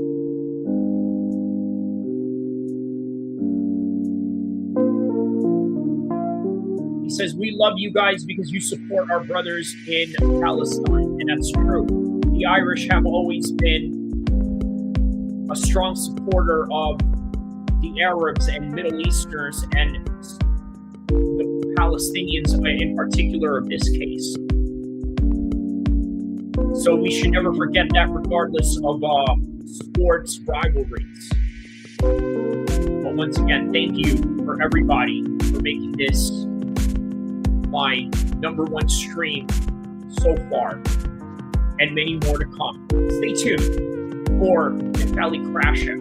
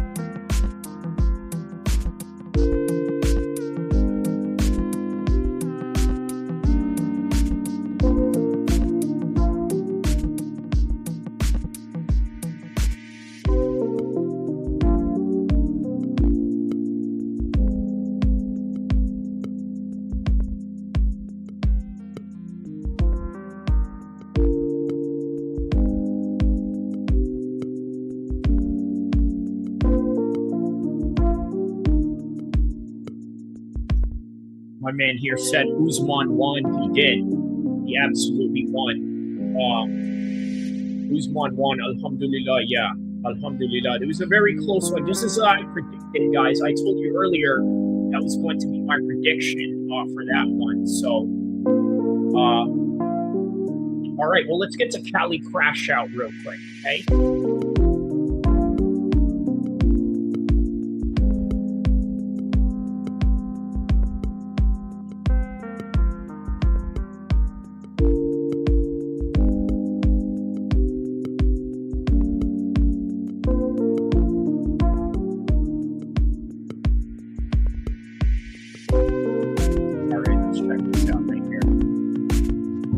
I would like you to build this. Something boundless. Something new. The Brutalist has now been nominated for 10 Academy Awards, including Best Actor Adrian Brody, Best Director Brady Corbet. You can, sir. Yes, I can! Best Original Screenplay.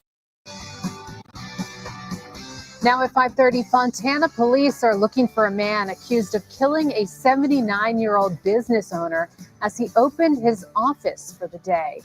Good evening. This is the KTLA5 News at 5:30. I'm Courtney Friel. And I'm Micah Ullman. Officials call the assault unprovoked and say the suspect is known to police. KTLA5 Shelby Nelson spoke with the business owner's family and is live in Fontana with more on this. Hi, Shelby. Now, usually, if the police know this person, this is probably not the first time that they've probably done something like this. But yeah, check this out. Hi, Mike and Court. Yeah, this is just extremely tragic. The office that you see right behind me is where Fritz Mendoza worked for almost 50 years as an insurance agent. And as we were sitting in there talking to his family, we saw this steady stream of customers coming in. And when they learned the news, you can see just how distraught they were. It really speaks to who he was. His family says that he treated everyone like family, even his customers. If I can say there's a grandpa out there that everybody wants, that's him. He was married to his love for more than 50 years. His favorite show, Seinfeld. And for decades, his job and passion was serving his customers as a longtime insurance agent for Allstate.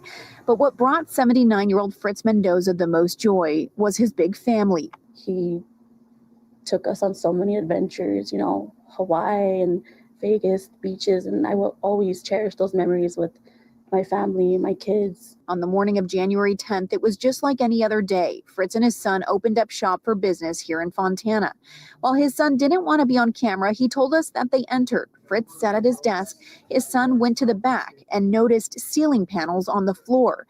Then came the voice of a man sitting on this chair, asking not to hurt him. He came through the roof, fell through. I think he was in here overnight. Yeah, that's crazy. So for him to be in the roof for that long, he really planned this out, right? Now, did he know that people were going to be there or not? That remains unknown. The front door was locked. We're told he got there by climbing up a tree behind the building. The man asked Fritz's son to make a phone call, but within seconds, that man lunged for Fritz's bat displayed on the wall. It was a baseball bat because he loved baseball, and it had all of the grandkids' initials on it. The suspect took one swing at Fritz's head. In surveillance video, his son wrestles the bat from the suspect, and the suspect takes off running. Fritz was hospitalized. He died 11 days later. His desk is right here, and just... I mean, that's just horrible, man. You know, like, the fact that you would go after an older man like this, I think this just, you know, cowardly to a whole nother level. I mean, just absolutely cowardly, but sad state of affairs the world is in today. I couldn't look at it because he's not here. Fontana police identified the suspect as 37-year-old. Look at this dude. This dude looks like a straight up Peckerwood. Look at this brother right here. Look at this guy. Look at his tattoos. See if he's got any tattoos that indicate if he's like down with any gang or any. He looks like a skinhead. Who knows? I don't know, man. You know, I wouldn't be surprised if they threw some hate crime into that as well. But yeah, let's check this out. Ronnie Stanberry from the Bakersfield area. They're urging people to keep an eye out. He has several arm and face tattoos. Above his eyebrows are the words active and white boy. Fritz's family is praying that he's caught so that he doesn't hurt anyone else and moving forward. So when he's saying that he's active, obviously that means that he's still active in the gang life and whatnot, and that's what he does. So yeah, okay.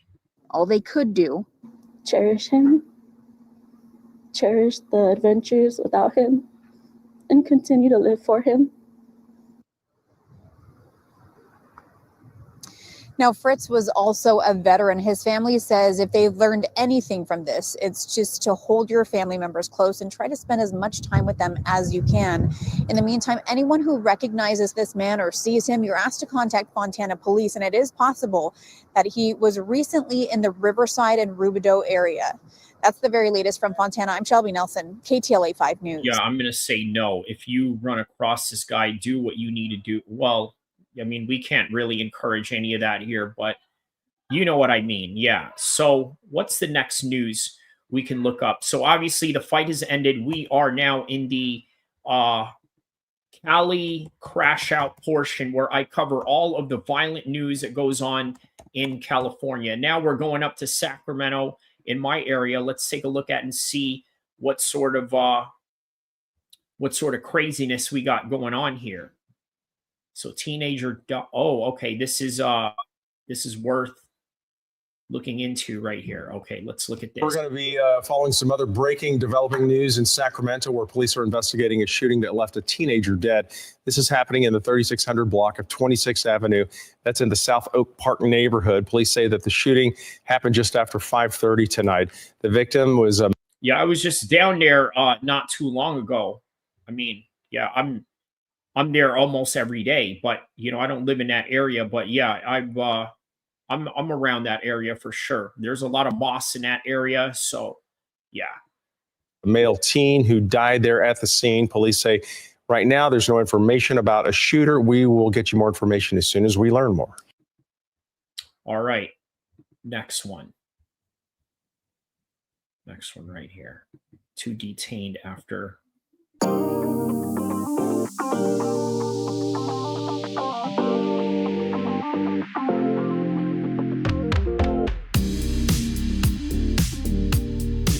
this is Sacramento right here. It's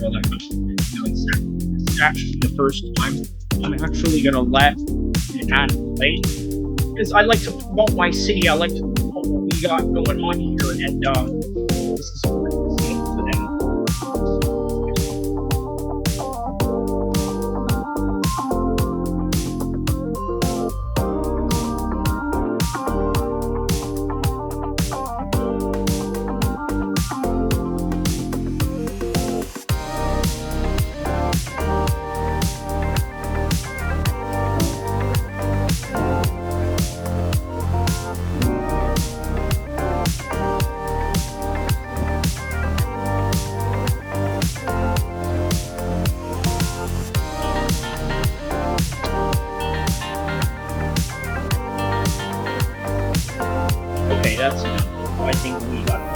And we're getting some new information on some developing news out of Sacramento County tonight, where deputies are investigating what they're calling a suspicious death. This is happening at a home on American River Drive near Ashton Drive. KCRA 3's Peyton Headley has been out there all evening. And Peyton, I understand that they have just towed away what could be some key evidence. That's right. We just learned within the last 10 minutes or so that the body was found inside of a car that was inside of the garage of the house here. And we know that they towed that car away within the last 5 minutes or so. Some detectives followed it. But I want to show you some video from earlier. Crime scene investigators were really focusing on that car, taking photos of the dented fender and also taking photos of the trunk. The trunk was open. It was a big focus of their investigation. So we know the deputies first came to the house this afternoon for a welfare check. They say neighbors called saying they hadn't seen their elderly neighbor, a woman over the age of 90, for a couple of days. And when deputies arrived, they say 2 other people answered the door. When deputies went inside of the house, they found the elderly woman dead. We now know they located her inside of the car. It's not clear where inside of the car she was located, but deputies did detain those 2 individuals who had been inside of the home. They are with detectives. Right now, the sheriff's office can't say if the woman was was related to those individuals. Of course, that is going to be a big part of the investigation. We are likely expecting to hear some more information from the Sacramento County Sheriff's Office later tomorrow. Once we have that, we'll be sure to get it to you. For now, we're live in Sacramento County. Peyton Headley, KCRA 3 News. All right, Peyton, thank you. All right. I mean, again, very tragic, right? But that's the unfortunate state of the world today. So we got about 5 minutes left. I'm going to probably do a video somewhere I'm going to do one in Fresno and then the Bay to sort of round out and even it out, right? And by the way, this is all fresh news, by the way.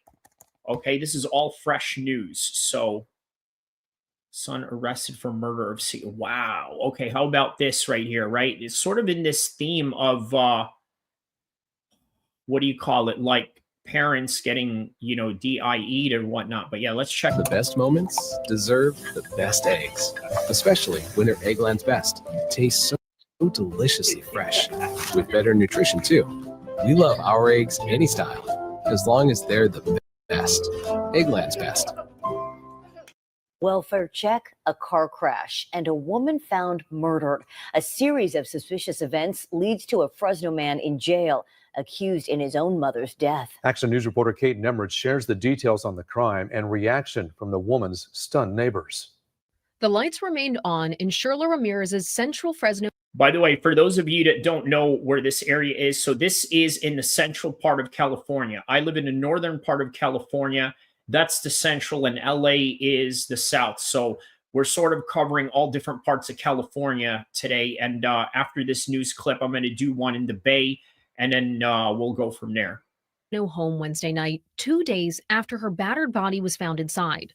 On Monday, police had gone to the 62-year-old's home near Cortlandt Avenue and 9th Street, just after 3:30 in the afternoon, after coworkers requested a welfare check. Zero welfare check on an employee that did not show up for work. RP's there, the door's open. Her coworkers also told police she had called out of work on Friday, citing family issues. Evidence at the scene would lead police to another incident and their suspect. There was a notification on her door regarding a TC yesterday. He handled a crash on the 19th about 10:48 involving the female's vehicle at Jensen and Yuba. Said that nothing appeared out of place when he left the crash car today. Wedged in the door of the home was a CHP officer's card. When police called, they learned Shirla's car was involved in a crash in West Fresno County, and her son, 35-year-old Brad Ramirez, was arrested not far from the scene. Well, Home Shake, hopefully my California crime reports that I'm doing for you is a lot more entertaining than that. So let's hope that I do a better job than PFL entertaining you tonight. He was taken to the hospital. When he was released just after midnight Wednesday, police arrested him on a murder charge. The murder rocked what neighbors call a quiet street. We spoke with one who didn't want to be identified. It's quite shocking, to be honest. Little neighborhood where I live, 2 houses down, people were murdered. You never know when people is going to just turn on you. And I think that's very shocking for me and very scary. Shirla's death marks the first homicide in Fresno in 2025. This time last year, there were already 2. Interim Chief Mindy Casto says this type of homicide typically only accounts for a few. I was looking into it. We average 2 or 3 immediate family-related murders every year. Last year we had 2. And this year, this would be the first. They got to wonder why all of that is going on in Fresno, right? I mean, obviously, Fresno is sort of like in the middle of nowhere. Not to say that they don't got anything going on, but it is in the middle of nowhere. And, well, you never know what kind of depression people are dealing with. First one for us. According to Casto, Brad Ramirez has prior charges, including a 2014 charge for assault with a deadly weapon. Though, she says the charges are not related to his mother. Kate Nemrich, ABC 30 Action News. The victim was found on Monday, but police are still trying to determine when she died. Friends say her birthday was Sunday and she did not respond. So likely he probably took her out, and then after he did, then hid her and, yeah, tried to do the best that he can to, I don't know, man, that's crazy, bro. Their birthday messages. Crazy work. Hey, Central California, stay up to date with all the latest news and weather. Don't forget to hit that like button and subscribe to ABC 30 All right. Action. So one more, and then we're going to go to the Bay Area, We're going to take a look at some Bay Area news, and then we're going to go from there. So let's see here. Bay Area news. Here we go. Cybertruck vandalized in Redwood City. Okay, claims Elon Musk was the target. Huh.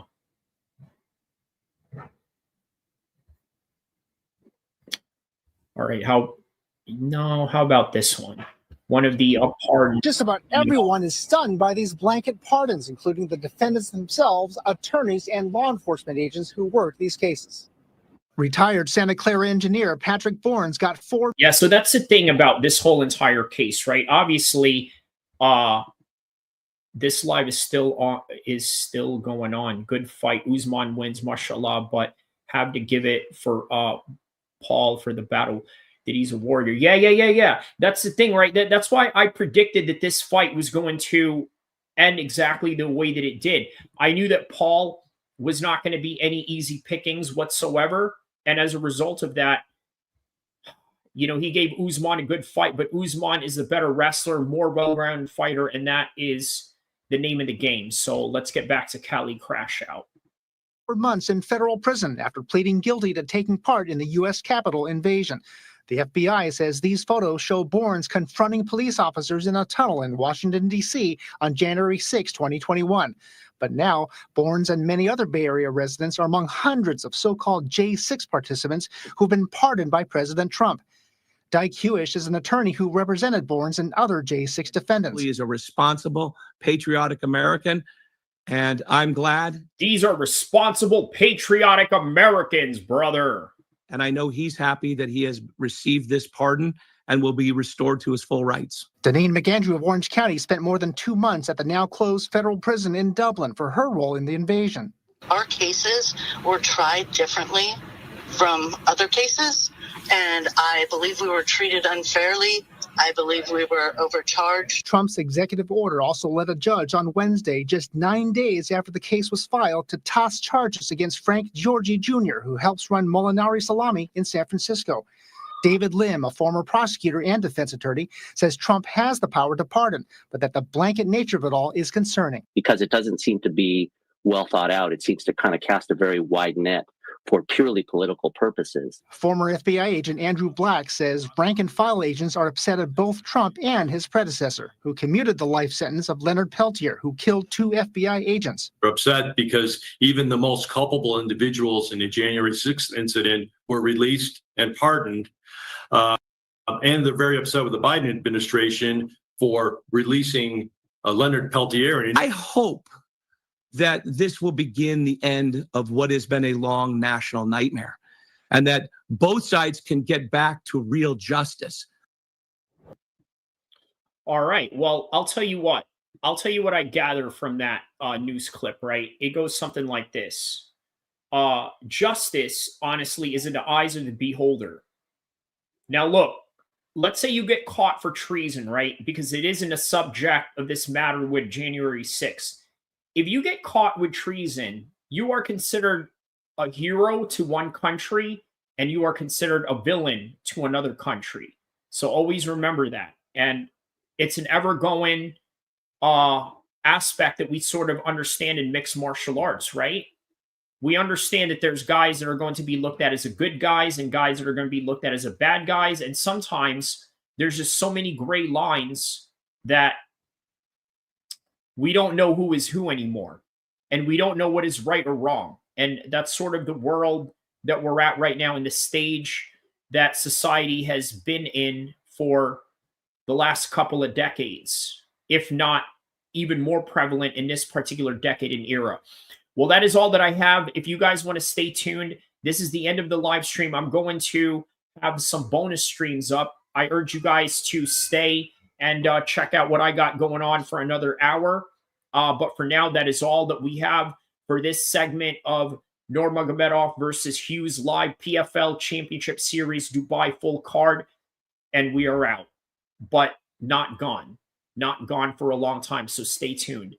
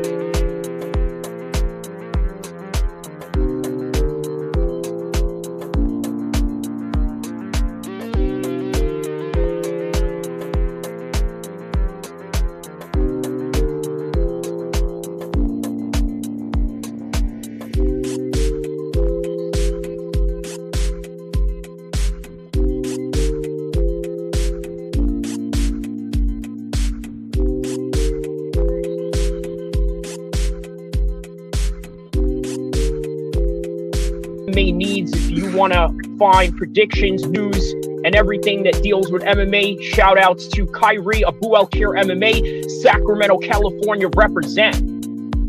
That's right, Kyrie. I appreciate you, my nigga. You came in here, you was talking that shit.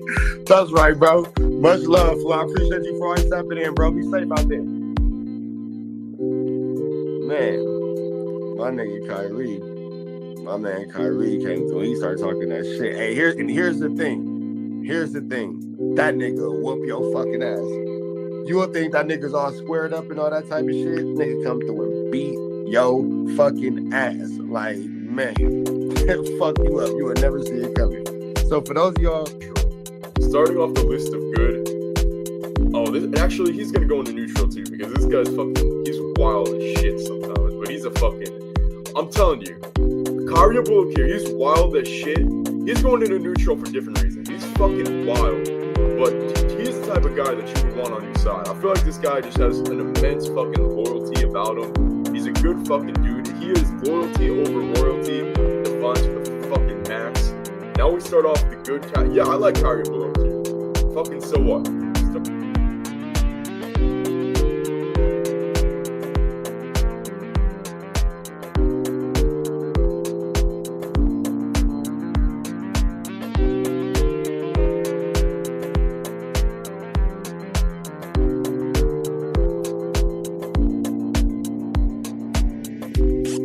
I'm so sorry for your loss.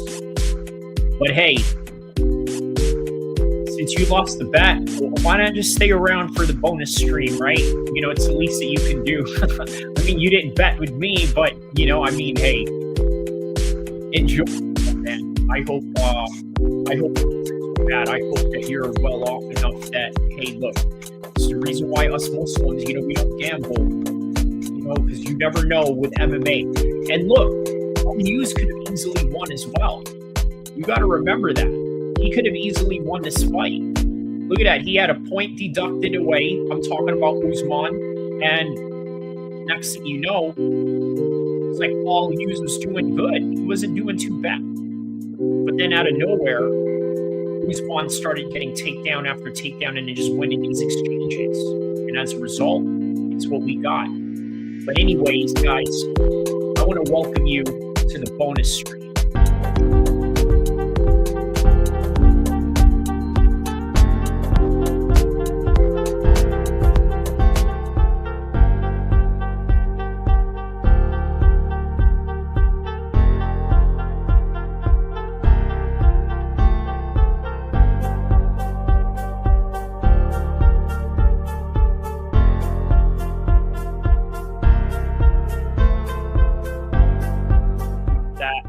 Right after we talk John Jones and Tom Aspinall. Right now, the biggest fight that you can possibly make in the history of the UFC. So what is significant about this fight? Well, obviously there's Francis Ngannou glooming out there somewhere in the wind, right? As the undisputed champion, he just had a great performance against Ferreira. Now, I got to be honest with you, getting knocked out by Anthony Joshua did not look good for me, considering you are the baddest man in the world. However, it is MMA. You were in a boxing ring, but you were never defeated officially from your title in the MMA cage, and you did great against a 6'8" Ferreira. None of this really solves anything with John Jones and Tom Aspinall, but what it does is set up the next piece right after these guys are fight, because the projection right now is the possibility of both of these guys fighting somewhere in July.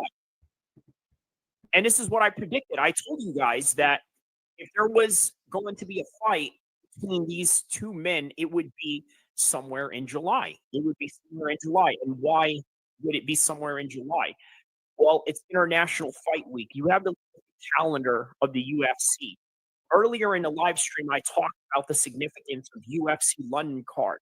Now there is a significance with Saudi Arabian cards. We've done a fight night just recently this year, Robert Whittaker versus Ali Askarov, which, by the way, was supposed to be Khamzat, but it never happened. And then later on, Khamzat ended up fighting Robert Whittaker anyway. And then here we are comes on now, the number one contender. So yeah, these mid-year cards, such as the London card in March, very essential for building the stars that they have. Obviously, it did a lot of great for Jorge Masvidal because they made that London card in 2019 really for Darren Till, and then Jorge Masvidal was just coming off of some Latin America reality show, hopping off of that and then jumping into a fight with the favorite Darren Till, only to knock out Darren Till and then go back and get the knockout against Ben Askren, and then the history goes on from there. So yeah, UFC London was very pivotal for a lot of people's careers. Now for Tom Aspinall. Next, Paddy Pimblett taking on Michael Chandler, a big name for Paddy Pimblett in his career. So that's the trajectory that we have going on right now. So Tom Aspinall obviously tasted defeat, and he's obviously tasted one of the greatest victories in UFC London, and now here he is taking on John Jones. So what's the significance of this fight? Just the other missing piece of the heavyweight division. Now, I understand there are promotional barriers between Francis Ngannou and these two fighters right here, right?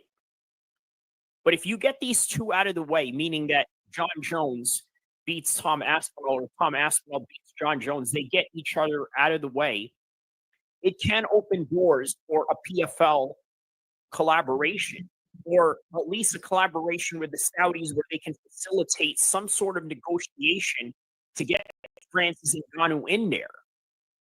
Well, how would that look? Considering that the UFC doesn't want to chair its athletes, maybe perhaps they have to create some kind of contract as to say, well, if you do win, then you have to come back and defend your UFC title somehow. But imagine if that was the case, right? Can you imagine just the constant different side ventures that Francis Ngannou would have to go through? Oh, well, you can do boxing here, but then you got to come back do the PFL. He did that with Ferreira. Now he's against Ferreira. Now they give him a chance again for the UFC title or the linear UFC title that he's already had that he's never lost. And then they have him fight the winner of these two. And then we figure out the missing piece of the heavyweight division of this current era, right? That's the trajectory of where this is going. So now let's talk about where and how this fight is going to play out. Well, let's start out from the very beginning, round one. How is this going to look? John Jones takes the center of the cage. He goes and he hits Tom Aspinall with a front kick. Maybe Tom Aspinall spats away the front kick, right? Or sort of like that Muay Thai catch kick where you sort of like step to the side and you look like you're flexing your biceps. You know what I'm talking about. A lot of the Muay Thai guys that practice that particular defense in that particular stance, you know what I'm talking about. Step to the side, flex your biceps, you catch the front kick, or sometimes it can work for a roundhouse kick as well. That's what it would look like. Would Tom Aspinall be able to take down John Jones? I'm going to be honest with you. I'm going to say no. I think that he's going to struggle taking John Jones down. And I think that people are also going to be very surprised of how big John Jones is going to look against Tom Aspinall. Because the overall consensus that we have right now with, let's say, Tom Aspinall being the being the favorite over the lineal champion or the current reigning champion right now, the official champion, John Jones, is that we think that he's bigger. But here's the thing. There's bigger and then there's significantly bigger. We know Francis Ngannou is significantly bigger than, let's say, Daniel Cormier. But is John Jones really that smaller than Tom Aspinall, or is he just big enough to, let's say, mitigate a lot of the takedown attempts that Tom Aspinall is going to try and shoot in on John? Of course, he's going to try that. He's going to try to shoot into takedowns. He's going to fail. John is going to stuff them. And as a result, John is going to have the advantages on the knees, on the elbows, and on the close range shots. He's going to have the advantages on that. I'd be really curious to see how Tom does in those exchanges. But you know what? Let me tell you what I see out of this fight, in all God honesty. What I see out of this fight is a 50-50 matchup. I swear to you, this is what I see. A 50-50 matchup because of how dangerous John Jones and Tom Aspinall can be. Very dangerous. So in that regard, the dangerous aspects of this fight is going to be within a close range shots of John Jones. But this time, this is actually the fight where the long range shots is going to be a lot more dangerous for Aspinall. But here's the thing. This is what's going to make this fight even better, is that they both are great at close range. They both are great at long range. They're both great at grappling, but John Jones has a little bit of an edge in wrestling. So that is why, the way that I see this fight, I'm predicting John Jones by unanimous or split decision. Very close fight that you're going to see out of this. Tom Aspinall, there is a reason why he's never been to 5 rounds, but John Jones, there is a reason why he's never ran across anyone like Tom Aspinall, and I think this is going to be the hardest fight of his life. Now, I'm going to talk about why this is going to be the hardest fight of his life with the strategies behind it and the aspects of its reality in terms of the technical deficiency that one has over the other. But first, I'm going to talk about the psychology going into this fight. And then as I talk about the psychology, I'm going to talk about what and how they can implement their techniques. I've already told you guys earlier how I saw it. From the very beginning of the fight, John Jones is going to throw a front kick. Tom Aspinall is going to try to catch it. He's going to try to take him down. But that is where the takedown is going to be a rinse and repeat. Or the lack of takedown, rather, is going to be the rinse and repeat. He's going to try and constantly shoot for the takedowns, only for John Jones to stuff them over and over and over and over again. That's what I mean by the rinse and repeat. So while all of that is going on, the fight is going to be heavily contested on the feet. This is where both of them are going to be effective with each other's close range and long range. But again, that's the technical side of it. Let's get to the psychological side of this whole entire fight. John Jones right now has a lot to prove going into this fight. John is also the type of guy that doesn't like it when he is being perceived as a bad guy. You see, John does everything and anything to look like a good guy as much as he can humanly possible. Now, I don't know what that is.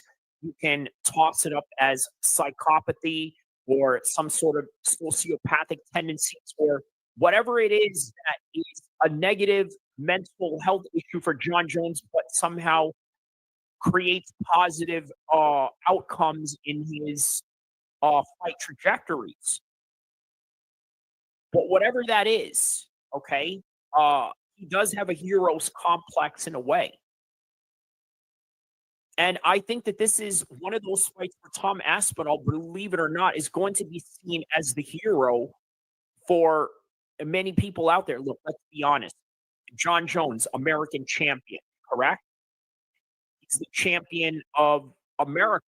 He's Captain America. Look at the role that he's got. He's playing a Navy SEAL, John Jones.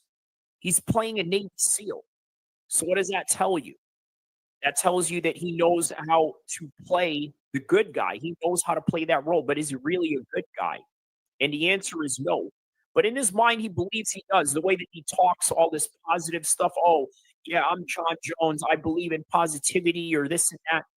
But in reality, John Jones is a psychopath killer. Maybe even outside of the octagon, which really helps him to be the way that he is and to be able to push the limits that he needs to do what he needs to do. But make no mistake, Tom Aspinall is going to be seen as a good guy in this. He has a clean record inside and outside of the octagon. Okay, not that one matters over the other when it comes to this particular subject, just a thought to bring up. But it is going to be a focal point of why many fans are going to support Tom Aspinall. And as a result, it's going to affect John Jones in a very negative way. If we're to have this fight in the United States, which I think they will. They're going to have this fight in Las Vegas. I mean, the classic fights of Las Vegas, England versus America, right? The American champion taking on the British challenger. That is like the biggest story that a lot of British fight fans love and yearn for. But we also got to understand, not just the American fans, but the screaming English fans that are going to be flying across the seas and into Las Vegas to turn up for the summer of 2025 with John Jones taking on Tom Aspinall. All the Brits are going to turn up. So it's going to give a psychological effect against John Jones. Okay, it's going to give him a certain mental barrier. You see, like, I think John does care about what other people think. And a lot of us like to pretend that we don't care what other people think. Hey, the truth is, some of us really don't. But there are people that actually do. It really does affect them. John is no different than that. Why do I know this? John comes from a family of American athletes. You see, the type of American athletes that are seasoned in media training, the NFL, the NBA. Obviously, he doesn't have any NBA playing brothers, but he has two brothers that play in the NFL. I believe Arthur and the other one, Chandler, both good football players, right? And they're media trained, like most football player guys are. They're highly media trained people, so they know how to play the whole fake positive stuff. So I think it's going to affect him negatively when he has everybody against him and Tom Aspinall is the good guy, by the way, in his own country. And obviously, John Jones is not too far away from Las Vegas. He lives in New Mexico. But either way, it's going to affect him. So it's going to create a little bit of a mental barrier. Now, how will Tom Aspinall capitalize on that? Well, we're going to talk about that right after we talk about the psychology of Tom Aspinall going into this fight and how that's going to affect him and how he's going to use whatever technical prowess he has as a result of that. So Tom Aspinall grew up with a great father figure, just like John Jones, great father figure, but obviously two men are very different and very different in the way that they conduct themselves. Now, obviously, never was there any smut in the name of Tom Aspinall. Kept his name clean, never had any charges, never done anything wrong, was always a positive guy. And when you look at Tom Aspinall, his size and his grit about him, right, and his whole entire width, his whole entire presence looks intimidating. But when you talk to him, he's a very jolly, happy-go-lucky type of person. And when you see something like that, you think, wow, you know what?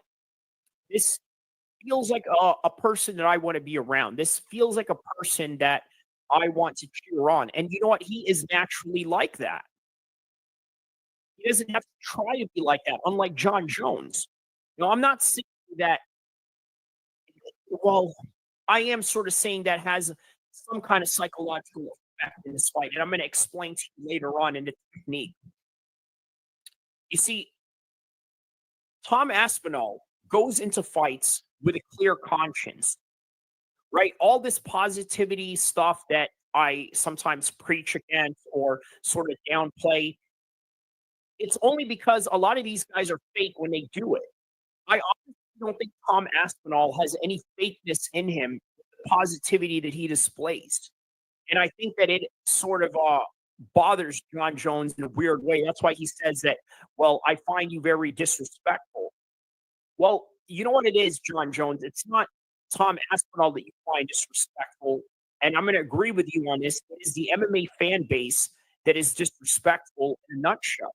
It is John Jones who is disrespectful And many fans are against this type of disrespect that John Jones displays, right? So what do? They give that same disrespect back to him. And by the way, in the name of supporting Tom Aspinall. So it becomes very problematic. And it makes John Jones think to himself, hey, you know what? Ain't none of these people support me. They don't like me or this and that. It's going to affect him in some kind of way. But you know what? Sometimes the energy that you put out there is the energy that you get back. And quite frankly, that's something that I'm slowly learning as I get older. And that's something a lot of you are going to slowly start to learn as you get older. Is that a lot of things that you do negatively comes back and affects you in some kind. It is better to go in there positive with a clear mind of conscience. That's what John Jones is trying to do. This is what Tom Aspinall is naturally good at. So in turn, let me explain to you how that psychological breakdown between these two and how this is going to play out and the technique that they need to display during this matchup. So what John Jones needs to focus on is not hesitate. Every psychological matter that I had just explained to you right now could lead John Jones to hesitate in certain shots, in certain exchanges, and also in the tempo of the fight. With Tom Aspinall, I see a person who is clear of conscience, a person who has nothing to worry about outside of the octagon, is in peace with his maker, is in peace with his father, is in peace with his mother, is in peace with his family, doesn't have any of these domestic issues, doesn't have any of these underlining psychological breakdowns or past crash outs that he has to worry about when he gets out of the octagon because he's got a court case waiting for him. If you remember, Floyd Mayweather had a court case waiting for him during the time of his fight with, I believe, Manuel Marquez. Right? You imagine the perseverance that he had to go through. It was just extra work. He did it. He went through it. The clutch genes played a major factor in Floyd being able to get through that horrendous situation of worrying about a court case right outside after his fight. But still, it was something that he didn't need to have as a hassle in his life, but it was a hassle that had came to his life nonetheless. Tom Aspinall doesn't have any of that. He's not going to hesitate. When John Jones throws those front kicks, he tries to throw for a jab. When he tries to fight in a very plotting manner, okay, it's going to make him hesitate. But I'm sure not a lot, considering that, let's say, he's going to try and keep himself well-behaved going into this fight and training from now, winter, all the way to the spring, summer, and fight night. I'm sure he's going to try to remain good, disciplined, and everything that he can. But we know John Jones is John Jones, and we know Tom Aspinall is Tom Aspinall. And this is why this fight is going to look like the way that it does. John Jones hesitating, and then Tom Aspinall out there flying like a bird, circling around the cage, moving with his feet, better footwork than John Jones.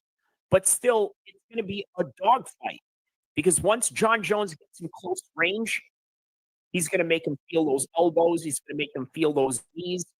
And just like the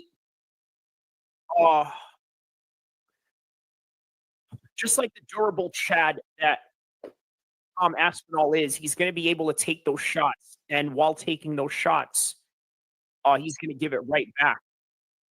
But he's going to be less hesitant. And this is why this fight is going to the scorecard with a crazy decision.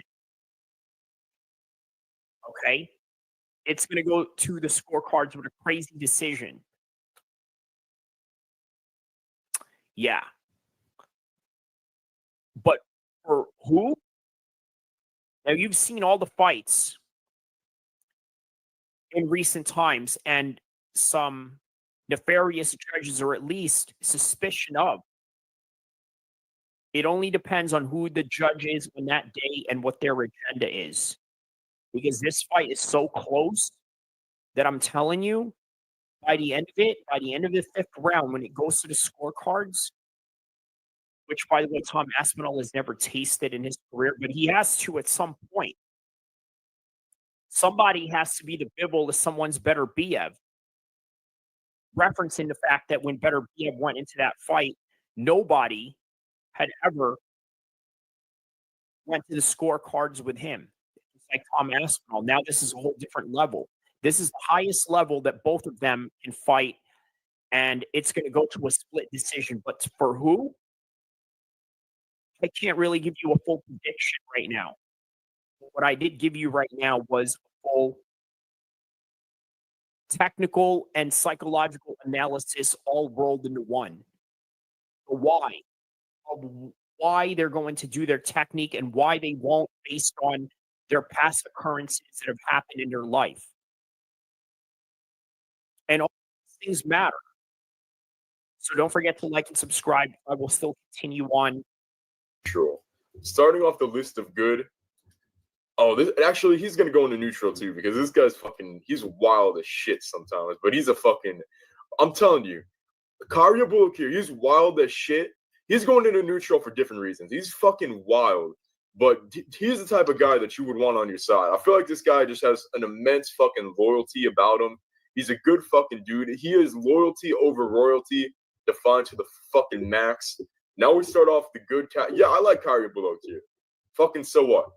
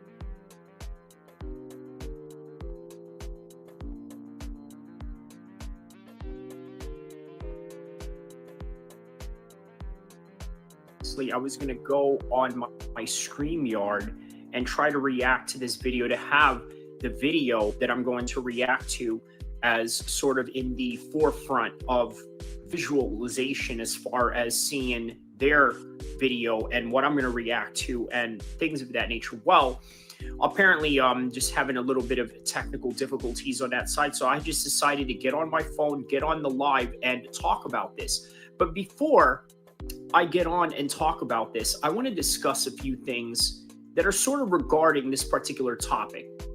That particular topic is this. Number one, in real life, there are no good guys or bad guys. They only exist in the movies. You see, whenever there's a conflict between two people, there is often a certain aspect of what they're saying is correct and a certain aspect of what the opposition is saying that is also correct. The only difference is this. They all have their own view of the world. They're going to interpret the world in their own liking or their own desires or their own personal anecdotal experience.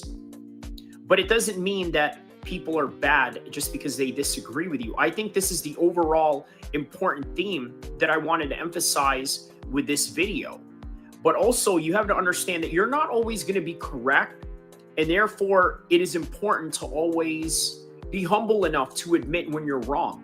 This is sort of where we're going in this particular direction with this video that I'm about to do. So for those of you that don't know, let me explain to you my first ever online beef on the internet, which obviously involves Matt Spear and the Don't Unfriend Me show. Well, if you're wondering what the entire premises of our whole entire beef, go look at my catalog that I have regarding the Don't Unfriend Me show. Everything that I addressed in terms of what they have going on, what was going on, and what had happened to get us here. But yeah, let's react to this for a second. There's just not enough people here. So, all right, Elizabeth, I gotta let you go. I'm kidding, by the way. I gotta let you go. I'm gonna give Kyrie a shot. I'm gonna let him have a minute. He's got to convince me in a minute, so I'm gonna let you go. Thanks, buddy. Good luck with your foot. Keep me up to date. She's amazing. Kyrie, you can call in. I'll give you a minute. I'll give you 60 seconds. I'll just give you 60 seconds. Here are the rules. You disrespect any of my mods, you disrespect my wife, you disrespect any women, you're fucking gone. You can say whatever. So let me give you a little bit of context as to what was going on. Earlier in that night, he read off literally what I had wrote to one of his mods. And the reason being is because, well, I don't want to get into what I got into with the mods. Let's just say that this mod of his, got into a very disrespectful exchange with me. And that's neither here or there. That's for me and that person to know, and it'll be just that. But yeah, so I addressed that. I'm going to read it to you in a second, but let's continue from here. One about me, I don't care. And you got 60 seconds. You got to convince me. And if I like what you say in 60, I'll give you another 60. And I don't care what you say. You can talk shit about me, whatever. But it better have something real to it. Because if it doesn't, yeah, you're done. This is the last time you come on my show. So if you want to call in. You got 60 seconds. Amy says, how did he get the signal out there in the sand? Okay, yeah, listen. And there you go. That's the same person that is literally the one that we're talking about, the subject at hand. Look at this. She's talking about, well, how did he get the signal from the sand or whatever? Full disclosure, obviously there is some sort of hurricane that is going on in the East Coast right now. And as for Amy, I guess she's sort of wondering, how is it that I got reception? I don't know if she got the memo that I'm not from the East Coast, that I'm from the West, but that's neither here or there. Because I called him Mad Arab doesn't mean I need to go ahead and continue to do that.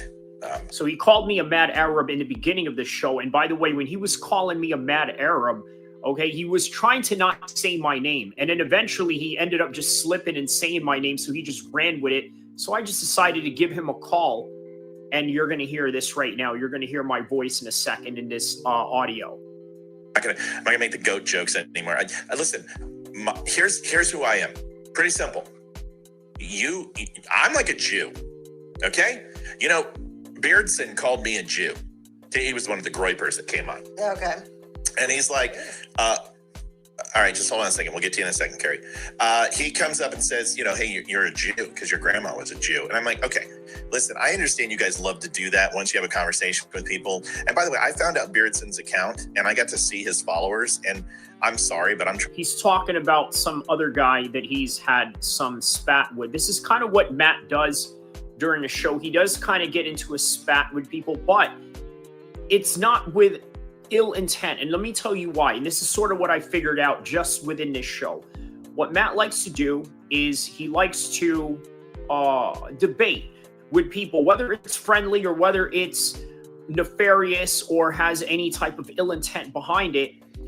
The point of the matter is he's trying to drive you into a conversation or a debate where later on you end up sort of making rational choices in terms of how this conversation is going to go. In other words, you guys just end up either agreeing or end up seeing a common ground, or in this case, squashing a beef of some sort.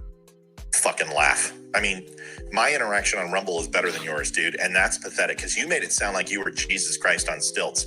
Bro, and again, he's talking about someone else, just so you know, he's not talking about me here.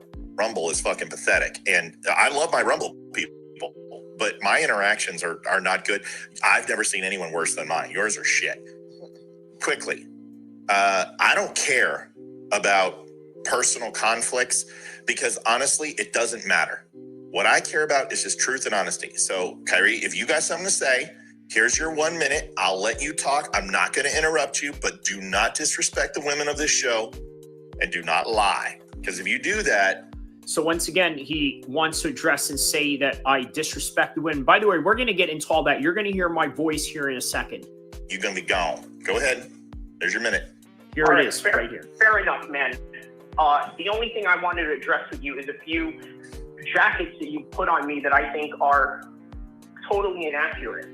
Okay, for one, I think that you have stated the October event as where all of this started, because obviously prior to that, everything with us was cool and there was no conflict or anything like that.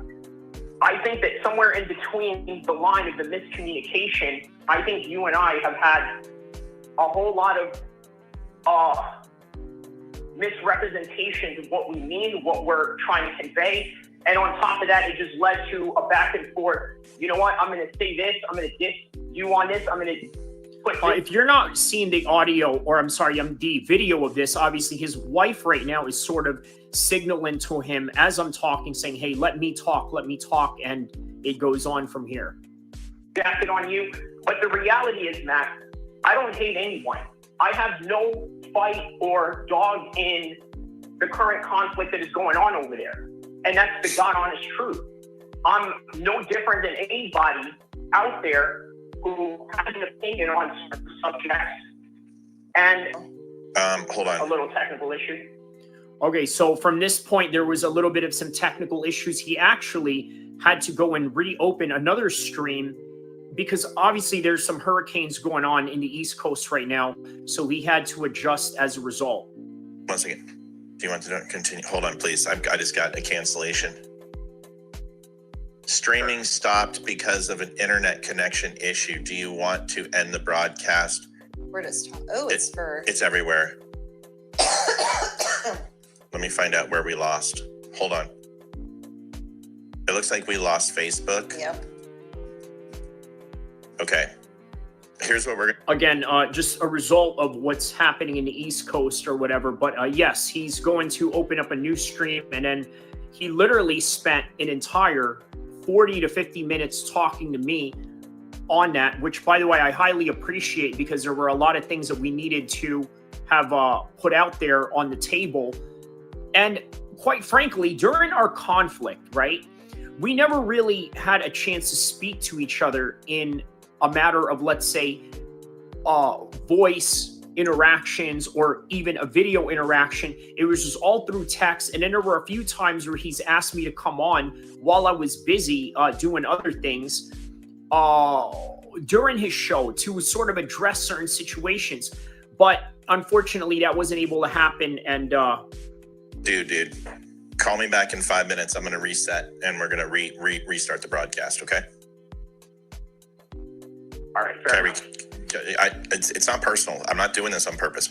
All right. So he's trying to say that he's not doing this on purpose. It's not personal, which I understand. I do know that there is issues going on in the Northeast and or also in the South and all of the Hurricane Helen that is going on. But yeah.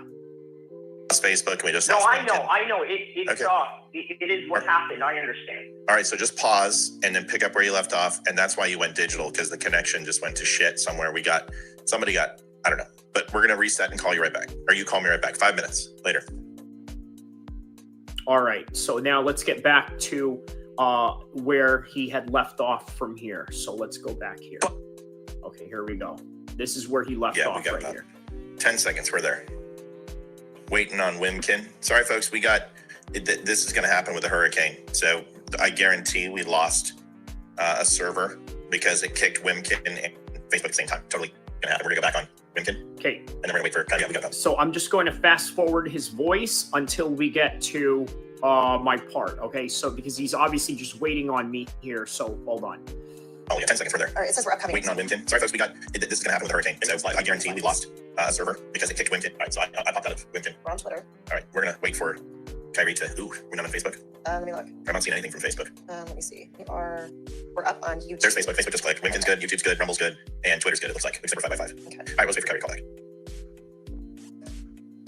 Because I promised him his minute, so. I want to thank everybody for donations tonight and also purchasing some clothes. Looks like we had a bunch of coffee and clothes go out. Thank you. If you have not had a chance, linktapco.com/thedump show. We've hit goal, but we're always looking to keep going forward. Got that margin. I've got those people to con out of their money, according to some people. So if you don't. Now listen to this right here. This is what he said. He said, well, because I have a mortgage that I need to pay and this and that, because I did address that in the letter, sort of say what I wrote to one of his mods. But anyways. Appreciate it. Waiting for him to call back. What are you doing? Trying to get on Facebook right now. Facebook's good. I've got plenty. I just have to reload everything. Yeah, a lot of people probably are not going to come back because we disconnected and people think it's over, but it's not. I'm waiting for him to call back, though. Any day.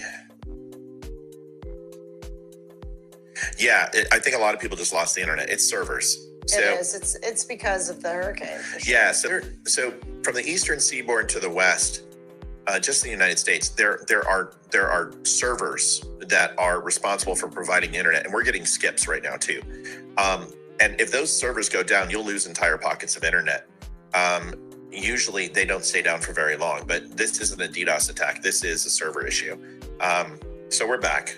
All right. Oh shit! Call back. I hit the wrong button. Sorry, dude.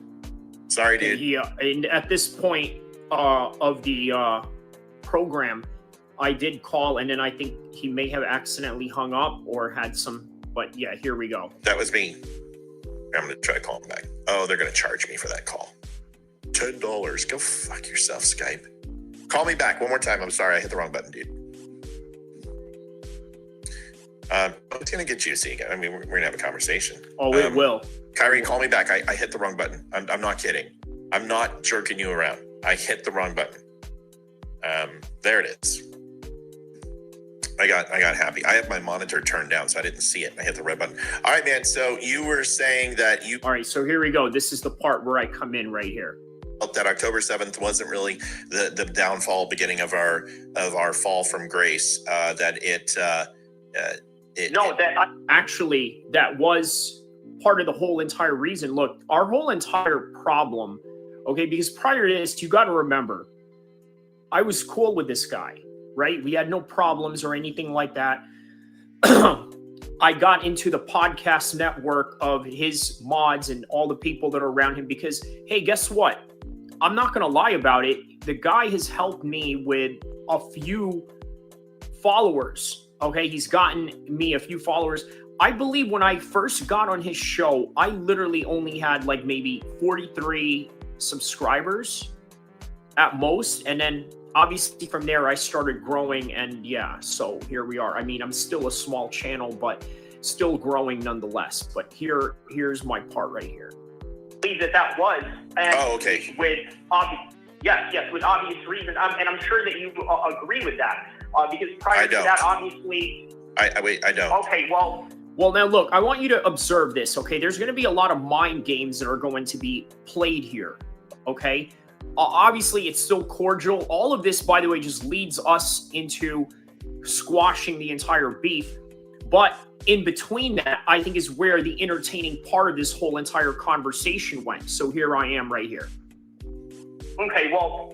I'm not here to argue that either way, but we can... Well, then you should. Hey, Fight Night Frankie, how you doing, man? Shout out to Fight Night Frankie. So Fight Night Frankie, what I'm doing right now is doing a live reaction to, I guess, the little beef that I have with the Don't Unfriend Me podcast, which, by the way, is a pro-Trump, but also a pro-Israel podcast ran by a former Navy intel military guy. So, yeah, that's sort of what I have going on. So I hope you stay and enjoy this show because I got the content for you right here. So check this out. Where? Then you shouldn't have said it. Well, see, people don't get this. Exactly? something that I don't agree with. See, that's not the way this works. If you say something that I disagree with and you say, I'm sure you agree with that, and I say, no, I don't agree with that, then, and you say, I'm not here to talk about that, well, then you shouldn't have brought it up.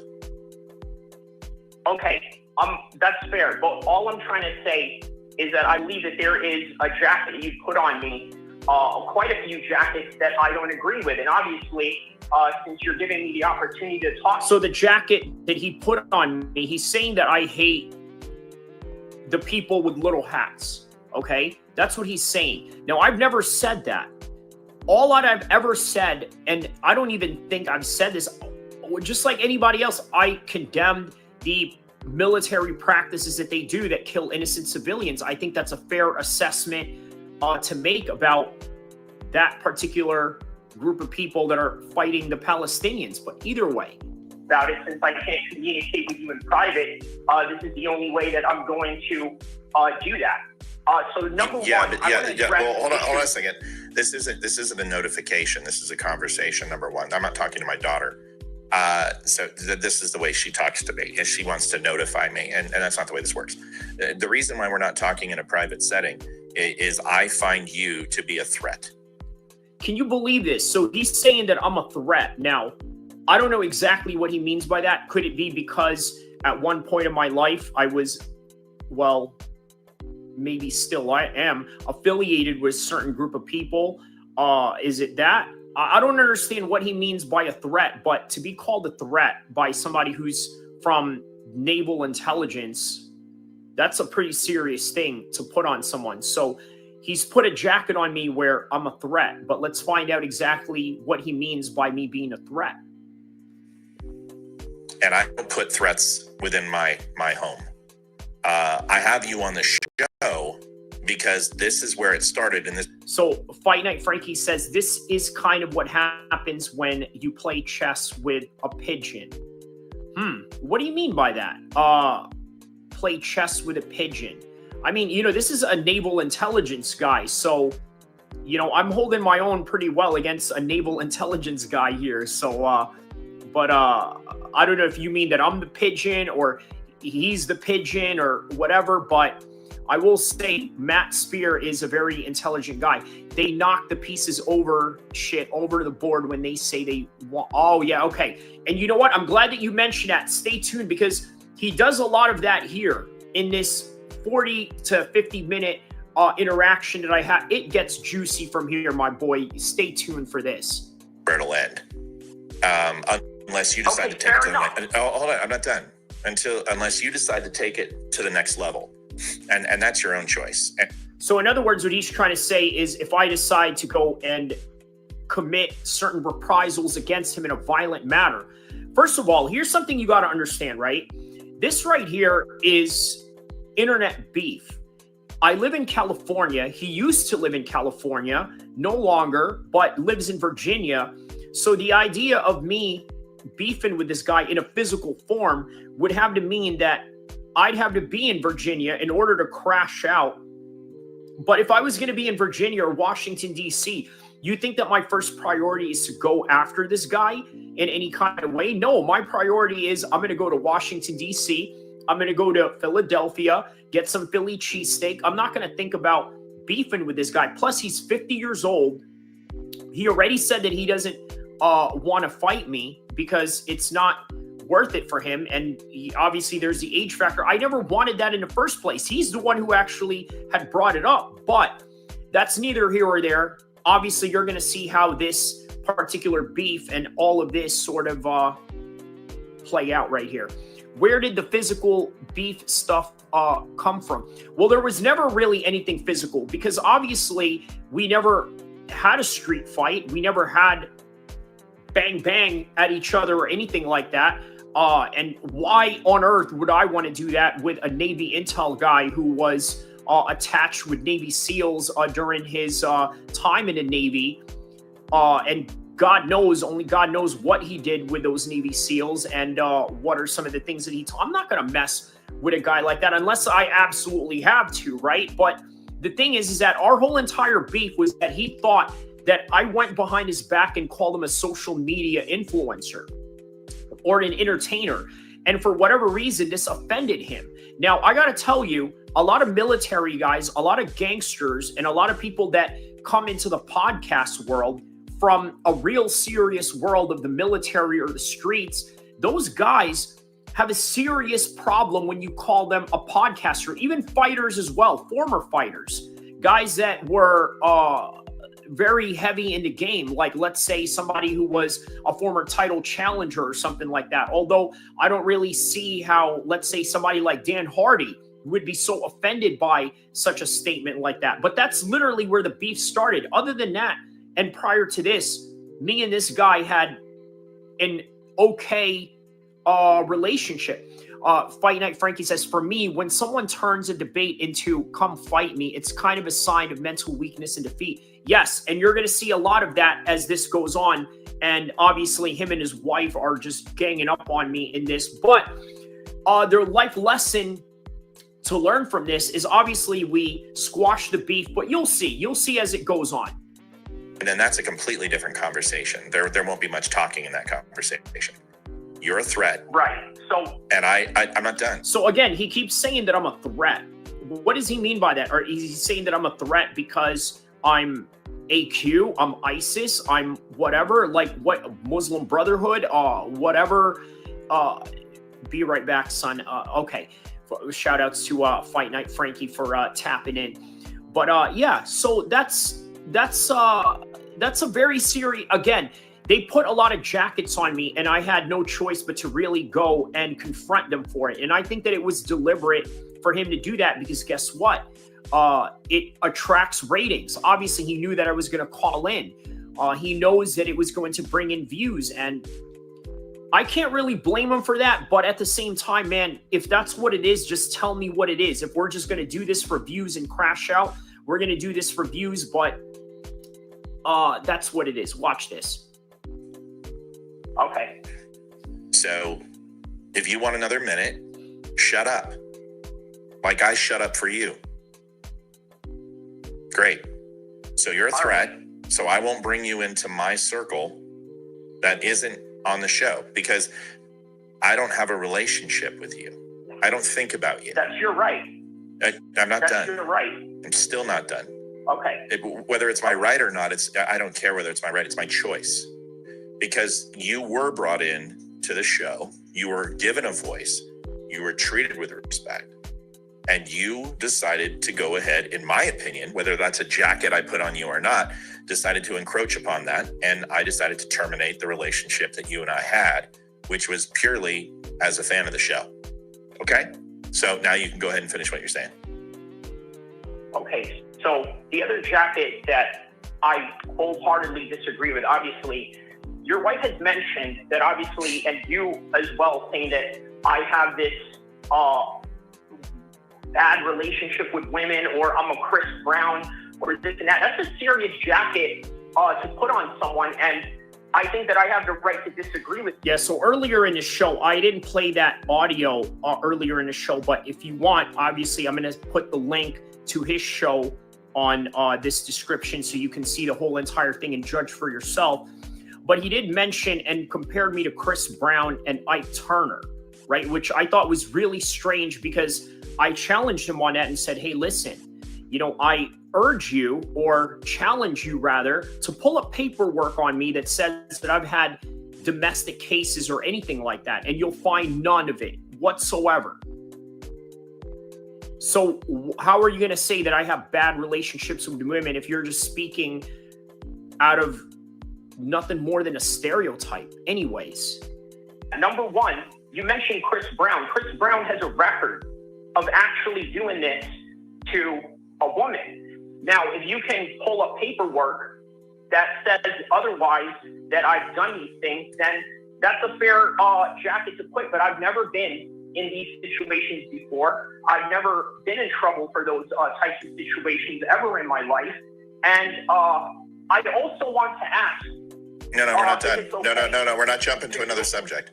No, we're not jumping to So the subject that I wanted to ask his wife was, she mentioned in one show in their episode where she said that she had a bad interaction with a Middle Eastern man. And I asked her on that, well, tell me what that interaction was like in comparison to me, because anytime that, look, on the chat in their show, there's mods, and then there's them, there's his wife, and then there's his other co-hosts.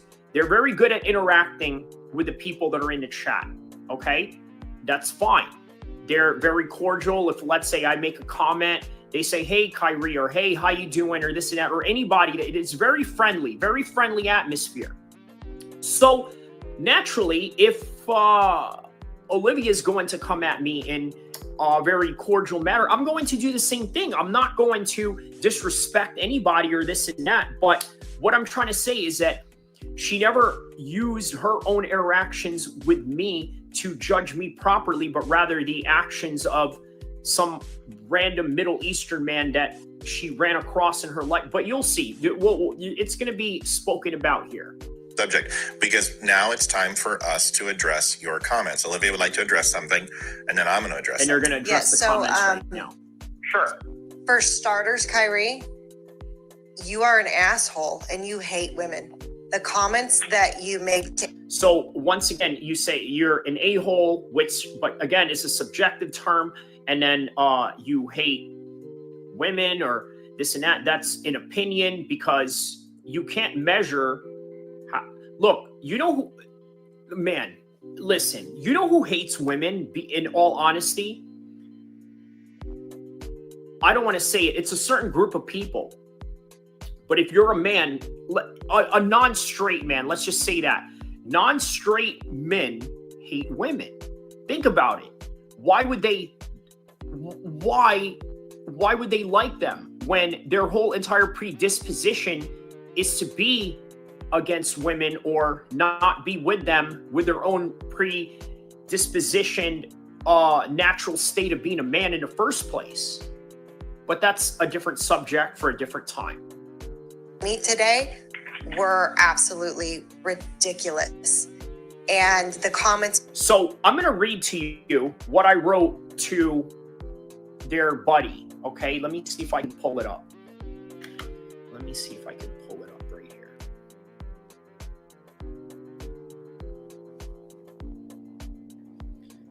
Actually, you know what? I'll play that later. Let's continue on with this. But basically, this is what I said to their mod. I said, how does it feel that you basically work for these people for free? They make all this money from Wimkin and all these other places or this and that. And for whatever reason, you're not getting any of it. Now, look, maybe these are very inaccurate statements that I've made, but you got to understand something. When you're beefing with somebody, you're going to say things out of the blue that may not be true. Just like them, they didn't like the fact that for whatever reason, they thought that I was against Israel or whatever, or this and that. I flat out told the dude that I don't have any dog in this fight. But once again, when you don't like someone, when you're in conflict with someone, whether that would be verbally or physically, you're going to say things that are often not true just based on trying to win an argument or try to push up your own narrative over theirs. Have made on the show before we banned you on every platform except YouTube were completely, you downgraded women. The comments you made were derogatory towards women, and every single comment you have made to a woman on this show has been rude and downright mean. First of all, I've never been rude to anybody on the comment section of their show whatsoever, ever.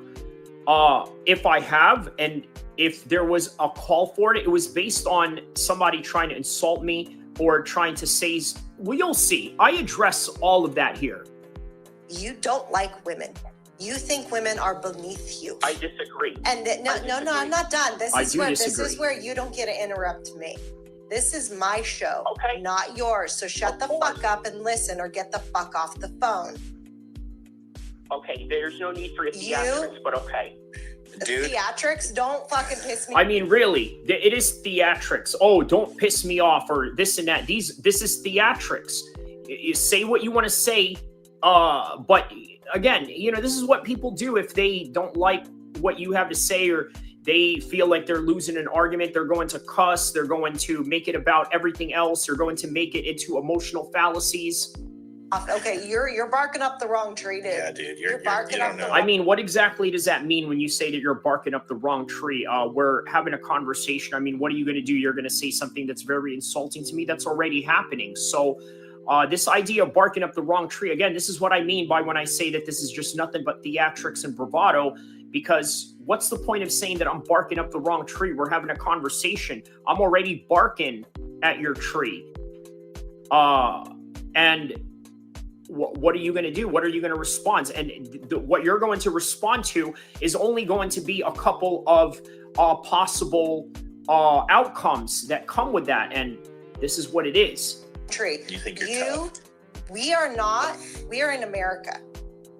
And in America. Again, with this whole idea of, well, we are in America, so you have to do things the right way. Look, here's the thing about this, right? I've told them, and you'll probably hear it in a little bit, where I've said that, you know, I love America. I love it here. It's great. It's an awesome country. There's a lot of awesome things to do.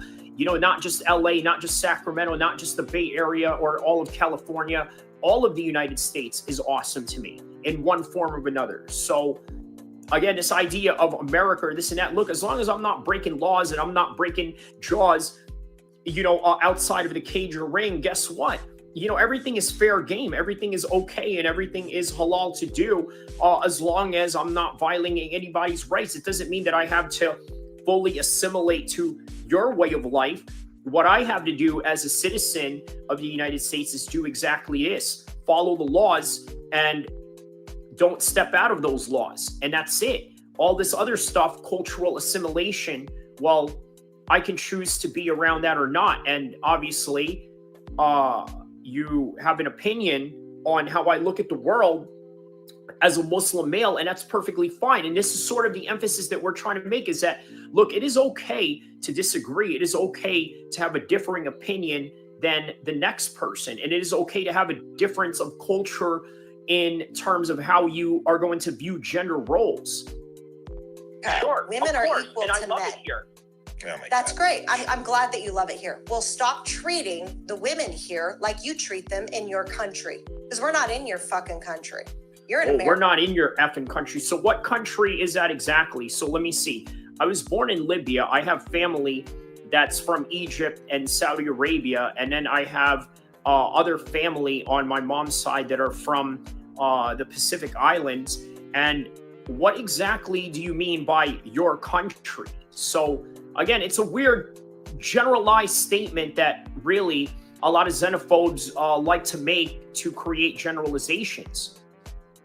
Okay. But it doesn't mean that I And you have to can't interact treat with women people like you that do. if I choose not to. All right. So this And- is and not. here's wait, the time other out, thing. time out, honey, 1 second. This is not a conversation. You can take your mental notes, and I didn't have a conversation when you were talking. It's not a notification. This isn't a debate.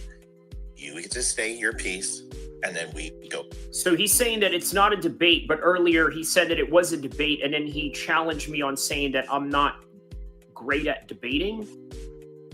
Then respond. Then you get to say your piece, and then you respond. I get to go after her, and you may not like it. You may not like it, but that's tough shit. Fair. Because I'm not gonna like some of the things you say, but I didn't interrupt you and jump your shit. So hold the fuck on. Fair.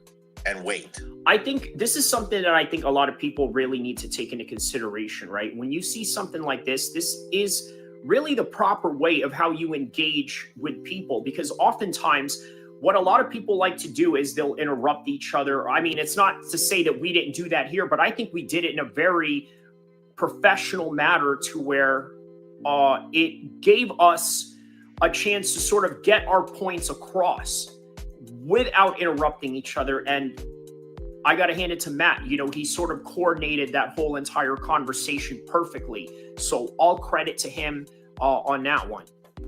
The other thing I was going to say, Kyrie, is calling you Chris Brown.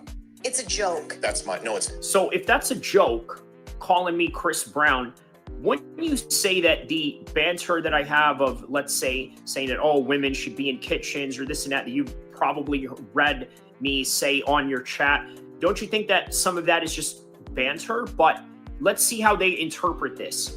No, it's not. Don't speak for me. I said it. Let me handle the Chris Brown Okay, you thing. got that one. Thank you, ma'am. So here's the great. So here's. I'm not. No. It's my turn now, because then it's my turn, and then you get to go. There's two of us. There's one of you. That's just the way this works, because we can't split it up any other way. Because she wanted. Again, credit to him for really coordinating this conversation in the most cordial manner that it can be possible. Comment on your original statement. Now I'm going to address the Chris Brown thing. So why don't you speak plainly and assume, instead of assuming, why don't you go ahead and say it very clearly? What do you think I was insinuating by calling you Chris Brown and Ike Turner? Well, it's obvious, isn't it? We know them for more than just their music, the obvious controversies. What is it? Smacking up their partner for whatever reason. Okay. Which it's funny, has never been in my history. Okay. So it's interesting that all the things, when I go ahead and think about Chris Brown and Ike Turner, that there are plenty of individual things that they did. One is riding a vehicle and having Tina Turner thrown off the roof, to holding her head underwater, to beating the shit out of her. But honestly, those things are just a few of the things. Chris Brown pummeling Rihanna into something you don't even recognize. But there was... So again, why do you call me Chris Brown? A hierarchy to that there was a more prominent indicator of who they were. It's interesting that you went right to their physical abuse, and I never made that insinuation, which shows me that there is something inside your psyche that pegged your own self like that and put that own jacket on versus me, because I'm talking about their degrading and mental attacks on women.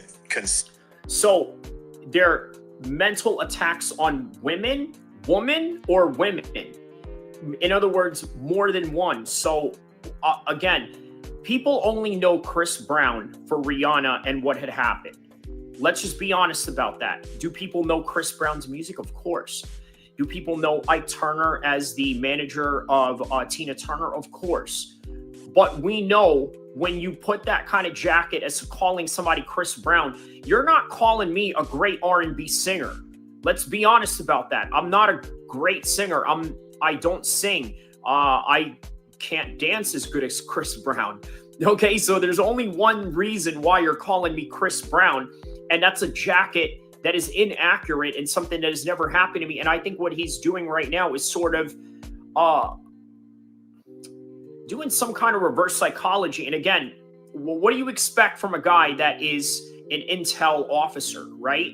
Who is used to interrogating Al-Qaeda suspects, or I don't even know if they had Al-Qaeda during his time, but shout outs to somebody here from Ukraine or Russia. I'm sorry, I don't understand what that says. Please translate that in English. Thank you. But shout outs to everybody from Ukraine and Russia that is tapping in. So here we go. Instantly.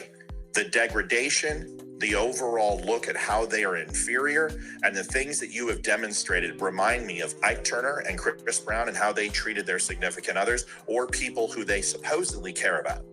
Okay, so that's interesting. So that's what he's trying to say is that, well, here's the problem with that assessment. You see, you don't, up until later on in this conversation, you did not know that I had a family. Okay, my own immediate family. In other words, wife, kids, and all that, right? You didn't know any of that, right? So if you don't know that, how would you know what kind of relationship I have with women? And if you're on my show, we don't sit here and collect people who we just want to hate. This show tries to care about the people who are involved. So it shocks me that you talk about women the way you do, who are extremely important to this network. And it very much reminded me of Chris Brown and Ike Turner. But it is telling that you associated it with physical abuse, which tells me. Well, first of all, of course, I'm going to associate with physical abuse because that is what Chris Brown is mostly known for. A lot. Okay, well, fair enough. I understand that that is your opinion, that because I went directly into the record of them abusing women or having a record of that, only because, look, all these other things that you mentioned about Chris Brown, degrading women, In what extent? Does he do it more than Snoop Dogg in comparison to, let's say, the Doggy Style album, or maybe other R&B? No, if you would like me to call you that have done Snoop work? Dogg, I will. If you want me to call you Snoop Dogg, I will. Snoop. No, please, come on. I'm not that great. Come on now. Okay. You know what I mean? Well, our definitions of great are two different things, but it doesn't matter what I call you. Representing our country in the Olympics is pretty awesome, don't you think? I don't think somebody's merit is based upon their individual talents. I think it's how people act when nobody's watching, which makes it the most important. Yeah, that's what I think. I think true heroes are defined when nobody's watching. Okay, fair enough. I can't argue. I can't argue with him on that. The true heroes are the ones that people don't see. You on that? You're right. The other thing I wanted to address was when your wife mentioned a story about when she had a horrible interaction with a Middle Eastern man, right? And I'm curious about that because the reason why I'm curious and why I want to hear from her on that particular topic is because I can't imagine what she experienced or what she went through with this other Middle Eastern man that she has mentioned before. But I'm willing to bet that I've never treated her specifically in that kind of way, nor any other women have I treated in that kind of way. All right, that's a fair question. Are you still going? You still going? Okay, go ahead, finish up. So, no, wait, hold on. Time out. you You got to go first. Let me premise after he's done. Go ahead, finish. Okay, so all I was saying was that every time that I had interacted with Olivia, it was out of respect. I never disrespected her in any way, which is why, like, look, I understand. Okay, me and Matt have a disagreement, so of course, this is the position that you have to take, but also... Well, I'll tell you what I find really interesting about this, right, is that she finds a lot of this funny, and you probably are not seeing... Well, look, I'm going to show you right now, okay? I'm going to show you the inner... A second, just so... Go ahead, finish. Okay, so all I was saying was that time that I had interacted with Olivia, it was out of respect. I never disrespected her in any way, which is why, like, look, I understand. Okay, me and Matt have a disagreement, so of course, this is the position that you have to take, but also just the jackets that are being thrown. I don't understand. I don't understand what she finds so funny about that. I don't know if she finds this amusing or any. I'm just saying it's just an interesting observation. I'm not downgrading her for it. I mean, you're entitled to, feel happy or glee or find something funny as much as you want. But in my assessment of it, I'm thinking, okay, well, maybe you're laughing because a part of you sort of understands that that's true. I never disrespected you, but you think that whatever disrespect I laid on somebody is somehow indicative of how I may treat you or how I may treat anybody in your family. And that's just inaccurate. Or act naive and act like I don't act like an a-hole sometimes because I'm just being honest. That's just what it is. And Matt, you have the same susceptibility to that as well. Again, I understand that part, but all I'm trying to say is judge me off of the interaction that I've had with you rather than the interaction that you think that I have. No, I judge my interactions with you completely on your own words and your own merit, but that's immaterial because I've already made those points and I'm not going to make them again. You just did treat my wife like that because instead of talking to her. So here we go. Watch this. This is so outrageous. This is what he's saying in terms of what he considers disrespect. And this is something that I think you really have to sort of take into consideration when it comes to different cultural practices of some things. Talking. Well, if you shut the fuck up for a second, you'll find out. All right. Let me explain it to you. Because you are talking through me at her. You call her my wife or Olivia. Instead of just asking her, you're communicating with her through me. First of all, we're not. So why is that wrong? First of all, I understand your wife is part of the show. I understand that she's a co-host, but I don't know, man. Maybe I'm old-fashioned, but I prefer to handle my conflict, whether that would be verbal, physical, or anything with a man. But that's just me. I'm just saying, you know, but they somehow find this to be a disrespect. And look, this is a very important practice and a very important lesson to learn. Some people just have a different way of going about things. And he explains the cultural significance about this action that he says that I'm doing right now as we are speaking. In Japanese, yo. And we're certainly not fucking Muslim. I don't give a fuck if you talk to my wife personally. Treat her with respect. Her name's Olivia or Miss Spear. Mrs. Spear. You got a problem with that? But you don't talk to her. You talk to me. Which immediately is disrespectful because those are This is the first time I've ever heard a man. And look, I know that this is common with a lot of men, but he actually finds it disrespectful that I'm willing to talk to him first before his wife. Now, again, I understand why he may find that disrespectful, but you'll also understand there's a lot of people out there that would find what I did a lot more reasonable and, quite frankly, righteous. And Muslim culture. You don't need to bargain and have a conversation through me to my wife. If you want to talk to her, she's right fucking here. Use her first name and speak to her. That's disrespectful in its own self, and you know goddamn well what I'm talking about. So don't play coy and don't play naive. All right, well then you just demonstrate it. I know what's going on. That's why I'm calling you out on it. Okay, so what is the big deal about that? Because I am not her fucking keeper. I'm not her fucking keeper. Hey, you asked a question, I'm answering it. I'm not her keeper. You don't need to see.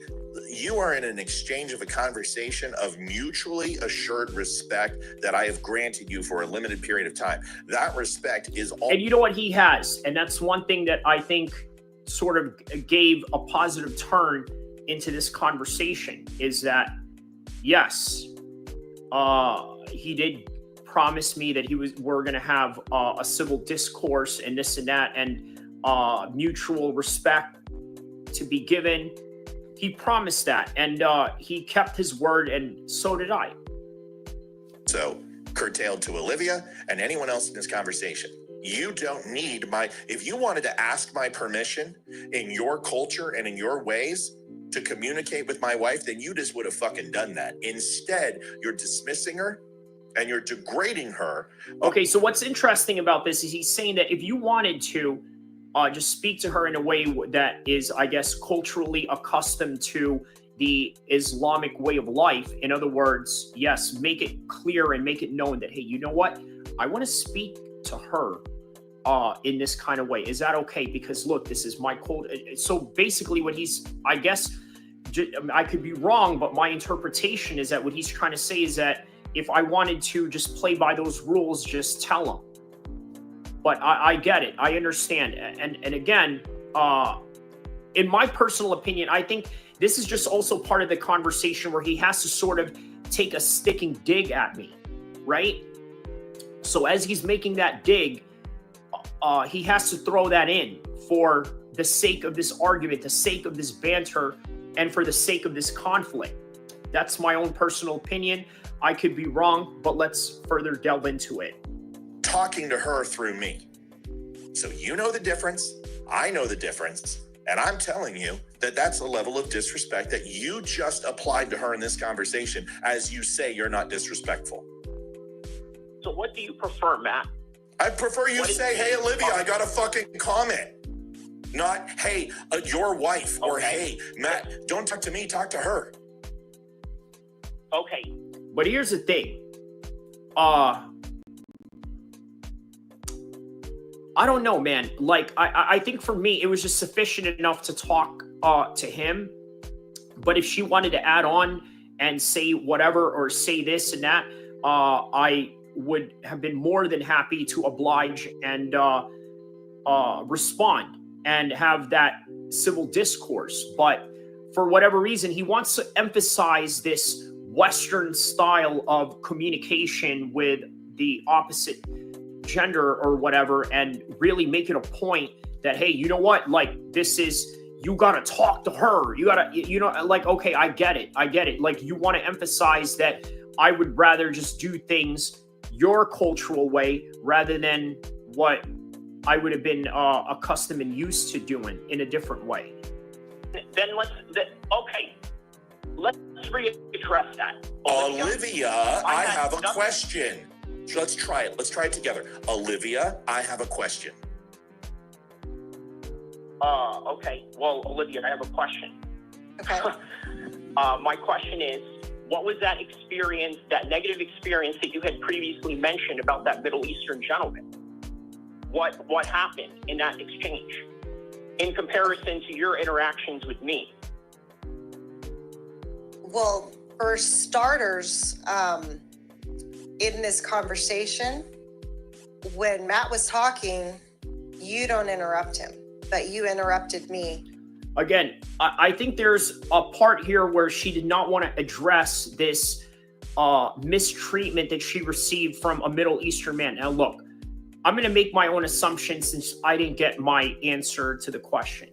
My assumption is that when she probably ran across these so-called Middle Eastern men, there were probably moments where they decided, hey, you know what? I'm not going to shake your hand. You ever seen Khabib and the way that he interacts with women? He's done some shows in Russia, these talking shows or these little functional events that he goes to or whatever, right? And whenever there's a woman there or whatever, or he's receiving an award and they want to shake his hand, he politely says, you know what? No, I can't shake your hand because it's un-Islamic for me to do so. So perhaps, again, I'm only speculating. What if perhaps maybe this is a type of interaction that Olivia has gone through, and for whatever reason, she may have probably felt like, you know what, this is very distasteful. This was rude of this person to not shake my hand when maybe they didn't mean to be rude. That's what I was trying to look for, or that's what I was speculating what would have happened. But she never really addressed that particular instance of, well, you know what, this Middle Eastern gentleman treated me like S because of this. First of all, how can they possibly treat you like S, right? Can they hit you? Obviously, they're going to go to jail. If they do, then you're going to obviously have a story about it and say, hey, you know, this Middle Eastern man or this Muslim man or whatever hit me or this and that, or he assaulted me or this and that or whatever. Hey, you know, that's the reality of the situation. Did that ever happen? Or do you just have a situation where you ran across a cultural misunderstanding of some sort? And that's kind of where I'm trying to get at. But let's listen to the rest of her response from here. Everything I said. And that right there shows disrespect. And when I called you out on it, you kept going. And when Matt calls you out on it, you shut up. So right there, that shows disrespect. So that's the first thing. I've done the same thing to him, to be quite fair. No, you haven't. No, you haven't. So yes, I have. I've done the same thing, and I've interrupted him in the same kind of manner if I needed to. Or this and that. I don't know, but they're kind of nitpicking here if you kind of notice, right? They're just looking at every little bits and pieces as to say, oh, you hate women because you did this or because you interrupted me more than you interrupted him or this and that. And I think that's just what's going on. And if they have a different opinion on it, that's what it is. It's your own different opinion, but that's just my opinion on the matter of this interaction. That's the first thing. When I tell you to shut the fuck up, you shut the fuck up. Rewind back. No, that's different. Obviously, because I want to hear what you have to say, not because I'm, bedazzled by your bravado. It's not bravado to tell someone to shut the fuck up. If you were standing in front of me, I'd tell you to shut the fuck up. You obviously said that you wanted to have... Well, again, then he goes into this whole thing about, well, it's not bravado to tell you to shut the fuck up. If you were in front of me right now, you would shut the... I mean, look, again, posturing is the key word here. Peaceful discord, and peaceful discord. Look, what are you? What are you? Fucking dude, are you serious? What are you? Are you Amish? Are you a Buddhist? Dude, you are a fighter. You go in the ring and fucking go toe to toe with human beings in mutual combat. When you are in that ring, you throw fists. Do you take that personal? Do you think that someone doesn't like you when they're trying to fucking win? You're going to sit here and say that me telling you to shut the fuck up, it makes your tampon get all full? Give me a fucking break, bro. Again, all right, then don't sit here and... Well, I don't have to. You just said it. Play it back. Rewind it. Listen to me. Yeah, I did. You can say you're wrong, right? Can you say the words "I'm wrong"? Have you ever said those words in your life? Of course I have. Great. Olivia, I was wrong and I apologize for disrespecting you. Go ahead and talk. That's really simple. But I'm not going to apologize to you because that means that I have to treat you with mutual respect and I would be being fake and insincere. I think you're a cock. And until you prove it otherwise to me, I'm going to talk to you like a bitch. And if you don't like it, you know where I live. I've told you 100 fucking times. That's the... Again, he tries to play off this whole thing about like, well, you know where I live or this and that. Look, let's be real, right? If I really wanted to go and crash out at you, I mean, come on, that's the dumbest thing that you can do. And then you would just call the cops anyway. Like, that's not what I was trying to do here. The only way to solve these problems.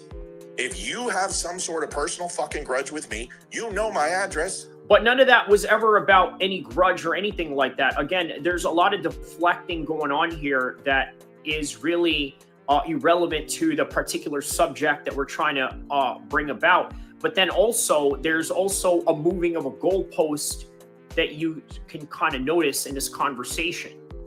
You outed it in fucking private communication. Yeah, okay, that's obviously through a private means of which, you know, I'm trying to get to you. But yeah, okay. No. But if you're trying to get to me, there's other ways to do it versus completely trashing a human being who has done nothing to you. Amy I don't know Stancombe. about that, Matt. You know, I'm not here to discuss, you know, that person. You're the victim. So I don't know about that. You're the victim. I forgot. No, what I'm trying to say, again, you know, oh, you're the victim or this and that. No, listen, you don't know what Amy does or has said to me before, and we're just going to keep it at that. I mean, look, you've seen snippets of it. She's talking about how, oh my God, you know, I know that they had signals in the sand or this and that or whatever. I'm like, okay, you just seen it right there. That's a small snippet of what she said to me behind closed doors, and not even behind closed doors, but that's neither here or there. I'm not going to confidently say that, you know, she did nothing to me or... What'd she do to you? What'd she do to you? Tell me what she did to you. Again, more bravado and more theatrics. Oh, what'd she do to you or this and that? That's theatrics. Like, I'm here trying to have a serious conversation, and then here's your wife over here laughing away, right? You know, just, you know, sort of enjoying this whole thing. You know what I mean? Like, again, you know, just very condescending in a certain way. And again, I think it's just because he's trying to win the conversation, and that's really the point of this whole entire matter. Tell me where she hurt you. Show me on the doll where she hurt you. So let me get this straight. You're the one that's upset that I said these things to her, but you're telling me that I don't understand. Like, do you really think I'm upset? I don't know. You don't know if I'm upset or not. I never claimed you were upset. I never claimed you were upset. I never claimed you were upset. What was that? He actually did claim I was upset earlier in the stream. He says, oh, well, you sound angry or this and that. You're the one that claimed that I was upset. Those words didn't escape my lips. But whether you're upset or not is immaterial to me. I don't give a fuck. But if you think this is me upset, my wife just fucking went around with you and just bitch slapped you. I'm giving it 0-1. I mean, you know, once again, exactly in what way? Like, she didn't mention why she had a bad interaction with some Middle Eastern man or some Muslim man or whatever. I don't understand, like, what type of goalpost you're trying to show here by saying that she went around you or whatever. But again, it's just all bravado, and this is exactly what I mean by theatrics. There's no metric measurement to say that, well, she won this debate or this and that. It's just your own show that you're in your own hometown of crowd, in your own platform that we are performing in. For you to, I don't know, I guess get the stamp of approval from everybody else. But yeah, I mean, that's just the assessment that I get out of that. I think she could take 10 rounds with you. And again, then he goes into this whole, oh, I think that she can take 10 rounds with you or this and that. Again, more bravado. But I guess it's part of the show, but please be cognizant and understanding that that's what it is when he's saying these ridiculous things. Bro, She just bitch slapped you. People that come Don't on. be upset. You lost to a woman. What do you want? It's not her fault. It's your fault. Well, I still need to answer his other question. All right, answer his other question. Dude, it's not my fault you can't debate. You contradict yourself everything you say. You fucking... Well, again, he just contradicted everything that he just said. He just said, well, this isn't a debate. And then he just said, well, you can't debate. Fucking circles. So is it a debate or is it that I can't debate? And if I can't debate, then why would you say that it's a debate in the first place? You even the things that you wrote, you're complimentary to a person and then you fucking insult them. Well, because that's called being truthful, right? I'm going to be complimentary towards you where it needs to be. And if you feel insulted by the other things that I say, guess what? Part of that is the truth also. It's not in any way to just purposely do that. There's people out there that I've insulted and given no compliments to. There's people out there that I've complimented and given no insults to. It just really depends on who you are and the circumstances behind it. Literally leads like No, that's somebody called who being is real. That's called being real. Matt, I'm that's gonna called respect being real. you and Are then you call an you a intelligent bitch? person? Yeah, you are. That's real. Fuck are you? That's whatever. called All right. bitch and this and that and mother effer and this and that. All of that is just bravado, God, bro. you're so angry. I want to get Olivia to answer and answer your other questions. So let her do that. I'm sorry. Okay, fair enough. Please. Okay. So, Kyrie, I have never compared you with the other Muslim men that I have had interact. But you've said and mentioned that you've had a negative interaction with them. And let's see if she does mention it here. Because I've had interactions with Muslim men that were absolutely amazing. And I've had interactions with Muslim men that were not so amazing and they were douchebags. To be quite honest, when you first came on the show, I really liked you. I even told Matt that. I said, wow, I really like him. When we got off the first time you called in, the video call, it's like, wow, I really like him. He's pretty cool. I hope he calls back. That was my first. So she's talking about the first time that I had called into their show. And by the way, this is where Matt took a liking to me. And this is the beginning of our online interaction. Response. And then you were coming on the show, you were in chat, and I was like, awesome, this is great, he's cool. And then your true colors started showing, and you started making snide remarks and small comments and just little things. You would say something little that if you weren't really reading it, you would overlook it. But then you started getting ballsy and started saying other things and not so incognito with the way. Well, once again, I'm not going to remember everything that she's talking about, but what exactly are those? And if you can't name them and you can't even name generalized statements, then I don't know if this is easy to believe. And I'm just telling you from an outside point of view of somebody that, let's say, is looking at this from the outside. Never mind that this is me and you. We're treating the women in the chat. And it got really bad. And you started, and your true colors showed with the way that you talk to women. Because your responses to the men on the chat were not how the responses to the women. And I know what she's talking about. So what she's saying is that whenever the men interacted, respond to them, and whenever the women would talk to me, I wouldn't say anything to them. And you know what? You got to understand, Western culture finds a lot of this disrespectful. But if you're a true Muslim, I think you understand why I never engaged with any of the women in their chat, but only with the men. And she finds this offensive that I would not speak with any of the women in the chat that were trying to speak to me, but rather would just only speak with the men. And she finds that unusual simply because we live in America or this and that. Well, yeah, we live in America. I can choose who I want to be around or who I want to talk to or how I'm going to conduct myself. And there's nothing wrong with that. That's why. I see what you're You are saying. not a nice human being. And you're not a nice human being. Period. And you can say anything you want. You can say anything you want, and you can defend yourself all you want, but your true colors show that you absolutely no respect for women. None. And you can lie till the cows come home. That's great, but I will never.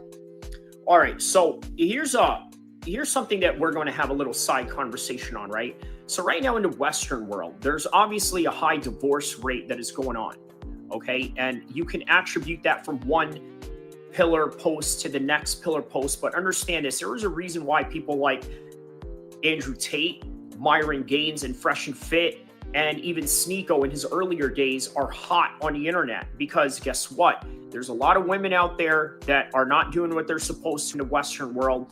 And that is the reason why Andrew Tate became a Muslim, why Sneeko became a Muslim. And a lot of these guys in the red pill community, guess what? They're Muslim sympathetic, even if they're not Muslim. You want to know why? Because the Muslim women, they know their role. And within that role, it prevents a lot of corruption that comes with this idea of, well, we're just going to let everybody be free. Okay, well, that's your right. You're allowed to be free in this country, but you also have to understand this country is also an open market for divorce lawyers. So I think about that. Believe you. And if you ever, I mean, you're a person that I wouldn't let my daughter go within 100 yards of. First of all, your daughter's underage, okay? I don't need to be around her in any kind of capacity whatsoever. I mean, it's not like I'm a coach or I teach or anything like that. Yeah, that's fine. I don't need to be around your daughter, this and that. It's kind of weird, once again, that you said that. And then she asked, you know, and then again, I asked her, well, what kind of jacket are you putting on me again? I'm like, you know, because then you're trying to create a narrative like on some Drake, you know, A minor stuff. You know what I mean? Like, come on. I mean, that you're the type of person again, what and kind man. of jacket exactly are you putting on me with that being that, I mean, like... You're a threat. Whatever. You're a threat. Well, for starters, I'm not trying to put a jacket on you. I don't get that analogy, but okay. Fair enough. So for those of you that don't understand the language of, well, putting a jacket on someone, I mean, it's a street vernacular term when, let's say, you call somebody a snitch, an informant, or let's say when you call somebody a pedo, okay, or whatever type of, again, jacket you want to put on them, right? Here's your pedo jacket. Here's your snitch jacket. Here's your, Islamophobic jacket. Here's your anti-women jacket, which is what they're putting on me. Your anti-Israel jacket that they want to put on me. That's what the vernacular use of a term as putting on a jacket to someone means. Fair enough. Yeah. I understand that. That is your right. Look, here's something that I think we all have to understand, right? One of the things that really attracted me to Matt's show from the very beginning, I remember him saying something to the effect that, you know, we're all Americans. We're all different. We all have a different way of looking at things. We all have a different way of looking at life. And, you know what, that resonated with me. I thought maybe you guys would have been receptive to whatever it is that I've grown under when it comes to, let's say, how I should interact with certain people or a certain gender or this and that. I never meant to offend anybody, not in the chat. There's only one time where I can really cite that I have offended specifically a woman in your chat, and I'll say it right now. It was Tina Savage. I remember she said it was when, Matt, one of those episodes where Matt was calling me out, and then she said something to the effect of, well, why don't you assimilate? So, of course, I went at her with my own opinion to that matter. And if that came off disrespectful in any way, then I don't really know what to say to that other than just standing on business with what the message that I'm trying to convey. Okay. Other than that, I've treated you with respect. No, you haven't. I've treated Amy with respect. And no, you haven't. You mean the real estate woman? No, you haven't. The real estate woman, right? Come on, man. I didn't know her name. And you know, So they're saying that I gave no respect to one of the women hosts because I didn't know her name. I didn't know her name. Like, you expect me to know everybody. I only know Matt in that show because, let's be honest, and I've said this, Matt is the main character of that show, so I'm going to know him. Everybody else, okay, there's Leroy. Yeah, you know, that's a pretty unforgettable name. I didn't know her name. And that somehow that's a negative connotation, but I just thought that was funny that it's a negative connotation because I didn't know her name. Matt, let's be real. You know you're the star of that show. Like, I'm sorry if I didn't know her name. What? What the fuck are you talking about? What does that mean? What? Help me understand what that What means. does that mean? What do you mean? You're the star of the show? Yeah, help me understand what that means. Well, what that means is that when you think of Don't Unfriend Me, just as when you think of, I don't know, Howard Stern talk show, obviously it's Howard Stern. That brand may not be your name, but you are the face of it. You go on Google, you look up Don't Unfriend Me, your face is the one that pops up. That's just what it is. My son wants to chime in, and he's 11. He says, what? And look, here's another thing, right? This is part of the reason why they have no idea that I have a family, okay? Because, look, here it is. His son interacts in the chat. You know, they bring in their daughter into this whole situation. Look, man, let me just say this, okay? You're lucky that it is me that you were in conflict with, because anybody else, man, you know, there's a lot of people out there that are extremely disrespectful, okay? They will say horrible things about your wife, your daughter, your son, and your whole entire family. Obviously, I'm not the guy that was going to do that. I've demonstrated that I'm not the type to do that in any kind of way.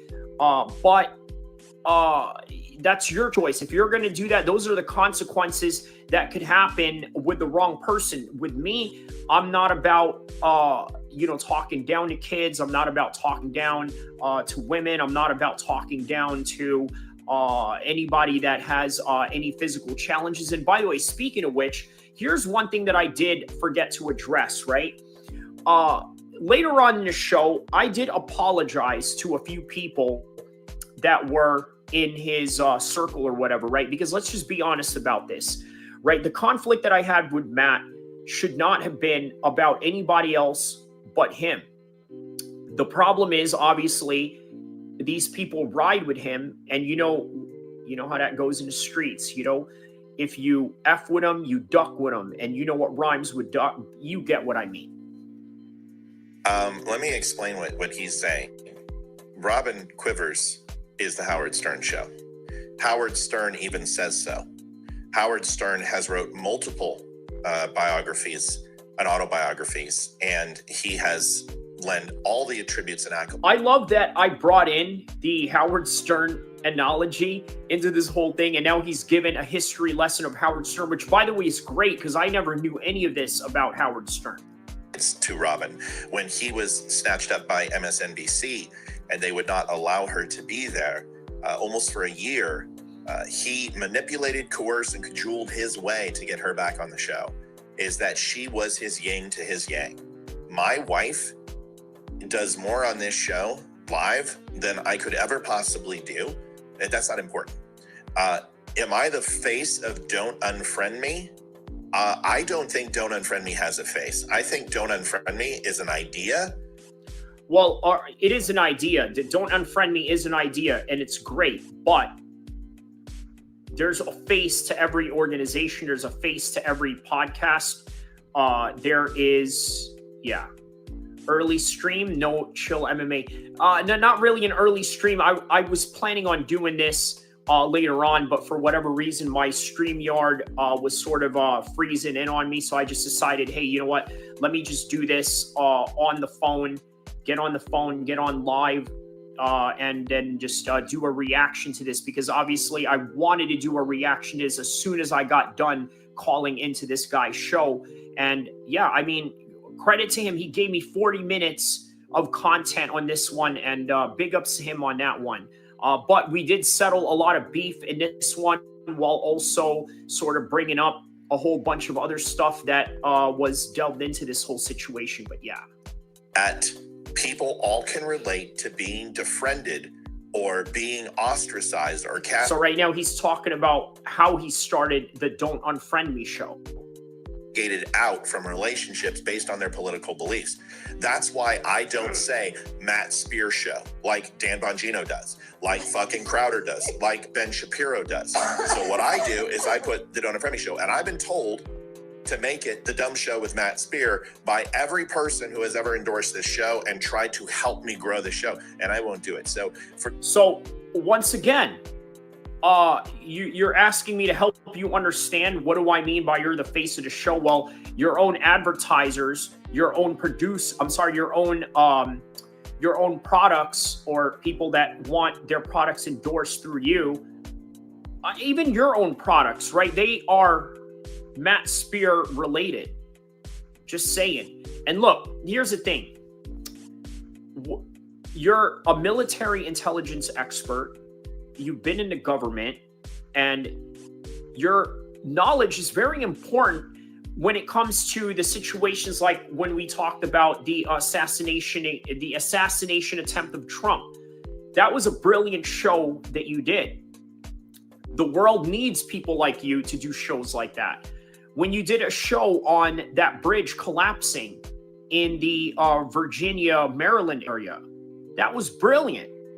People need someone like you to push content like that. That is why you're the face of that brand or that podcast. And guess what?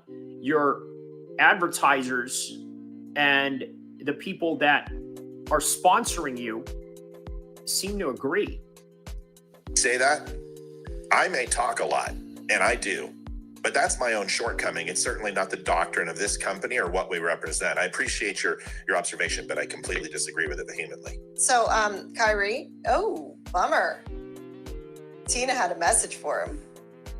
She said, go ahead and say it. Glad you remembered my name, bro. You can still go fuck yourself.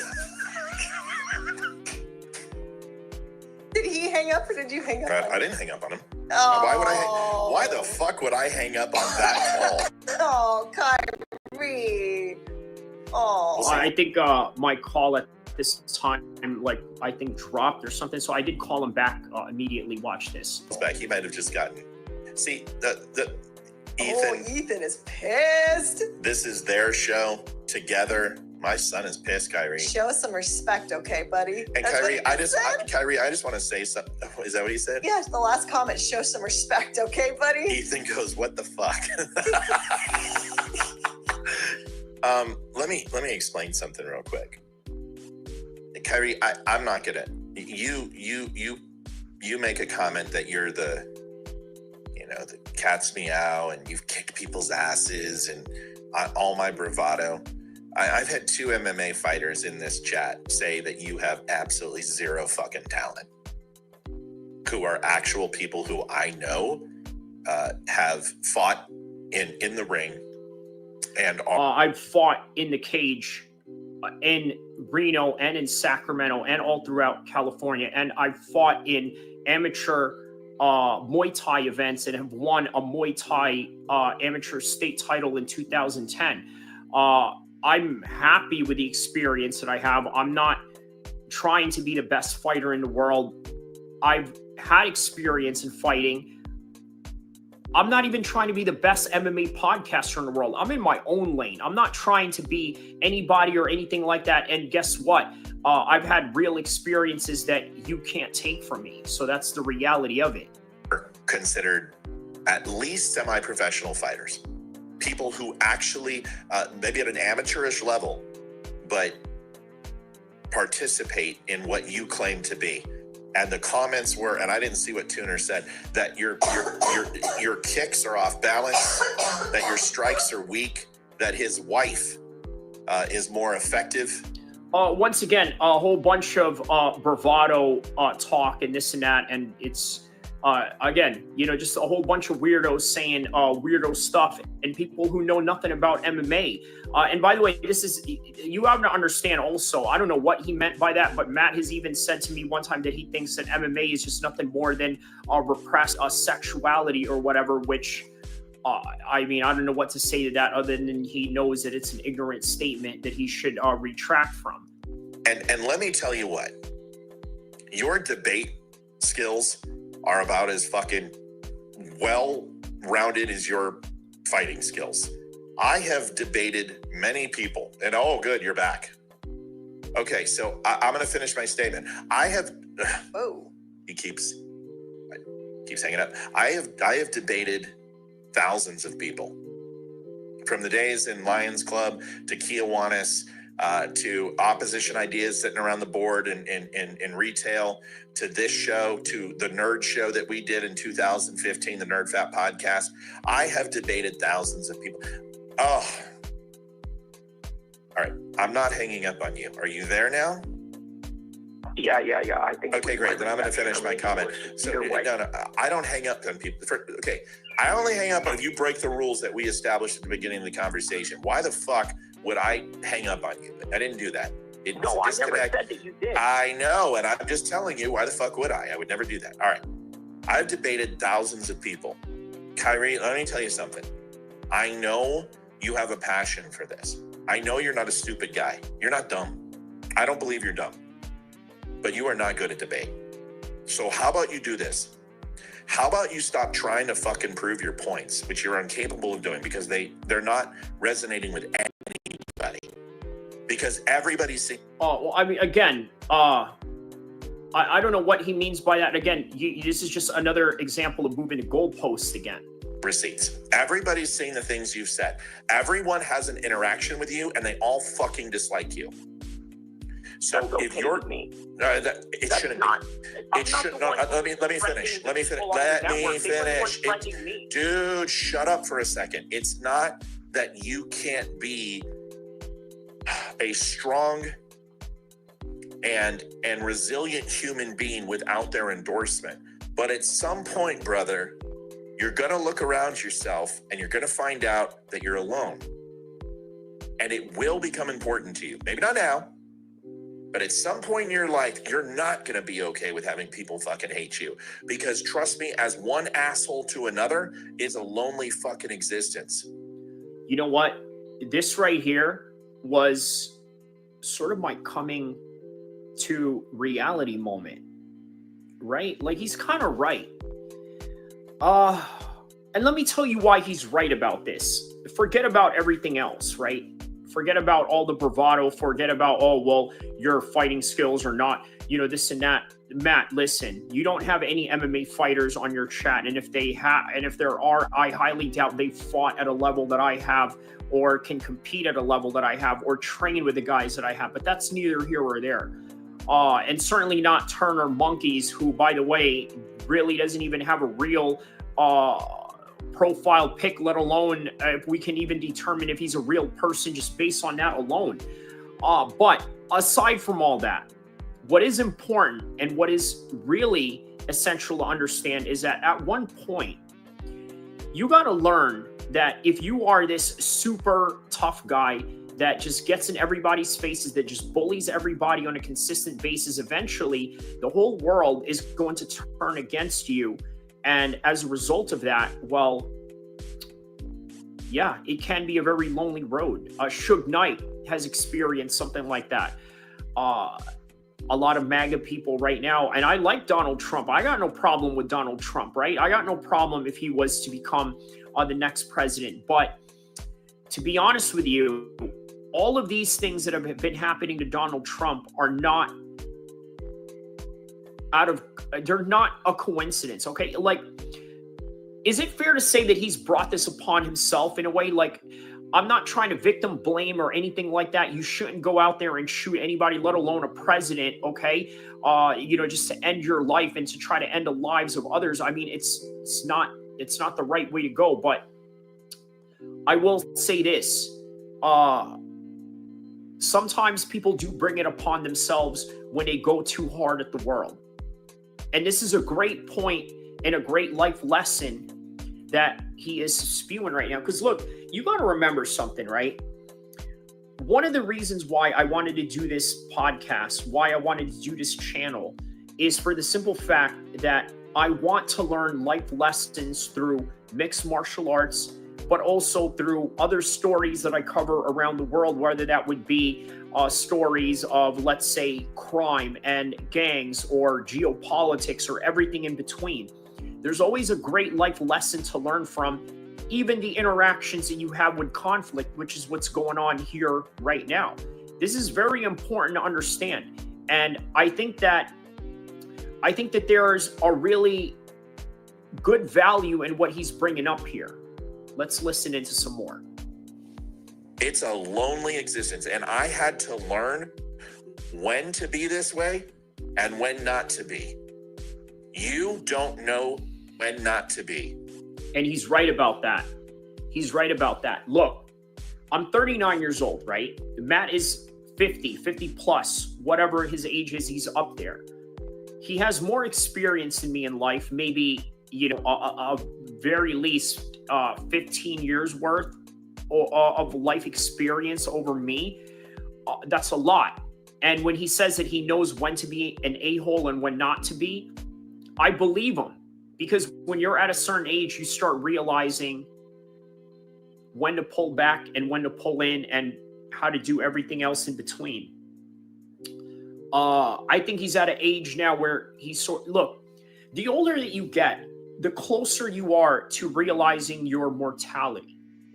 And the more that you realize that, the more humble you are in life. And I think this is the most beautiful life lesson of all when it comes to this. So, and it's not only on this. Okay, then shut up and fucking listen. And maybe you might learn something so you can start progressing and rehabilitating your image, and at least this chat that might transfer over to your personal life. Your opinion is never more important than how you make people feel. Ever. Wow. Okay, that's profound. Your opinion is never more important than how you make other people feel. Let's reflect on that for a second. Your opinion is never more important than how you make other people feel. That's very important. That's very important to understand. If you can learn that, I promise you, you will be a better person. Because if you just remember, they don't care about your achievements, they don't care about your personal successes, they care about how you make them feel, and if you are a cocksucker, they will not come around anymore. I had to learn that many times throughout the years in my show, that I was dropping viewers like crazy, and it's because I was being an asshole.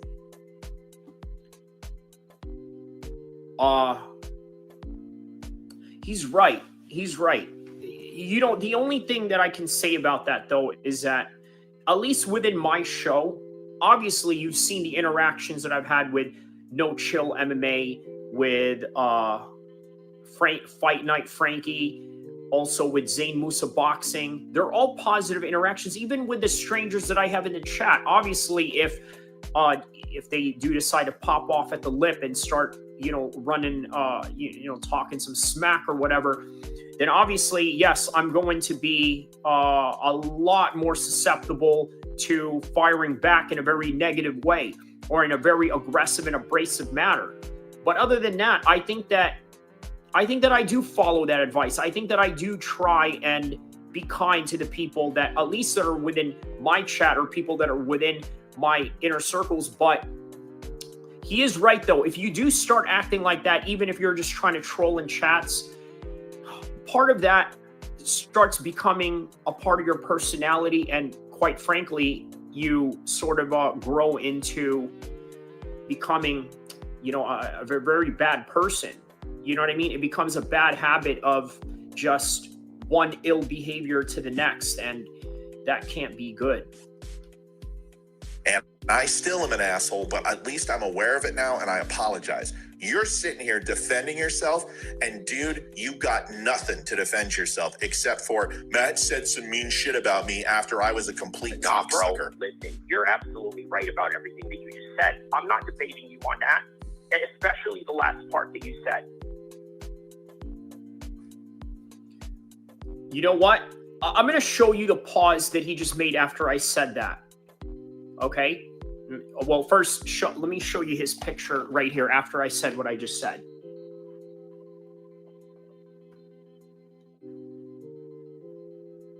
Okay, that's his reaction. Let's go back. Let's rewind that back a little bit. And dude, you got nothing to defend. And especially the last part that you said. Okay, right here. We'll play it. I'm an asshole, but at least I'm aware of it now, and I apologize. You're sitting here defending yourself, and dude, you got nothing to defend yourself except for Matt said some mean shit about me after I was a complete cocksucker. Listen, you're absolutely right about everything that you just said. I'm not debating you on that, and especially the last part that you said. Now look at his facial reaction from here. Great. Then you got some words to say to some people, and they're listening. And I don't fucking care what you think about me. You don't know me a goddamn thing. Because if you don't know me by now and know how that I work, I don't need a fucking apology from you. I don't want it. I want you to change your fucking attitude and be a part of this show, or I want you to fuck the right off. Period. Fuck the right off, or be a part of the show. But in order for you to do that, you got some things to say. So we'll wait and we'll listen. Go ahead. What exactly? Okay, I think I know where you're going. You know that little pride button's going off in your fucking head and dinging, and it's fucking going overtime right now. You know goddamn well what I'm saying. Don't sit here and play coy with me. You're like my fucking children. You know what to do. You don't want to do it, but you know you're calling in because you got to. So the truth of the matter is, going at his mods was not right, because they were never the problem to begin with. With Amy, I'm not even going to address that. It doesn't matter at this point. But the problem that we had was with Matt. It wasn't with those other people, and I should just kept it at that. So I decided that I was going to be the bigger man and apologize to those people. You know, that's just what it is. Now, look. Something you people have to understand, right? There's nothing wrong with apologizing to someone. There's absolutely nothing wrong with that. I think sometimes apologies go a long way, but also helps alleviate a burden in your heart. It's always important to remember that. Guilty fucking conscience for once in your life, and that's a good thing. So run with it. Number one, Amy, I had no right to say some of the things that I said to you because some of those things I have no idea about. Just like if Matt decided to call me an incel or this and that. No. You were doing so well. You were doing so well. You fuck. All I was trying to say was that, you know what? I had no right to talk about what you pay Amy or not, because the truth of the matter is, that's none of my business, nor should I really care. If they pay you enough or if they pay you at all, great. If they don't, that's your own business at your own accord, which has nothing to do with me. But at the same time, here's something you got to understand, okay? Matt also has said some things about me that he knows nothing about, right? He calls me an incel, or he calls me like, that I don't have any whatever relationships with women or this and that or some other weird stuff, simply because I don't go out and post my children on social media in any kind of capacity. But again, this is why I said what I said in the beginning of the live stream. I said that there are no real good guys or bad guys with anything. This is a great example of this. You see, like, Matt could make me look like the biggest villain to his audience, and I could easily make Matt look like the biggest villain to my audience right here. I had No Chill MMA coming in here defending me. I had Frankie Fight Night, coming in here defending me. Zayn Musa Boxing is definitely going to defend me. All the people that are in my chat, obviously they're all going to defend me, right? But that's neither here or there. Sometimes there are no good guys or bad guys, or there are no winners or losers when it comes to conflict. And that's just the reality of what's going on here. We're killing it. And you had to bring it back to your own pride. Let that shit go. Stop worrying about what I've said and take responsibility for what you said. And then you allow me to listen to that, wash over me, and maybe, just maybe, I'll admit my fault in this fucking thing. But not if you sit here and give her a butt sandwich. An apology is an apology. She's owed it. Hold on, you think you have a fault in this? Oh, of course I have a fault in this. But I'm not going to talk about it until you fucking take care of your responsibility. So there you go. He admits that he has a fault in all of this. Okay, and I do too, to a certain degree. But who started it? Man, you know, that's where the conflict sort of will rise up again. You know, if you get into these arguments of, well, you started or this and that, I guess those are better left unsaid. And I'm going to take his advice and say, hey, you know what? Sometimes your opinion really doesn't matter. Something to the extent where, you know what? Your opinion really doesn't matter as much as how you make others feel about it. And I think that's a very good point. For fucking going after the people who have no responsibility in this conversation and never have. And he's right. I had no right to go after the people that are not responsible for any of this. But you got to understand, man, it's not like Matt didn't put a battery pack over them in any kind of way. Because look, here's the thing, right? You got a guy like this who you are sworn and loyal to. Okay, you're going to want to do anything for him. You're going to want to ride out and crash out for him. So to me, I was perceiving them, you know, as the enemy. Like, man, you know what? This guy said this about me, whoop-de-woo, or whatever. You know, man, F him. You know, that's how I felt. But he's right. They had nothing to do with it, and it is important to address that. So let me get to that right now. Amy, I apologize for what I had to say to you. That was uncalled for. Another thing I wanted to address, Bubba, I had no problem with you whatsoever. I don't know what you're talking about with the LA story. Yeah, I was down in LA and I asked, you know, you to tap in with me or if you want to meet up or whatever. Okay, it never happened. I don't know what you're going off about other than whatever Matt has, you know, with me, which has nothing to do with you. But whatever it is that I did to you personally, which I can't recall ever making you feel any kind of way, then I'm sorry if I did. But I just don't think that I have done anything. But if I did, please tell me. I'm sorry is a complete sentence. You're doing fine. Keep. Yeah, no, in all honesty, so Bubba, you know, another listener of his show, I think one time I was in LA and he was down in LA at the same time. And for whatever reason, you know, we never happened. I mean, obviously, you know, I was busy doing my own thing. He was busy doing whatever. It's just what it is. It never happened. But, you know, he brings that up, but then he goes and he calls me a terrorist. He calls me all these types of names, you know, all in the name of trying to, I guess, impress Matt, but to a certain extent. But yeah, it's neither here or there. I'm proud of you. You're almost there. I'm sorry is a complete sentence. Stop the buts. Everything you say after I'm sorry, dude, is just you telling us why you aren't. What's next? Who's next?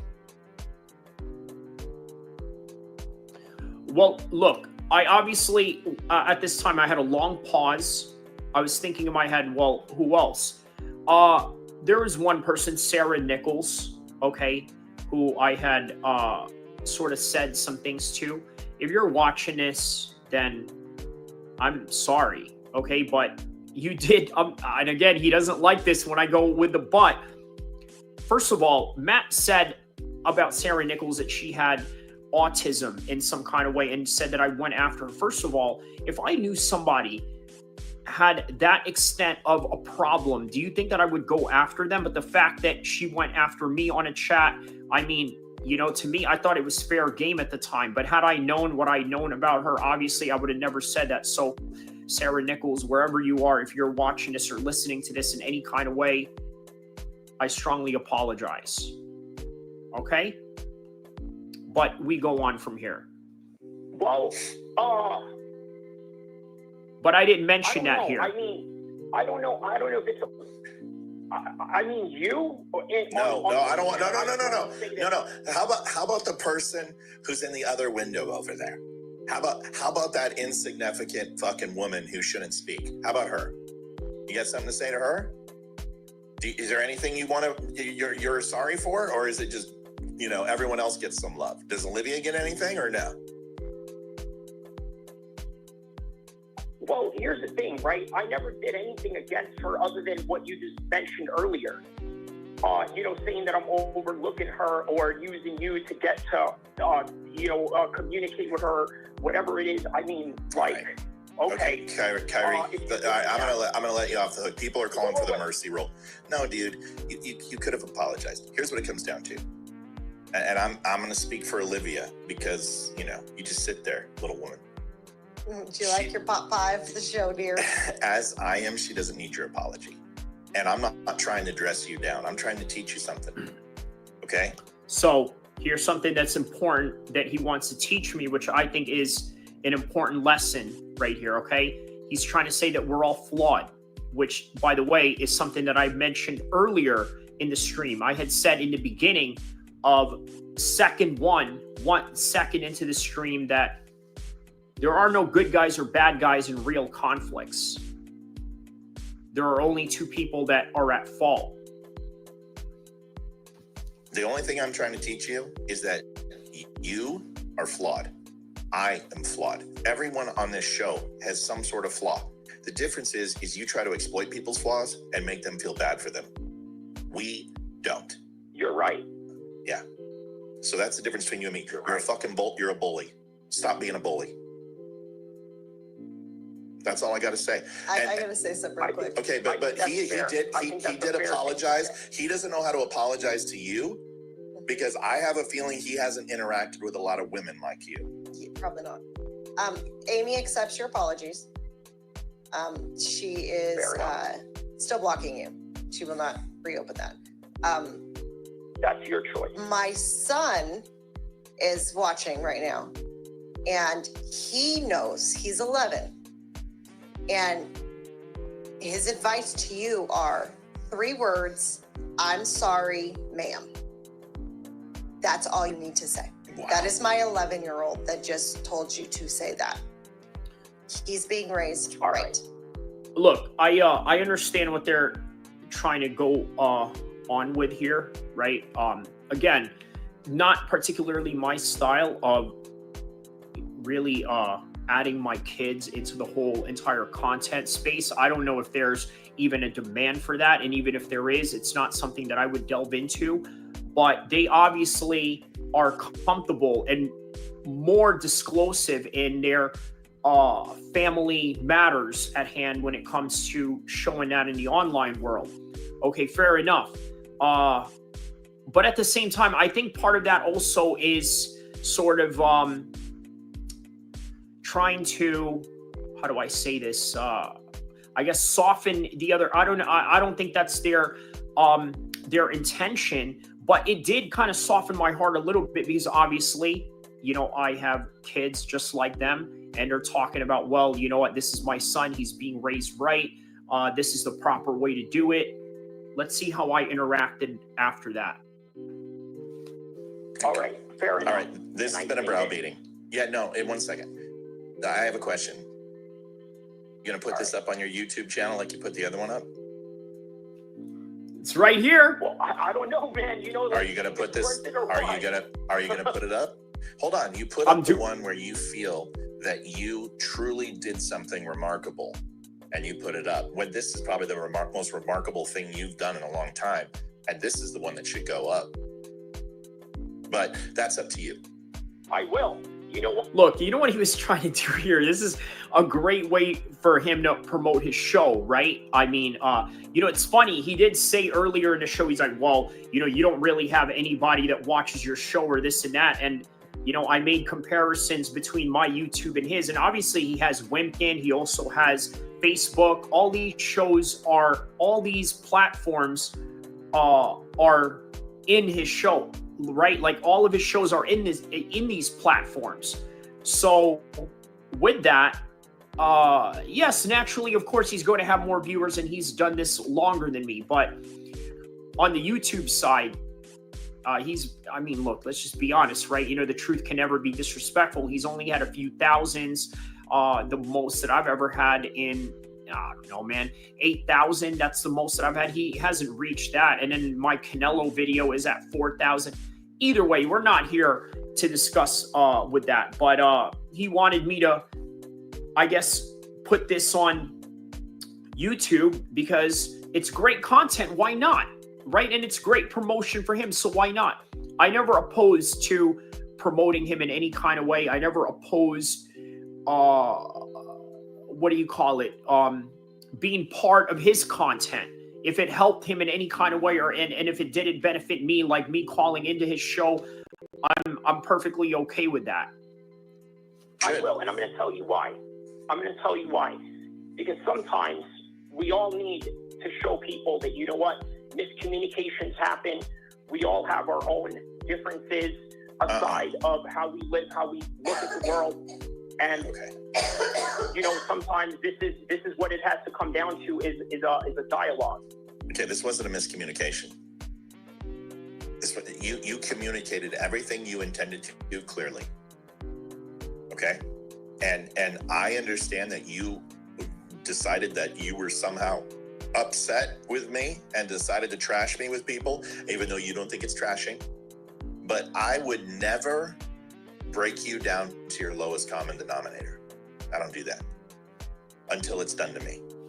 And when you call me a social media influencer and an entertainer for the Jews and all this other shit, you and I both know what you were saying.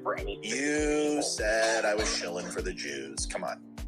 You inadvertently made that comment by saying that my time with the IDF, my relationship, what went on with my grandmother, made me a person who could not see clearly what the Jews were doing. And I was having rose-colored glasses. Okay, and here's the problem with that, right? So during the October 7th situation that happened in Israel, all right, he did not give any indication that he was concerned of innocent civilians being lost. Now, it was only after the fact that he did mention these things, but it is fair to mention that he did call out Israel for, let's say, some mishaps that they may have committed in the battlefield. That's what you were insinuating. And I think that's completely But you do see what they're doing. You've mentioned it.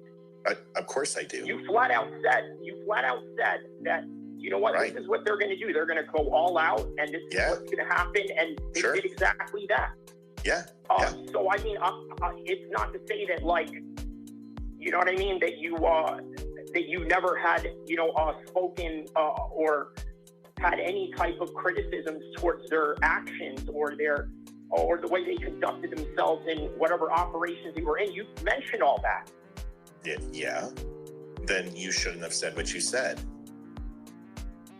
And you shouldn't have said. And that's only because he only said that after the fact, which I think is important to sort of mention here, right? He's never mentioned that during the October or November days when it was fresh, but he did start mentioning that only a couple of months ago. The things you said, and I'm not going to go over this. It's over. I don't want an apology. We're men.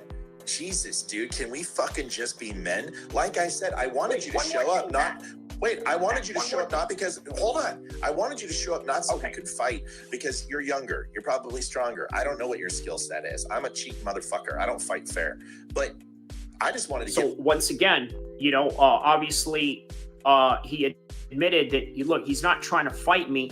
And look, you think I'm trying to fight a guy who knows how to shoot better than me? Especially a guy who's been around Navy SEALs and all of that. Like, you know what I mean? Like, I never wanted conflict with this guy whatsoever. And it's obvious that he never wanted any conflict with me. So what are we talking about, man? What are we talking about? But again, this is why you have to have these dialogues with people sometimes. Over with. Like, I don't come from a world where we need to explore our feelings and fucking take showers together, yo. I don't even fucking care about this. You do take showers in basic, but that's another story. Okay, that's not funny. Okay. Whatever. What I'm trying to say is that if you've ever been in basic training for any military camp, whether it's the Marine Corps, Navy, Army, Air Force, there's going to be a time where you're going to be in a shower with a bunch of dudes that are butt naked. You know, I'm just sorry. That's just what it is. But he said that's not funny. It's just kind of funny that he didn't think that's funny when I was really trying to be funny. But yeah, that's just the reality of the experience that most people do. And that's just what happens in basic. Okay? I would cuddle with you if it was cold enough outside. Okay? Who gives a fuck? The point is that I don't need to measure my dick. Okay, now he's talking about, you know, cuddling or this and that. Look, so another thing that I forgot to mention in this entire interaction was Jake Shields, right? So I want to address this, right? Because he addressed to me about Jake Shields, oh, you're endorsing Jake Shields or this and that. Look, man, I ran across Jake Shields a few times training around different gyms around Northern California. It's not a big deal. Okay, fighters are going to train with other fighters, and if these fighters live in the same area, guess what? They're going to run across each other no matter what level they are in, whether they are at pro, amateur, or everything in between. So, you, bro, I'm a 50-year-old man, and any fighting that and basic, but that's another story. Okay, that's not funny. It's so okay. Whatever. Okay, I would cuddle with you if it was cold enough outside. Okay. And once again, he's made fun of Jake Shields also when no, I didn't call into his show, but I remember he was talking about me in his show, and I was in his chat while this was going on. So he shows a picture of Jake Shields in a very sus position in the club with another male, right? Like I believe he was sitting in his lap or whatever. But I'm like thinking, bro, this is what they do. You know, this is like white boy homoneurotic humor. It is just what they do, right? Jake Shields does that. Matt does that. It's a white boy humor that, let's just be honest, many minorities are just not into. But they are. They're comfortable with that joke for whatever reason. So fuck. The point is that I don't need to measure my dick against you, bro. I'm a 50-year-old man, and any fighting that... And that's fair. That's a fair thing to say. I had in me is only reserved for a life and death situation, okay? I don't have anything to prove to you. I know who I am. I am secure in my skin. What I have a problem with is that I didn't ban you until you started disrespecting the females on this show. And that shit don't fucking fly. You don't get to rip on Jews, which you didn't. You don't get. Okay, you don't get. That I had apologized for. All right, great. I know. Well, now you have. Now you have. Yeah. You didn't. You denied it.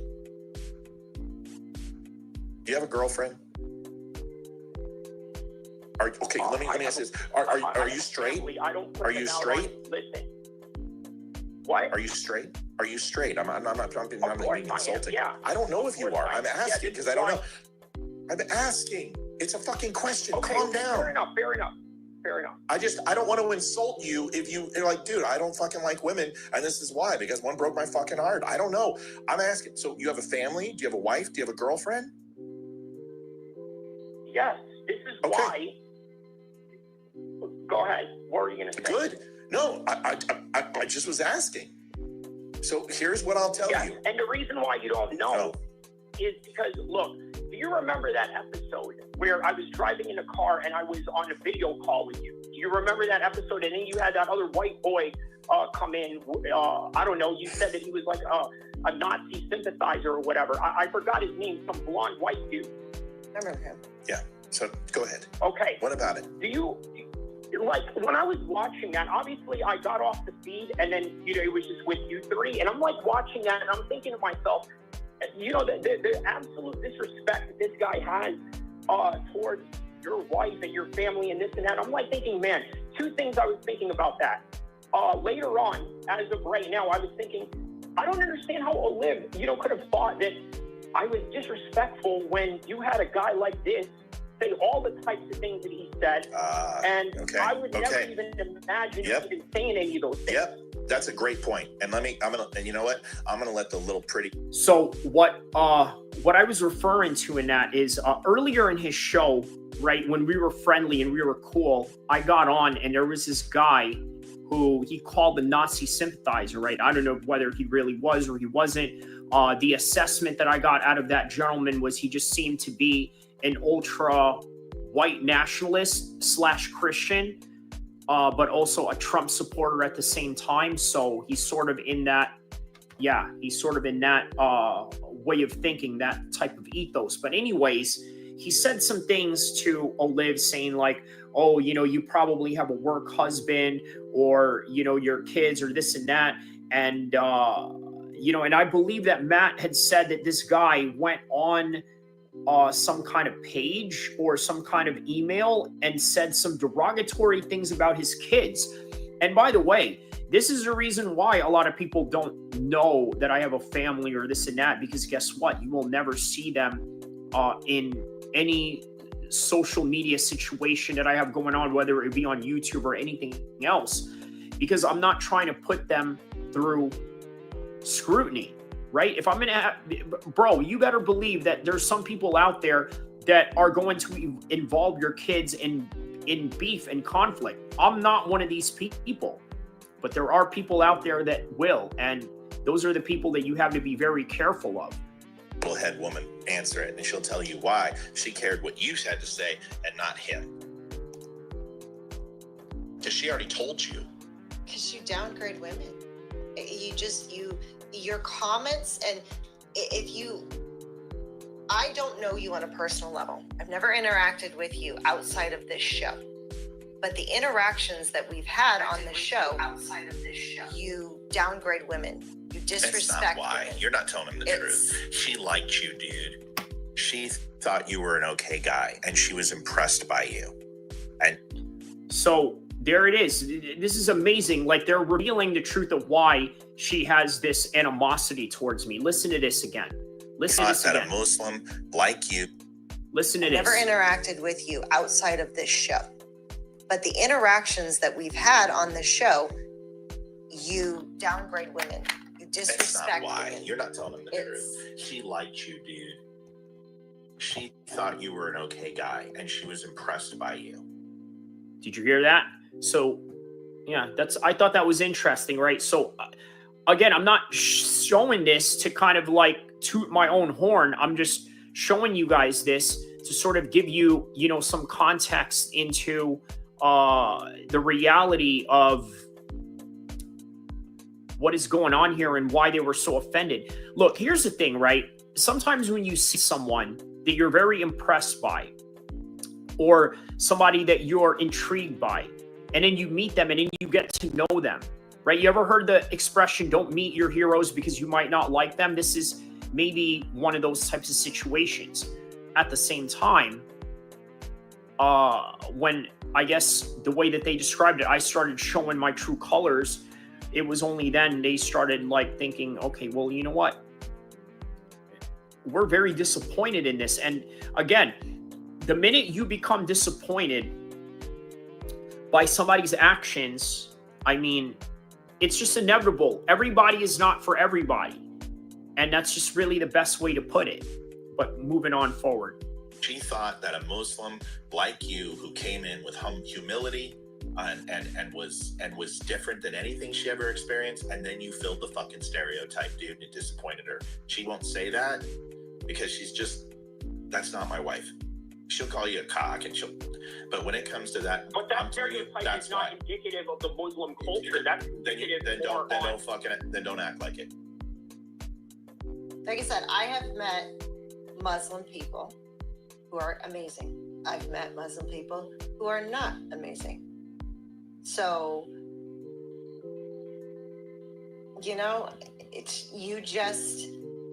you showed as you became more comfortable on the show.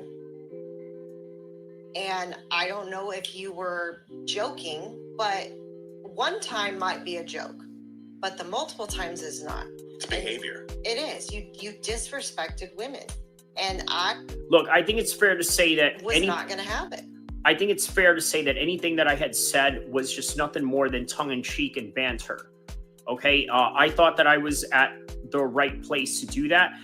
Considering, because you know what, I'm with people that are Republicans, people that are right-wing MAGA, right? And so I'm thinking, like, you know what, these are not like the type of liberals that we have around California that just get offended by anything. But again, you know, sometimes your opinion doesn't matter as much as how you make if it makes others feel a certain negative way. And he's right about that.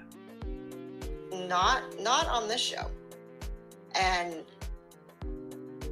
you know, I mean, if that's not you, then that's great. But then you need to show it. Ethan says, the biggest insult to you is she will never make you a pop. Oh my God.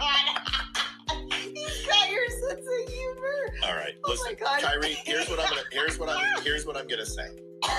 I'm gonna go ahead and just do this. And I'm gonna say, I've been through this conversation before. I've had this conversation done to me, and certainly not live, but it was in front of a group of people, and I got addressed by one of my best mentors and friends who honestly created this show because his wife ostracized us, and he allowed executive leaders to tear into me, and I had to sit here and take it. And he goes, you say one fucking word, you're fired. And I had to listen honestly to what people thought of me, and it was the most embarrassing and fucking horrible experience. And then I had to apologize, and it felt like I was 4 years old, and I just punched my brother, and I had to go shake his hand and tell him I'm sorry when I didn't want to. Yeah, no, I don't feel that same way, but I do understand the lesson behind it, but I'm not embarrassed by it in any way. I look at it like this: any lesson that you learn, you're going to win. And you know what? I won with this one because, quite frankly, this live stream right now, I just got more views with this live stream than what you did with this show. And this is me reacting to your show. So, I mean, you know, just saying, you know, got a little more numbers on YouTube on this one than you did. Again, I'm not trying to, you know, rekindle again our beef by, you know, trying to slag you off or anything like that. But I'm just saying that this is a good lesson that you learn either way. And I'm not embarrassed by it in any kind of way. I'm not shy about it in any kind of way because, you know, I don't care what other people think. But at the same time, you know, maybe you're right. Maybe there will be a time and space where you may not feel that way, and it may matter to you. And that is something that I have to think about and be very cognizant of as I get older in this journey of life. Whether you take this experience like that, that's fine. I will unblock you. You're more than welcome to participate in the show. But if you even remotely decide to treat people the way you treated them before, you're gone. And that may not matter to you. And whether you take advantage of this or not really is immaterial to me. I hope you come back. I hope you watch the show. I hope you participate in a thought-provoking manner. I hope you joke. I hope you and Tina can get along because you didn't apologize to her. And that's the one fucking lady you don't want to piss off, because that chick can put you in handcuffs and throw you in fucking jail. Yeah, but you know what? She's not in my jurisdiction in California. And let me just say this, you know, the cops here in California, some know who I am for the negative reasons, and some know who I am for the positive reasons, and those positive reasons are to my favor. So you take that how you want it. But yeah, I mean, Tina's not in my jurisdiction, but I got no problem with cops. I got no problem with Tina. I got no problem with anybody. You know, by the end of the day, it's just all internet banter, and that's just what it really comes down to. She's a badass, man. And let me tell you something. I can't say something, but that woman has more honor and more integrity than I ever wish I could have. And I cannot tell you why. But she is an incredible human fucking being. I admire her more than just about any person in my life after something that she did with me. And I can't go into it. I cannot go into it. But I will tell you, it was amazing. So that's all I got to say. You got 1 minute like everybody gets. Go ahead. So as far as goes, I never meant any harm, you know, towards her in any kind of way. Your wife did mention earlier that, you know, when you mentioned a Chris Brown comment, it was a joke. Okay, she also mentioned, I hope you're not really like that. Okay, the truth is I'm not. If I'm going to have an interaction with a person on a daily basis, it's obviously going to be cordial like anybody else. I'm not going to go out of my way to disrespect people or this and that. But I will say this. One of the things that I really related on with Matt, being that he's a California guy, you know what it's like growing up here. You know, everybody's always, oh, whoop-de-woo, this and that. Oh, you're not good enough, this and that. Whoop-de-woo, always talking smack or this and that. Growing up in a culture like that does affect you in a mental way.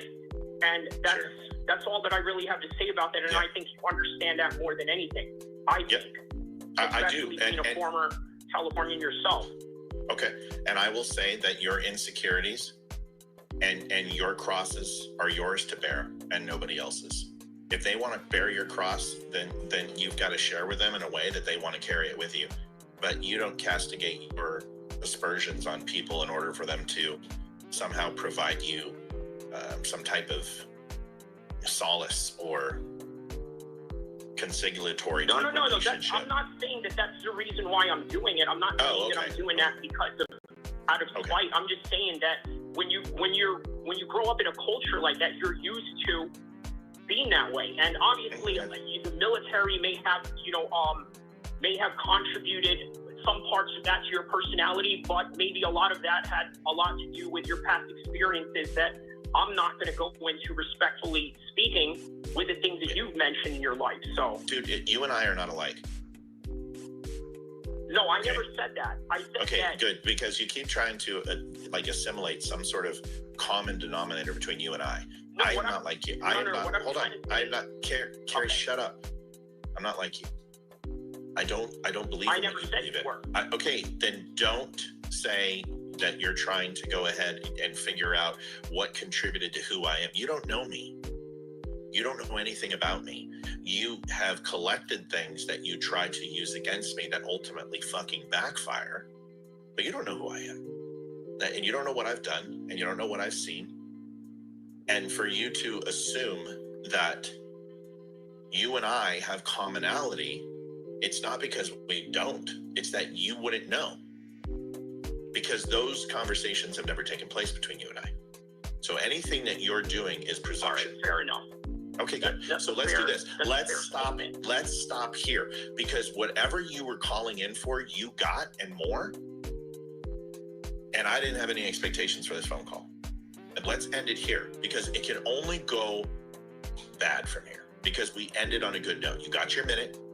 I've spoken my piece. You noticed I didn't point any fingers. I just answered your questions. I don't want to relitigate our relationship. As far as I'm concerned, that shit's over. Don't let it happen again. That's it. And then I will go ahead and say what I was going to say, is that the things that I have said were incredibly rude, incredibly insensitive, and I don't have any fucking clue if any of those things are true. All I know is I know what buttons to push on you, and I did it. Okay? Yeah, you did. You did, man. Dude, Good don't head fuck a head fucker. That's the rule. I head fuck better than anybody. I'm good at it. You said that. Yeah, that's well said. I don't know why. That's exactly what I was thinking. But yeah, you said that well. Okay, then goodbye. Have a great night and enjoy California. You're still in California, so I can't say be safe because I don't think the hurricane's going to hit there. All right? Have a good night. Thanks for calling us. You as well. All right, bye.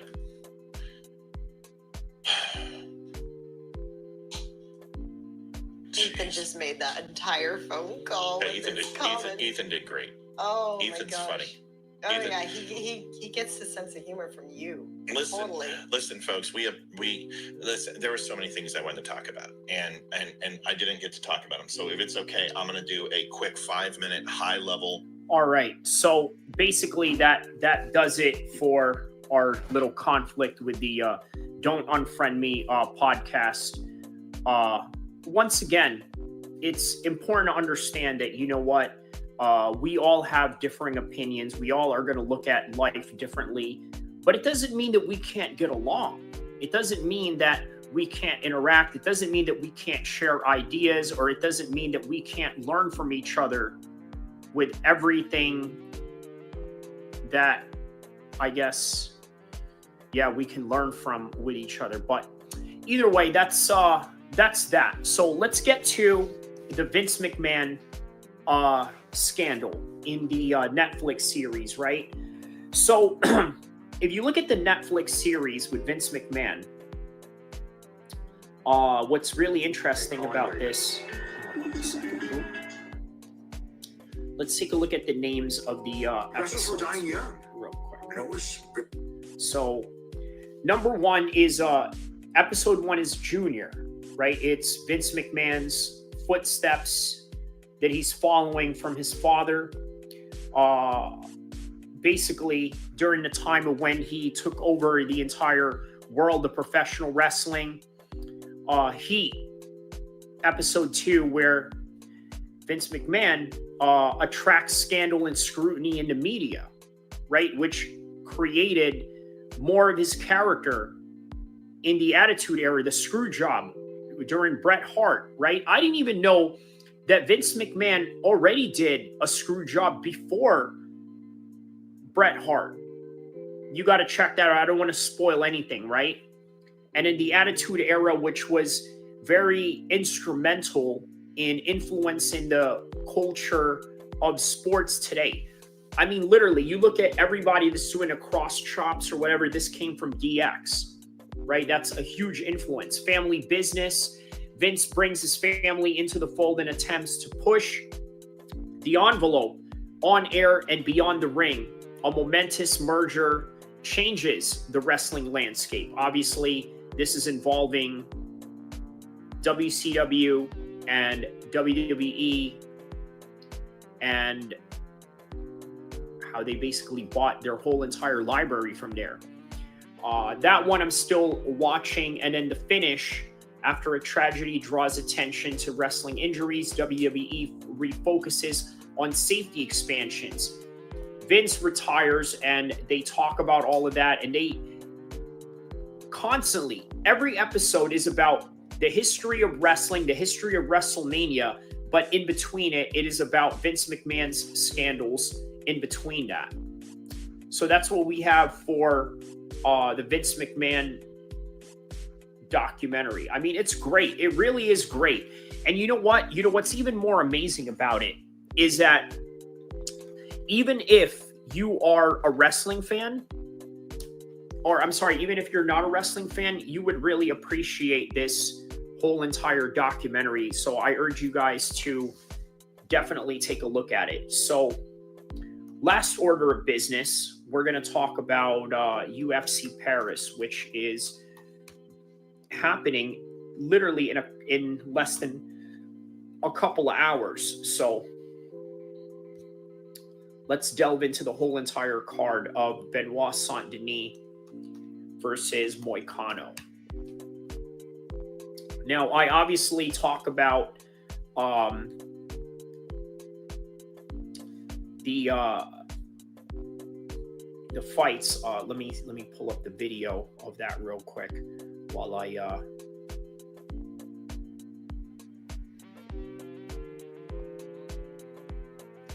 on a second. Let me pull up this.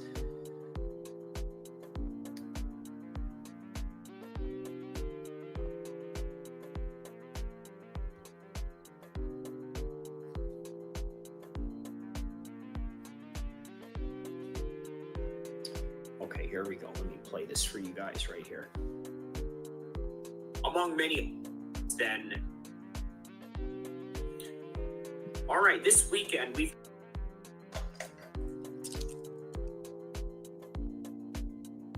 Los Angeles, let's go do this.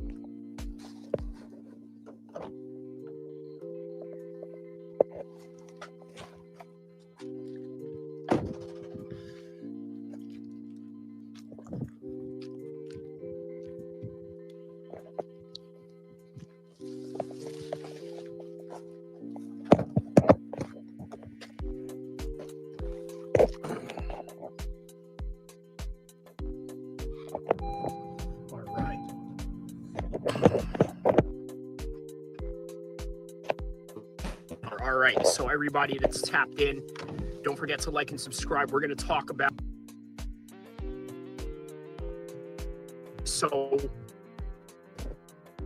in California, very normal, not just LA. Now, the question is, because this is an MMA page, how is this going to affect UFC 311? You see, the truth is, when you guys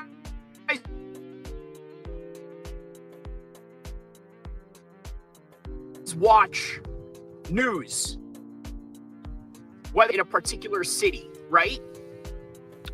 Usually, I'm going to be honest, a lot of you guys really don't care. You really don't care about what is going on in the city. And guess what? This is literally why we have this live stream going on right now, is because I'm trying to explain to you that I know you don't care about what's going on in LA. Because if you're a UFC fan, the only thing that you're worried about in January is UFC 311. And that right there is in jeopardy at the current moment of time. UFC 311 is in jeopardy. So we have to be very understanding of the circumstances that is happening right before our very eyes. You see,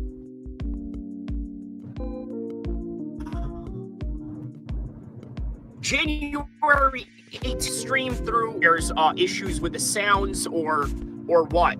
I don't understand that expression. But anyways, there's a lot that's going to be at stake here when it comes to whether this fight is going to happen or not. And there's a good chance that it's not going to happen. But the question remains,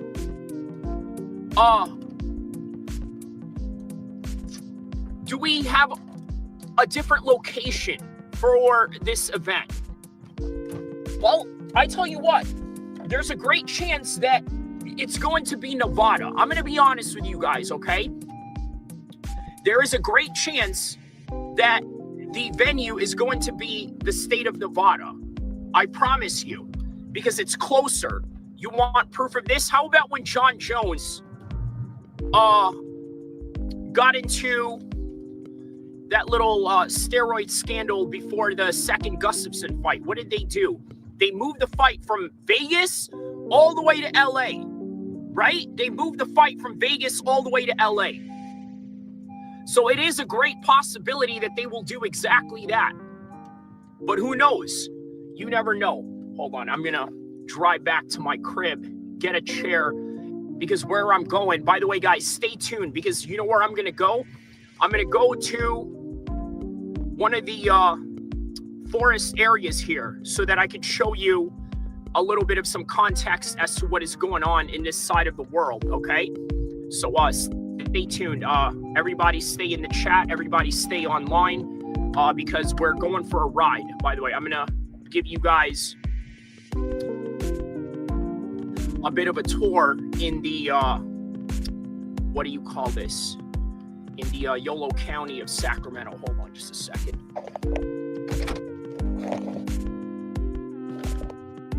Dude. Okay. Hey, hold on. I'll be right back.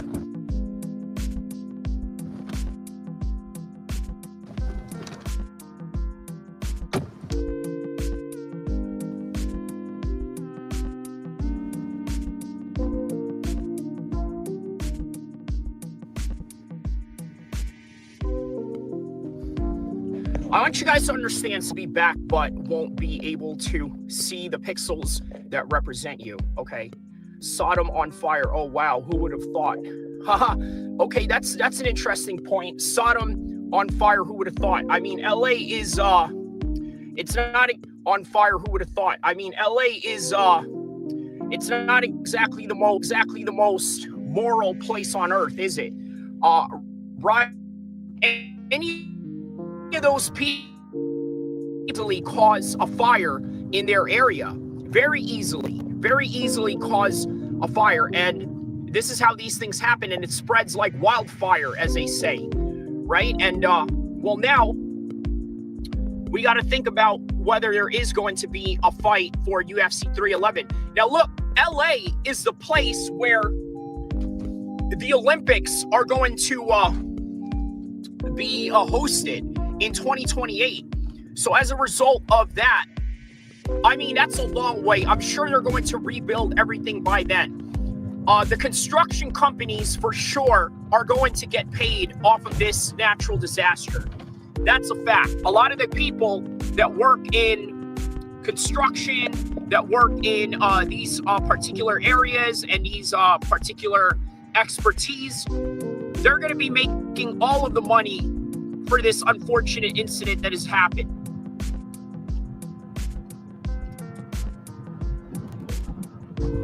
Make no mistake about it. But that's a cost and opportunity type of situation, right? The cost is that a lot of people have lost their homes. A lot of people have lost their property, their personal belongings, memories of pictures, although it's not the 90s anymore, right? It's a digital age where most of your pictures are available online. Now, God forbid, let's say you get banned from a social media site, then bam, just like that, all of your content is gone. Everything, right? Everything that you've worked for is gone, just like that when it comes to the pictures, when it comes to the memories. But I will say, if you've ever been banned by Facebook before, they do give you an opportunity to download all of your content in some kind of way. So let's keep that in mind. Let me show you where I am right now, okay? Just to give you guys a little picture of where I'm at.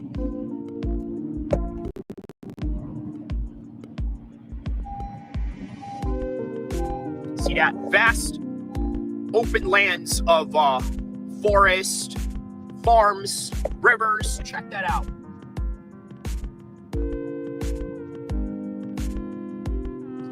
In that same river, we would have big ships coming through from around the world, whether that would be from Hong Kong, Panama, wherever, right? They got it everywhere around here. So I'm going to give you guys a little bit of some tour of my little hideout spots. So I got into this beef with Smack. For those of you that have been following my channel, right? The dude that was on here, Smack, I believe he was on the Mike Tyson and Jake Paul fight, and then the next day we also did a live stream for the John Jones and the Stipe Miocic fight. Well, yeah, me and that guy, we had a little bit of a fallout because he was upset that I called Jay-Z a nuts. Can you imagine? This is a guy who, I mean, he doesn't even know Jay-Z. Like, I could understand if Memphis Bleak, sorry, I give him the location, I tell him where I'm at, and what does he do? He says, N-word, that's 40 minutes from my house. I'll tell you where he lives at. It's nowhere near 40 minutes, okay? I can tell you that. The area that he lives at versus this area is not really that far. And guess what? If you want to run the fade with somebody, you better make sure that there are no cameras around. So guess what? I try to facilitate that.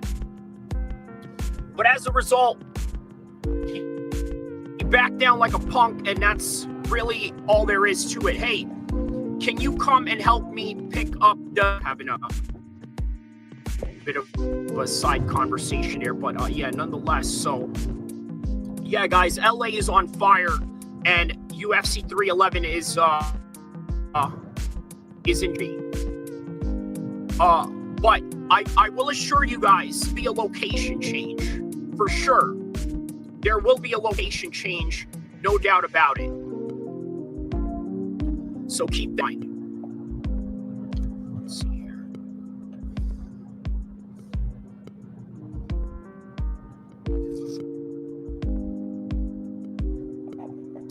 Show you guys some more. I'm about to cut this guy off right here. Watch.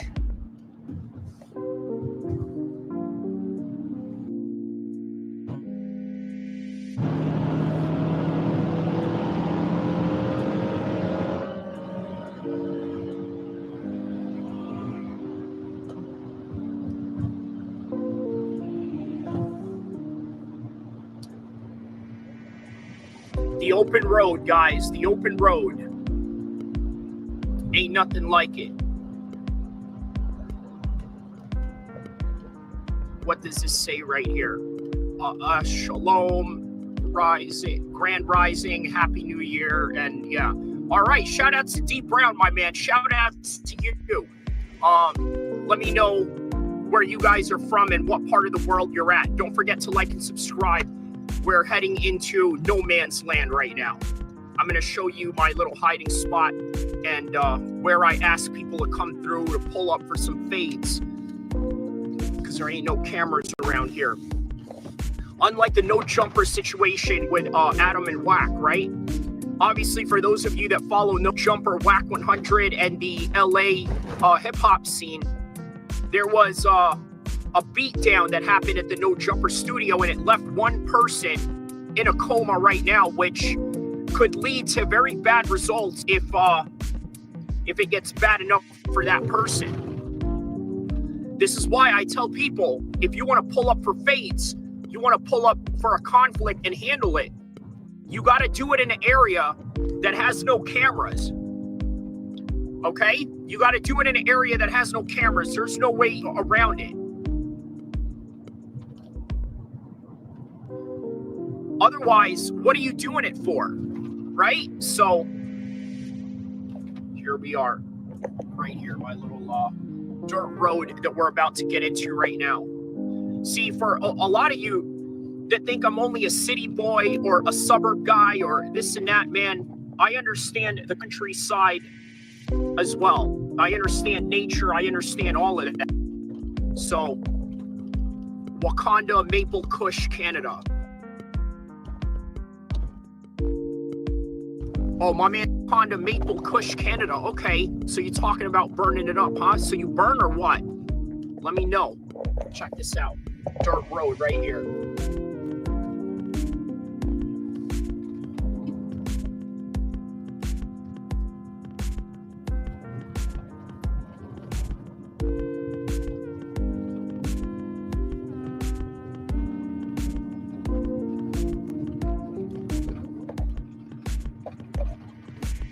What do you guys think of my, hopefully I get some connection here. So here we are right here, guys.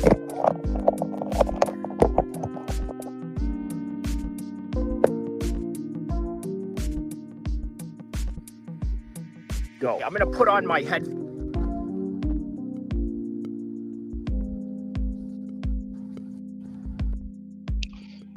Okay, can you... Oh.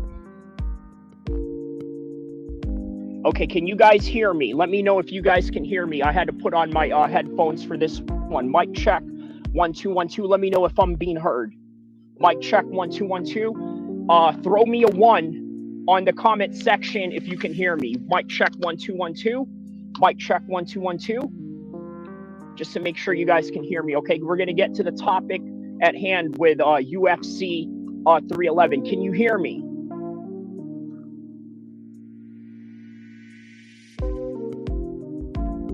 Let me know if you guys can hear me.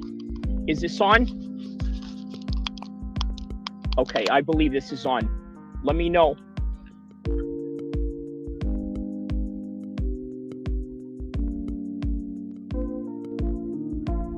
Able to hear you, a little muffled as if in armpit. Okay. Okay, so good. Islam sleeps Armin. Yes, hopefully there is a fight to happen first and foremost, right? That's one of the things that we have to worry about, is if there is even going to be a fight going on in the first place. So that we don't know.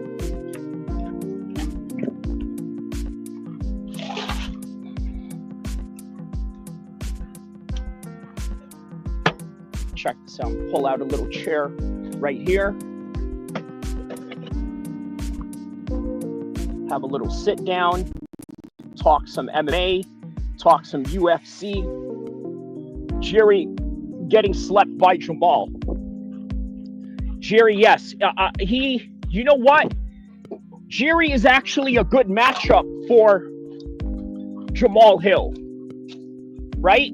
Or I'm sorry, the other way around. Because styles make fights, and for all we know, he could probably outpoint him for all 3 rounds. That is given that this fight is only 3 rounds. So if the fight is, let's say, only 3 rounds, a great chance that, yeah, he outpoints him. And I'm sorry, Jerry has a high susceptibility of getting knocked out because he's just, technically inefficient. Will Umar be unbeatable like his brother Khabib? Zark81 asks. You know what? I'm going to say yes on that one. Okay, because right now the 135 division is very tough. Just like Khabib had a very tough outing in the 105 division. However, he might even fight longer than Khabib.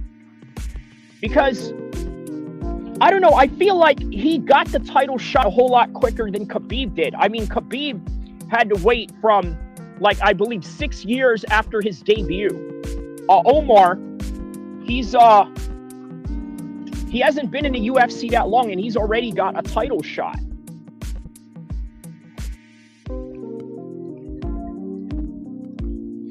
So that tells you a lot right there, right? What is your ethnicity, by the way? I am Arabic. I'm half Arabic, and yeah.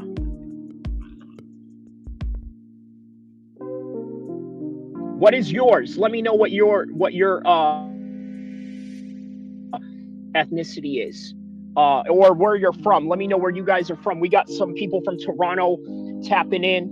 We got people from around the world tapping in. Don't forget to like and subscribe.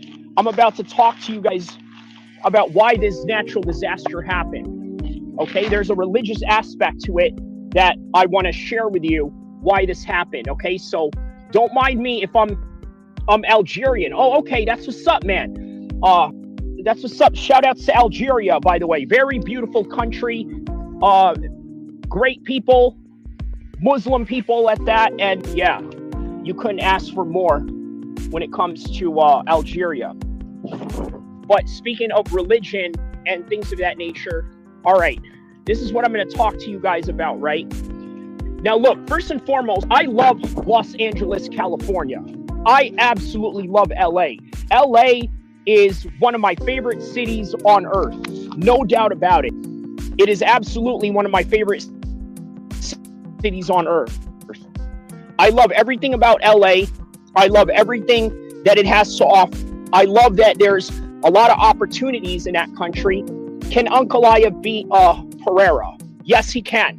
And I'm going to get to that in a second. So, as much as I love LA, as much as I love the people down there, as much as I love everything about it, I have to be honest from a religious standpoint and say, you know what? This particular land is corrupt. There's a lot of corruption going on. There's a lot of zina. There's a lot of fornication. There's a lot of drug use. There's a lot of gangbanging that goes on in LA. Now, look, I'm not the type of person that comes to, let's say, violence in any kind of way, right? I'm not the type of person that what happened in LA. Oh, shout out to Zane Musa Boxing Dosage. So Zane, what happened in LA was that there's a forest fire going on, right? I believe one hotel got set on fire. It caught on to, I believe, a piece of wood or a piece of tree. And then once the fire hits the tree, it starts spreading like wildfire. And at this time of the year right now, it's a little bit colder. Shit, you okay? Oh yeah, I'm okay, brother. I'm in Northern California right now. So, everything is okay. Zark81 says LA is a cursed place. It is, brother. It is. Look, I've told you, Mr. Algeria, Zark, right? I love LA. I love everything about it. I love that it's a big city. I love that there's great opportunities with different types of jobs, whether that would be media, whether that would be films, or whether that would be TV or podcasting. They got it all. And then they got the history behind them, which, by the way, all got burnt down. But by the end of the day, LA is an extremely corrupt place. It is an extremely corrupt place. And as a result, man, this is the reason why all of this happened, because Allah doesn't let anything go unpunished. And that's something you always got to remember. You always got to remember that Allah never allows anything to go unpunished. So understand that. Okay, what did my man here say? Trump won't change anything in America. It would still be the same. You know what? Facts, bro. What did he say here? Oh yeah, facts, bro, from Zane. And then Zark says Trump won't change anything. Look, so Zark, I got to tell you, there's some truth to that, right? Because right now, Trump is going to be in office while all of this is going on. So now he's got to deal with LA. Now Trump got to deal with Syria. Now Trump has to deal with the conflict with Palestine and Israel. And now he's got to deal with the economic mess that Joe Biden and Kamala Harris left behind. I think you're right about that. It's going to be very difficult for him to change things around. And as a result of trying to change things around, he's going to be met with resistance. Now, I will say the Republican and Senate and Congress right now are in a dominant position, right? It's all mostly Republicans, so they're not really going to fight him on a lot of different topics and issues. So let's keep that in mind. Okay, yeah, so that's something you guys have to understand, right? Nothing on this earth goes unpunished. And LA, as much as I love it, it really is a place of deviant people. It really is, man. Look, I got a lot of homies in LA. I got a lot of family in LA. I got a lot of good friends in LA. I got a lot of close associates in LA. And guess what? LA has some of the best gyms in the world when it comes to boxing and MMA. Ask my man Zain Musa Boxing Dosage about that. He's got his homie Hamza Shiraz that trains up in here. One of the best boxers in the world, coming straight out of the UK right now. So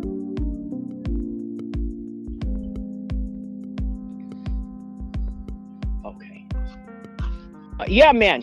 As much as I love LA, this is just a reality of LA in general, right? It got burnt down simply because there's just, I don't know, man. I mean, it's an accident. It's an accident, but you know what? It was an accident that caused a disproportionate amount of disaster, right? So, let me see if I can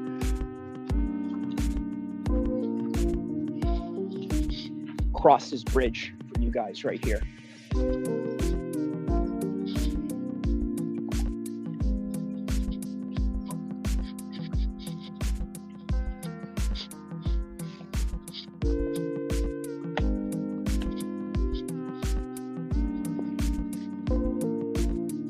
Yeah, see, getting a little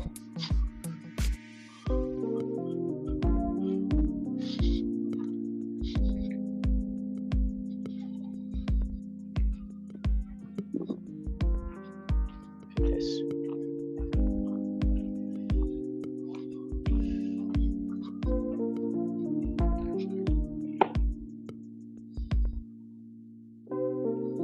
What did this one say? Many Armenians live in LA. Yes. And okay, so you just brought up a very interesting conversation topic at hand, right? Many Armenians live in LA. Yes. So the fact that many Armenians do live in LA. So the fact that many Armenians do live in LA, I think is the reason why this venue was chosen, right? Simply because, let's just be honest, right? Armin Sarukian, that's going to be his hometown. But Islam Makhachev, it's also his hometown. LA is also his hometown, and let me explain why. So obviously, Islam trains out of San Jose, which is right up here, up in the north, right? So if you train up here, you're representing California. There's a lot of Muslims in California. There's a lot of Arabs in California, in particular in Anaheim. But there's more Armenians. And as a result of the Armenians being such a strong population in LA, I mean, it was going to be a big driving force for the quarterly pay-per-view numbers of the UFC, right? Because look, it's January, they're opening up, they're starting a new season, so they want to start it off big. And how do you start it off big?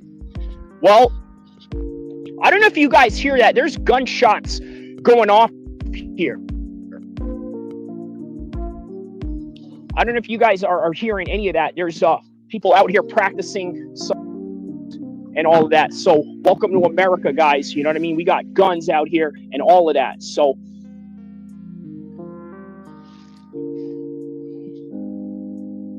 your predictions for DDP versus Strickland. Who takes home?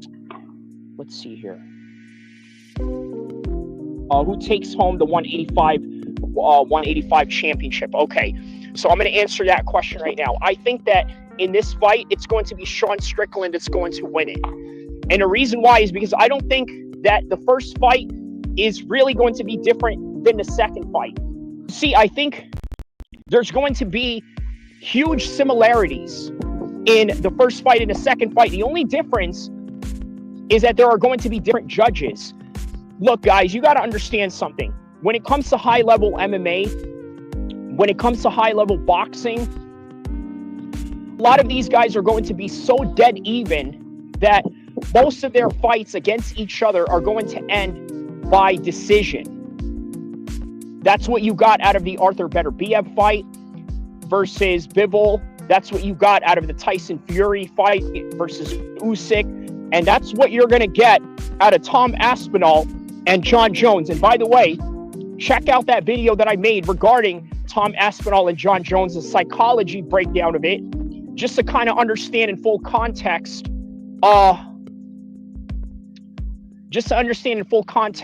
what I mean by high-level MMA and high-level boxing and why a lot of these fights go to a decision in a way that they do.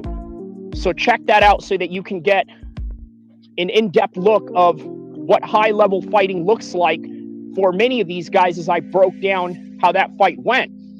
Now, with the DDP and the Strickland fight, it would really be no different. Once again, the fight is going to look the same. The only difference is that there's going to be different judges that are going to score this particular fight. And that's where this fight is going to be very different. Okay, so I want you to keep that in mind. What do you guys think of this beautiful nature that we got in front of us right now? Let me know what you guys think about the river, about all of these things that we got in front of us. Bro, if you say Strickland is going to win, then he is F, because the next fight for Strickland, correct. Horrible match stylistically. Khamzat will ragdoll him and submit Strickland. I 100% agree with your assessment to the max. And let me explain something about that, right? Sean Strickland, back 2019, came onto my Facebook page when I made a video about, weirdly enough, the forest fires that were going on in Brazil.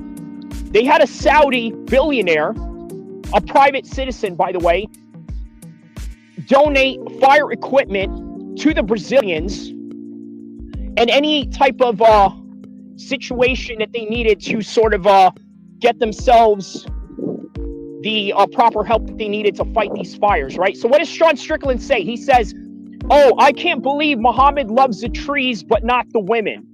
So guess what I did? I went and DM'd Sean Strickland and I told him, listen, bro, I got this Chechnyan Swedish dude that will beat your behind in your next matchup in the UFC. Lo and behold, these two guys ended up sparring each other Khamzat and Sean Strickland, and after they ended up sparring each other, now they're on the verge of potentially being contenders and champions against each other. And look how all of this came full circle just by the end of it all, right? Imagine that all of this came in full circle. Now we got Strickland versus Khamzat Chimaev. One guy who's a former neo-Nazi from LA versus a former, well, I don't want to say fundamentalist, right? Because if you're a Muslim to a certain degree, you are fundamental. The only difference is whether you're willing to take things to the extreme or not, right? That's really what it comes down to. But I think the Sean Strickland and Khamzat fight will be a whole lot better. It will be a whole lot better in terms of popularity, in terms of notoriety, and things of that nature. Speaking of which, DDP and Khamzat Chimaev sometime down the road can fight if, let's say, Khamzat Chimaev loses the belt, right? Or maybe even loses the title shot against Sean Strickland. And that will be a fight that can happen sometime down the road, maybe at a big main card of some sort, at a pay-per-view. And speaking of big matchups that were supposed to happen a long time ago, how about Anthony Joshua versus Tyson Fury? A little too late? Is it a little too late? Let's talk about it. Before we talk about that and I get into the monologue of Tyson Fury and Anthony Joshua, let me see if I had any new. Okay, no new chat. So we'll just keep going with the Joshua and the Tyson Fury conversation. So I got to tell you, I really like that Tyson Fury and Anthony Joshua have an opportunity to fight each other now. You want to know why? I'm going to tell you why I like this. Because even though the notoriety of this fight is not as big as it should have been, or not as big as it once was, these two guys are fighting the best version of themselves because of Usyk. If they never fought Usyk,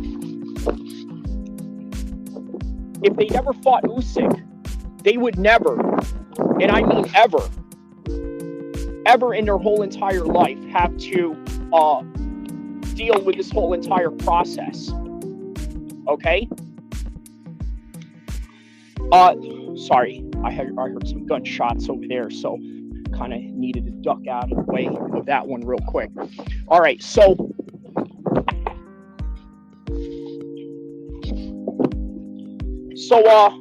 yeah, man, if it wasn't for Alexander Usyk, Tyson Fury and Anthony Joshua would not be the best version of themselves right now. Unfortunately, due to the fact that they lost, many people are going to look at this as somewhat of a sham of a fight, right? But once again, these don't understand boxing. These are people that don't understand fighting to the highest order, right?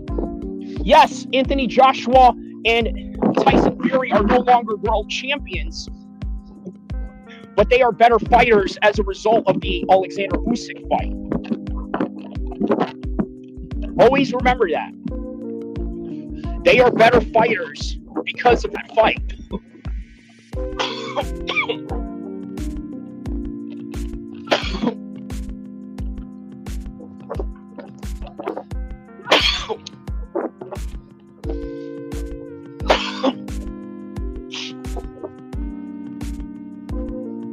So, why are they better fighters? Because of Alexander Usyk and having two fights with both of them. Because they had to step up their A game. Can you imagine? You got to step up your A game to a guy like Usyk, right? A guy who's smaller, but a guy who is dangerous. Now, because of Alexander Usyk, Tyson Fury and Anthony Joshua are better, bigger men because of it. Now, here's the only concern that I have with Anthony Joshua taking on Tyson Fury. His chin is suspect. I swear to you. The chin of Anthony Joshua right now is suspect. Dubois damaged Anthony Joshua to the fullest extent. He absolutely damaged him, unfortunately. And it's going to water this fight down a little bit. Because although they are better than they were before,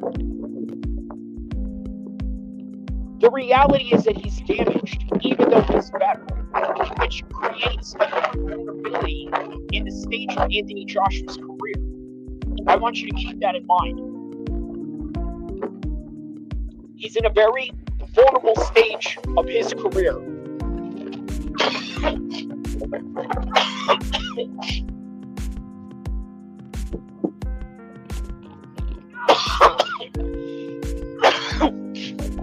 But it's a better fight nonetheless.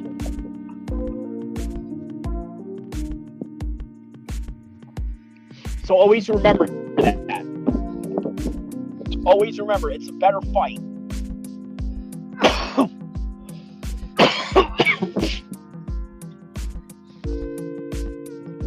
It's a better fight with vulnerabilities.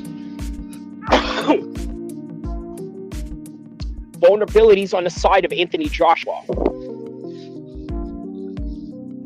But as for Tyson Fury, listen, guys, I'm going to be honest. He is the number 2 guy in the world right now. I don't care what none of you say. He's the number 2 guy in the world. And you know what? Here's the interesting thing about that, too. Daniel Dubois is potentially the number 1 guy in the world. And you're probably wondering, how is that possible? He lost to Joe Joyce. Guys, welcome to heavyweight fighting. This is heavyweight fighting in a nutshell. Everybody beats everybody, and the top guy gets beat by the guy that is the least expected. Let me say that again. For those of you that really want to understand heavyweight fighting, whether it's at MMA or boxing, okay? Everybody can beat everybody, and the top guy can be beat by an absolute nobody. I think that's what I said. I think I said something to that extent. But yeah, that's one thing that you got to understand. So next topic at hand. We're jumping into all different topics today, but the next topic that we got, let me see the chat here real quick before I move on to the next topic at hand. Okay, so my man here says, bro, you Strickland is going to win, then he is F because, okay, yeah, we did read that. Yes, okay. So, next topic at hand. $30 million for John Jones. I say well-deserved. What do you guys think? Is it well-deserved? I think it is. 100%, I think it's well-deserved. $30 million. Now, look, right now, they are at the negotiation phase of this whole entire contract negotiation, right? Understand. There is the initial offer. Like with all negotiations, right? Something that I learned in the car business, something that I learned in the corporate world, something that I learned in contract negotiations with sports management and things of that nature is that you got to bid high to get the most satisfactory result that you can look for. And what do I mean by that? Okay, so he's shooting for $30 million to fight Tom Aspinall, right? Meanwhile, Tom Aspinall is sort of stuck in a contract where he's just going to make normal championship money. What exactly is that? $2 million. That's what a champion makes in the UFC when you are Tom Aspinall. Big name, but not really a mainstream name, and that's what you get. John Jones, he's shooting for something higher. You see, John Jones has lived through the George St. Pierre era, in which George St. Pierre has made the majority of his money through sponsorships, through making movies with Captain America and Marvel and all these other venues that George St. Pierre is getting himself into outside of the octagon. And then John Jones also lived through the Jose Aldo era, then now it's the Conor McGregor era, and now in the Islam Makhachev era. He's lived through all of these eras. And every single one of these other champions before him weren't really getting paid, right? They weren't really getting paid that much back then. But now, the increase of pay is exponentially high to the point where it's incentivizing John Jones to stay. So, 30 million he shoots for, right? Is he going to get 30 million? No. What's going to happen is that he is going to go down somewhere between, at most, 25 million that the UFC will settle for. But in the most hard bargaining tactics of the UFC, he's probably going to come out with 15 to 20 million minimum, and 25 as the minimum or the maximum of that wish that he's looking for. That's what he's going to get. This is how the UFC plays hardball with you. This is how most people play hardball with you when it comes to negotiating prices and things of that nature. And then there are situations where people are just straight up into a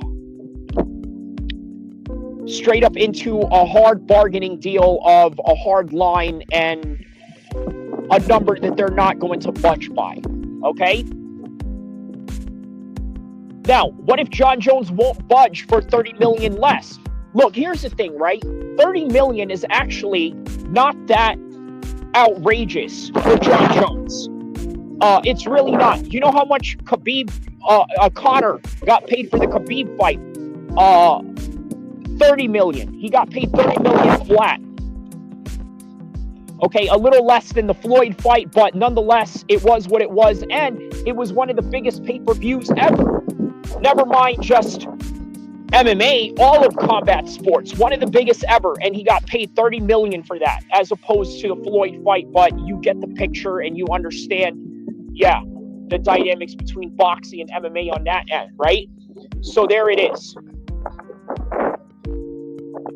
It's not unrealistic, because guess who is in the mix of today, right? After all the eras that I had mentioned about boxing, about MMA, about George St. Pierre's era as opposed to Conor McGregor's era.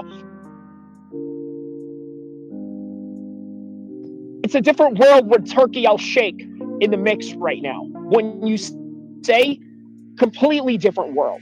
Because check this out, right? We keep saying this over and over again ever since the Saudis have made their way into combat sports, right? We keep saying it over and over again. What is that?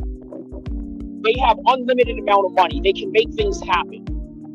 With the Saudis coming into this whole entire mix, they can flex to the whole entire world and say, hey, you know what? We brought UFC Fight Night or UFC International Fight Week summertime in Saudi Arabia. We brought it here. And as a result of bringing it here,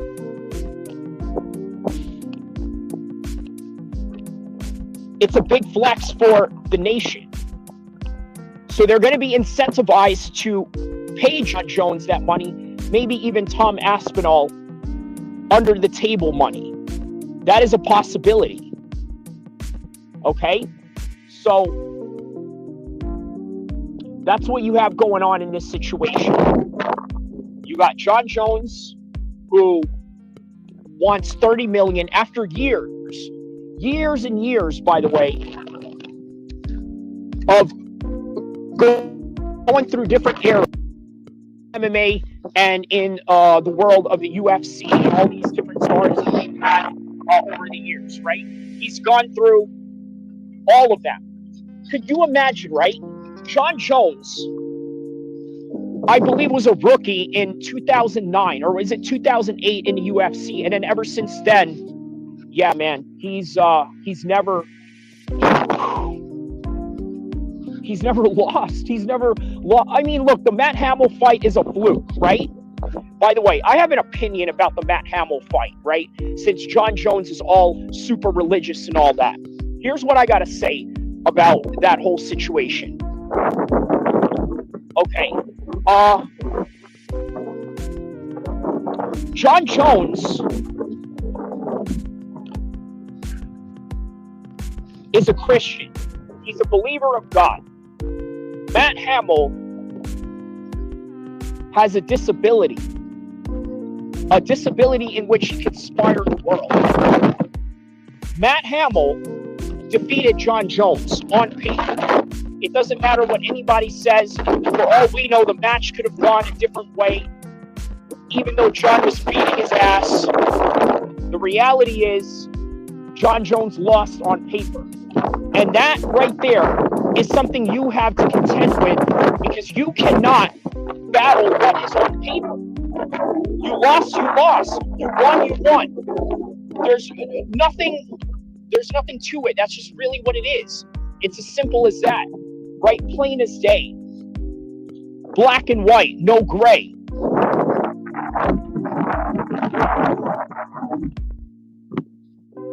And Matt Hamill won. So that can inspire a lot of different kids around the world.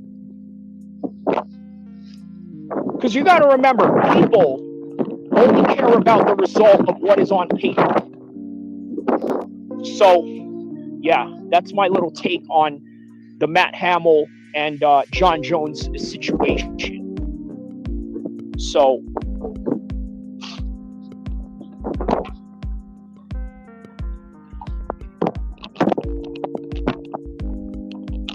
finally, another live, my boy. What's up? All right, my man. How you doing, man? 300 Jersey. Shout out to 300 New Jersey, one of my biggest supporters on this channel. And Lionheart could have did it right. Yeah, correct. He could have gotten. You know what? That's a good point, man. You know, that disqualification with Lionheart, he absolutely could have, gotten that win, but he didn't. And you know what? Here's the thing, right? I'm going to be honest with you. This is going to be a very controversial take regarding Anthony Smith. Oh boy, we're dropping gems today. I'm about to give you a hot take on Anthony Smith and the John Jones situation, right? Because I have a situation that sort of relates to that matter at hand. Okay? I'm going to tell you guys a story about, so this Anthony Smith and what he did in the John Jones fight, taking that disqualification or not. In my humble opinion, I think that Anthony Smith did the wrong thing. He did the wrong thing. Let me tell you why I think Anthony Smith did the wrong thing, okay? He lost out on sponsorships that he's never going to have in his whole entire career. He lost out on another big money fight with John Jones, which could have set up his whole entire retirement fund, right? One fight could have been a generational wealth retirement fund based on the fact that you are a former champion or a current champion, based on the fact that you beat John Jones by disqualification. And then you create this George Groves versus Carl Froch type of storyline with him just for more money later down the road. And all you had to do was take the disqualification. But you know what? Anthony Smith did exactly the same thing that I did when I fought back in 2012. You see, when I fought back in 2012, I had this opponent, right? Hugo Valdez. He went on to officially beat me in the fight, right? But let me explain how. Okay, so according to the record, it was deemed TKO strikes, right? And how I was finished. But the reality of the matchup, I was doing good. I nearly knocked him out. I hit him pretty hard, rattled his brain off. But when I went and shot in for a takedown, he went and kicked my head illegally while both of my knees were on the ground. Okay, so instead of just staying down and allowing the referee to create that disqualification, I stood right back up and fought again. Okay, but later down the road, it was ruled a no contest, and as far as I'm concerned, it was a fight that happened on paper, but on paper, by the end of it all, was just nothing more of a no contest. But either way, Anthony Smith did exactly that, but he got nothing out of it. You see, in that level of MMA, the only thing that really matters there is just, the reputation. Okay, so you had a no contest, but you almost finished him, and then he almost finished you, or he did an illegal move, and then as a result, that's what ruled it. That's what it is. Right? It didn't change my life financially in any kind of way. It didn't change anything that I had going on. It didn't change the fact that I continued on training and doing all these other things involving MMA. It didn't change any of that. But for Anthony Smith, it would have changed a lot for him, because it was a bigger fight. It was a championship fight. And then on top of that, he really had money behind just holding. Sorry, very bad reception in this area. I was saying that Aljo, on the other hand, he did exactly that and took the belt. But after he took the belt, he then proved on that he was a real formidable champion. That was until he lost to Sean O'Malley. But that's the reality of the fight game in and of itself, right? So going back to Anthony Smith, I really think that he made the wrong decision. Because even my coach, in that fight, when I went back to the locker room, he said, man, listen, next time just stay down, right? Especially with something like that, you could just stay down, right? But obviously it got ruled a no contest later down the road, and that's what it was, due to that illegal hit. But Anthony Smith, man, I'm telling you, people forget, man. People forget. Anthony Smith missed out on a bag. And that's the reality of it. He missed out on the bag. Yeah, he missed out on a bag that he could have had. It's sad. It's sad to think about. But Anthony Smith, man, you really missed out on a bag.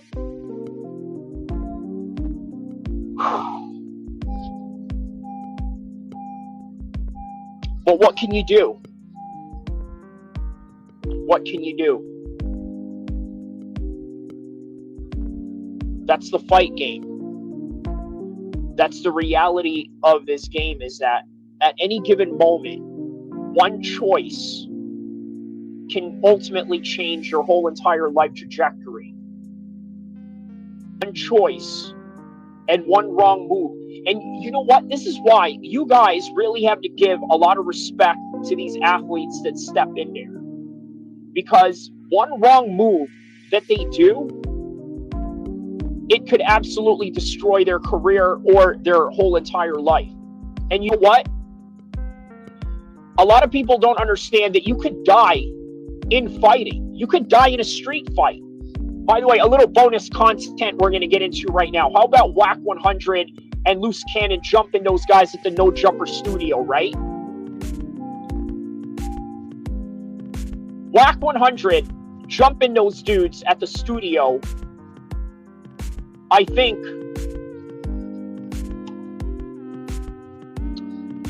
it was a bad choice, which is what a lot of people are going to say. But at the same time, I think you could plead a self-defense case. But moral of the story is this. You're not invincible. Nobody is. And danger can happen at any given time. And as a result, your life can easily be taken away by any moment. So it's really humbling to think about, right? But it's a reality of life. it's humbling to think about that we are all vulnerable. And you know what? I think MMA is a great sport to sort of highlight that. But that is all that I have for this particular segment of this live stream.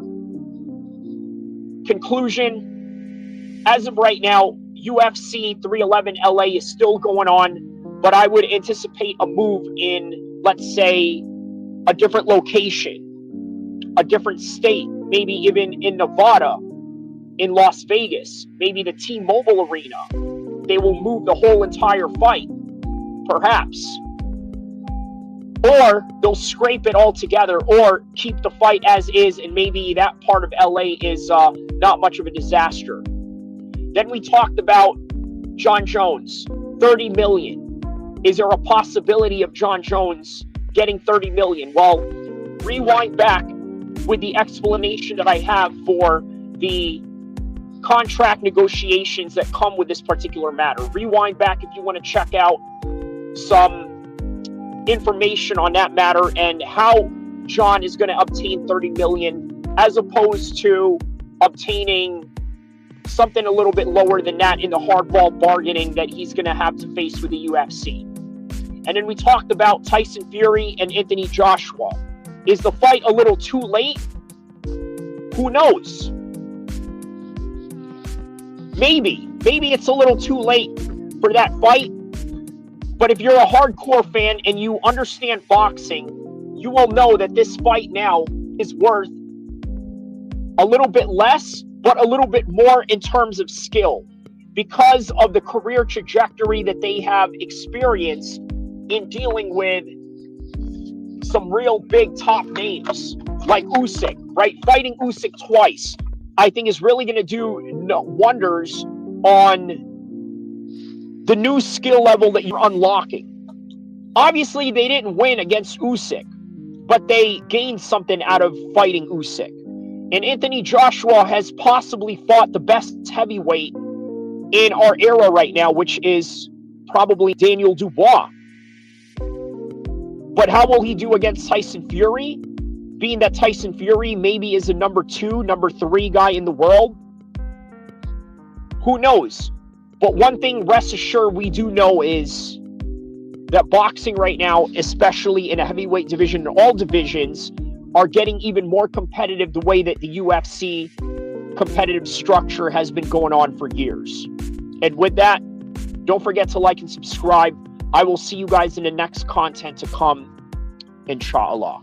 And check out my new content that I got, the ones that I got going on in the future and the ones that I got going on in the past, because I got nothing but epic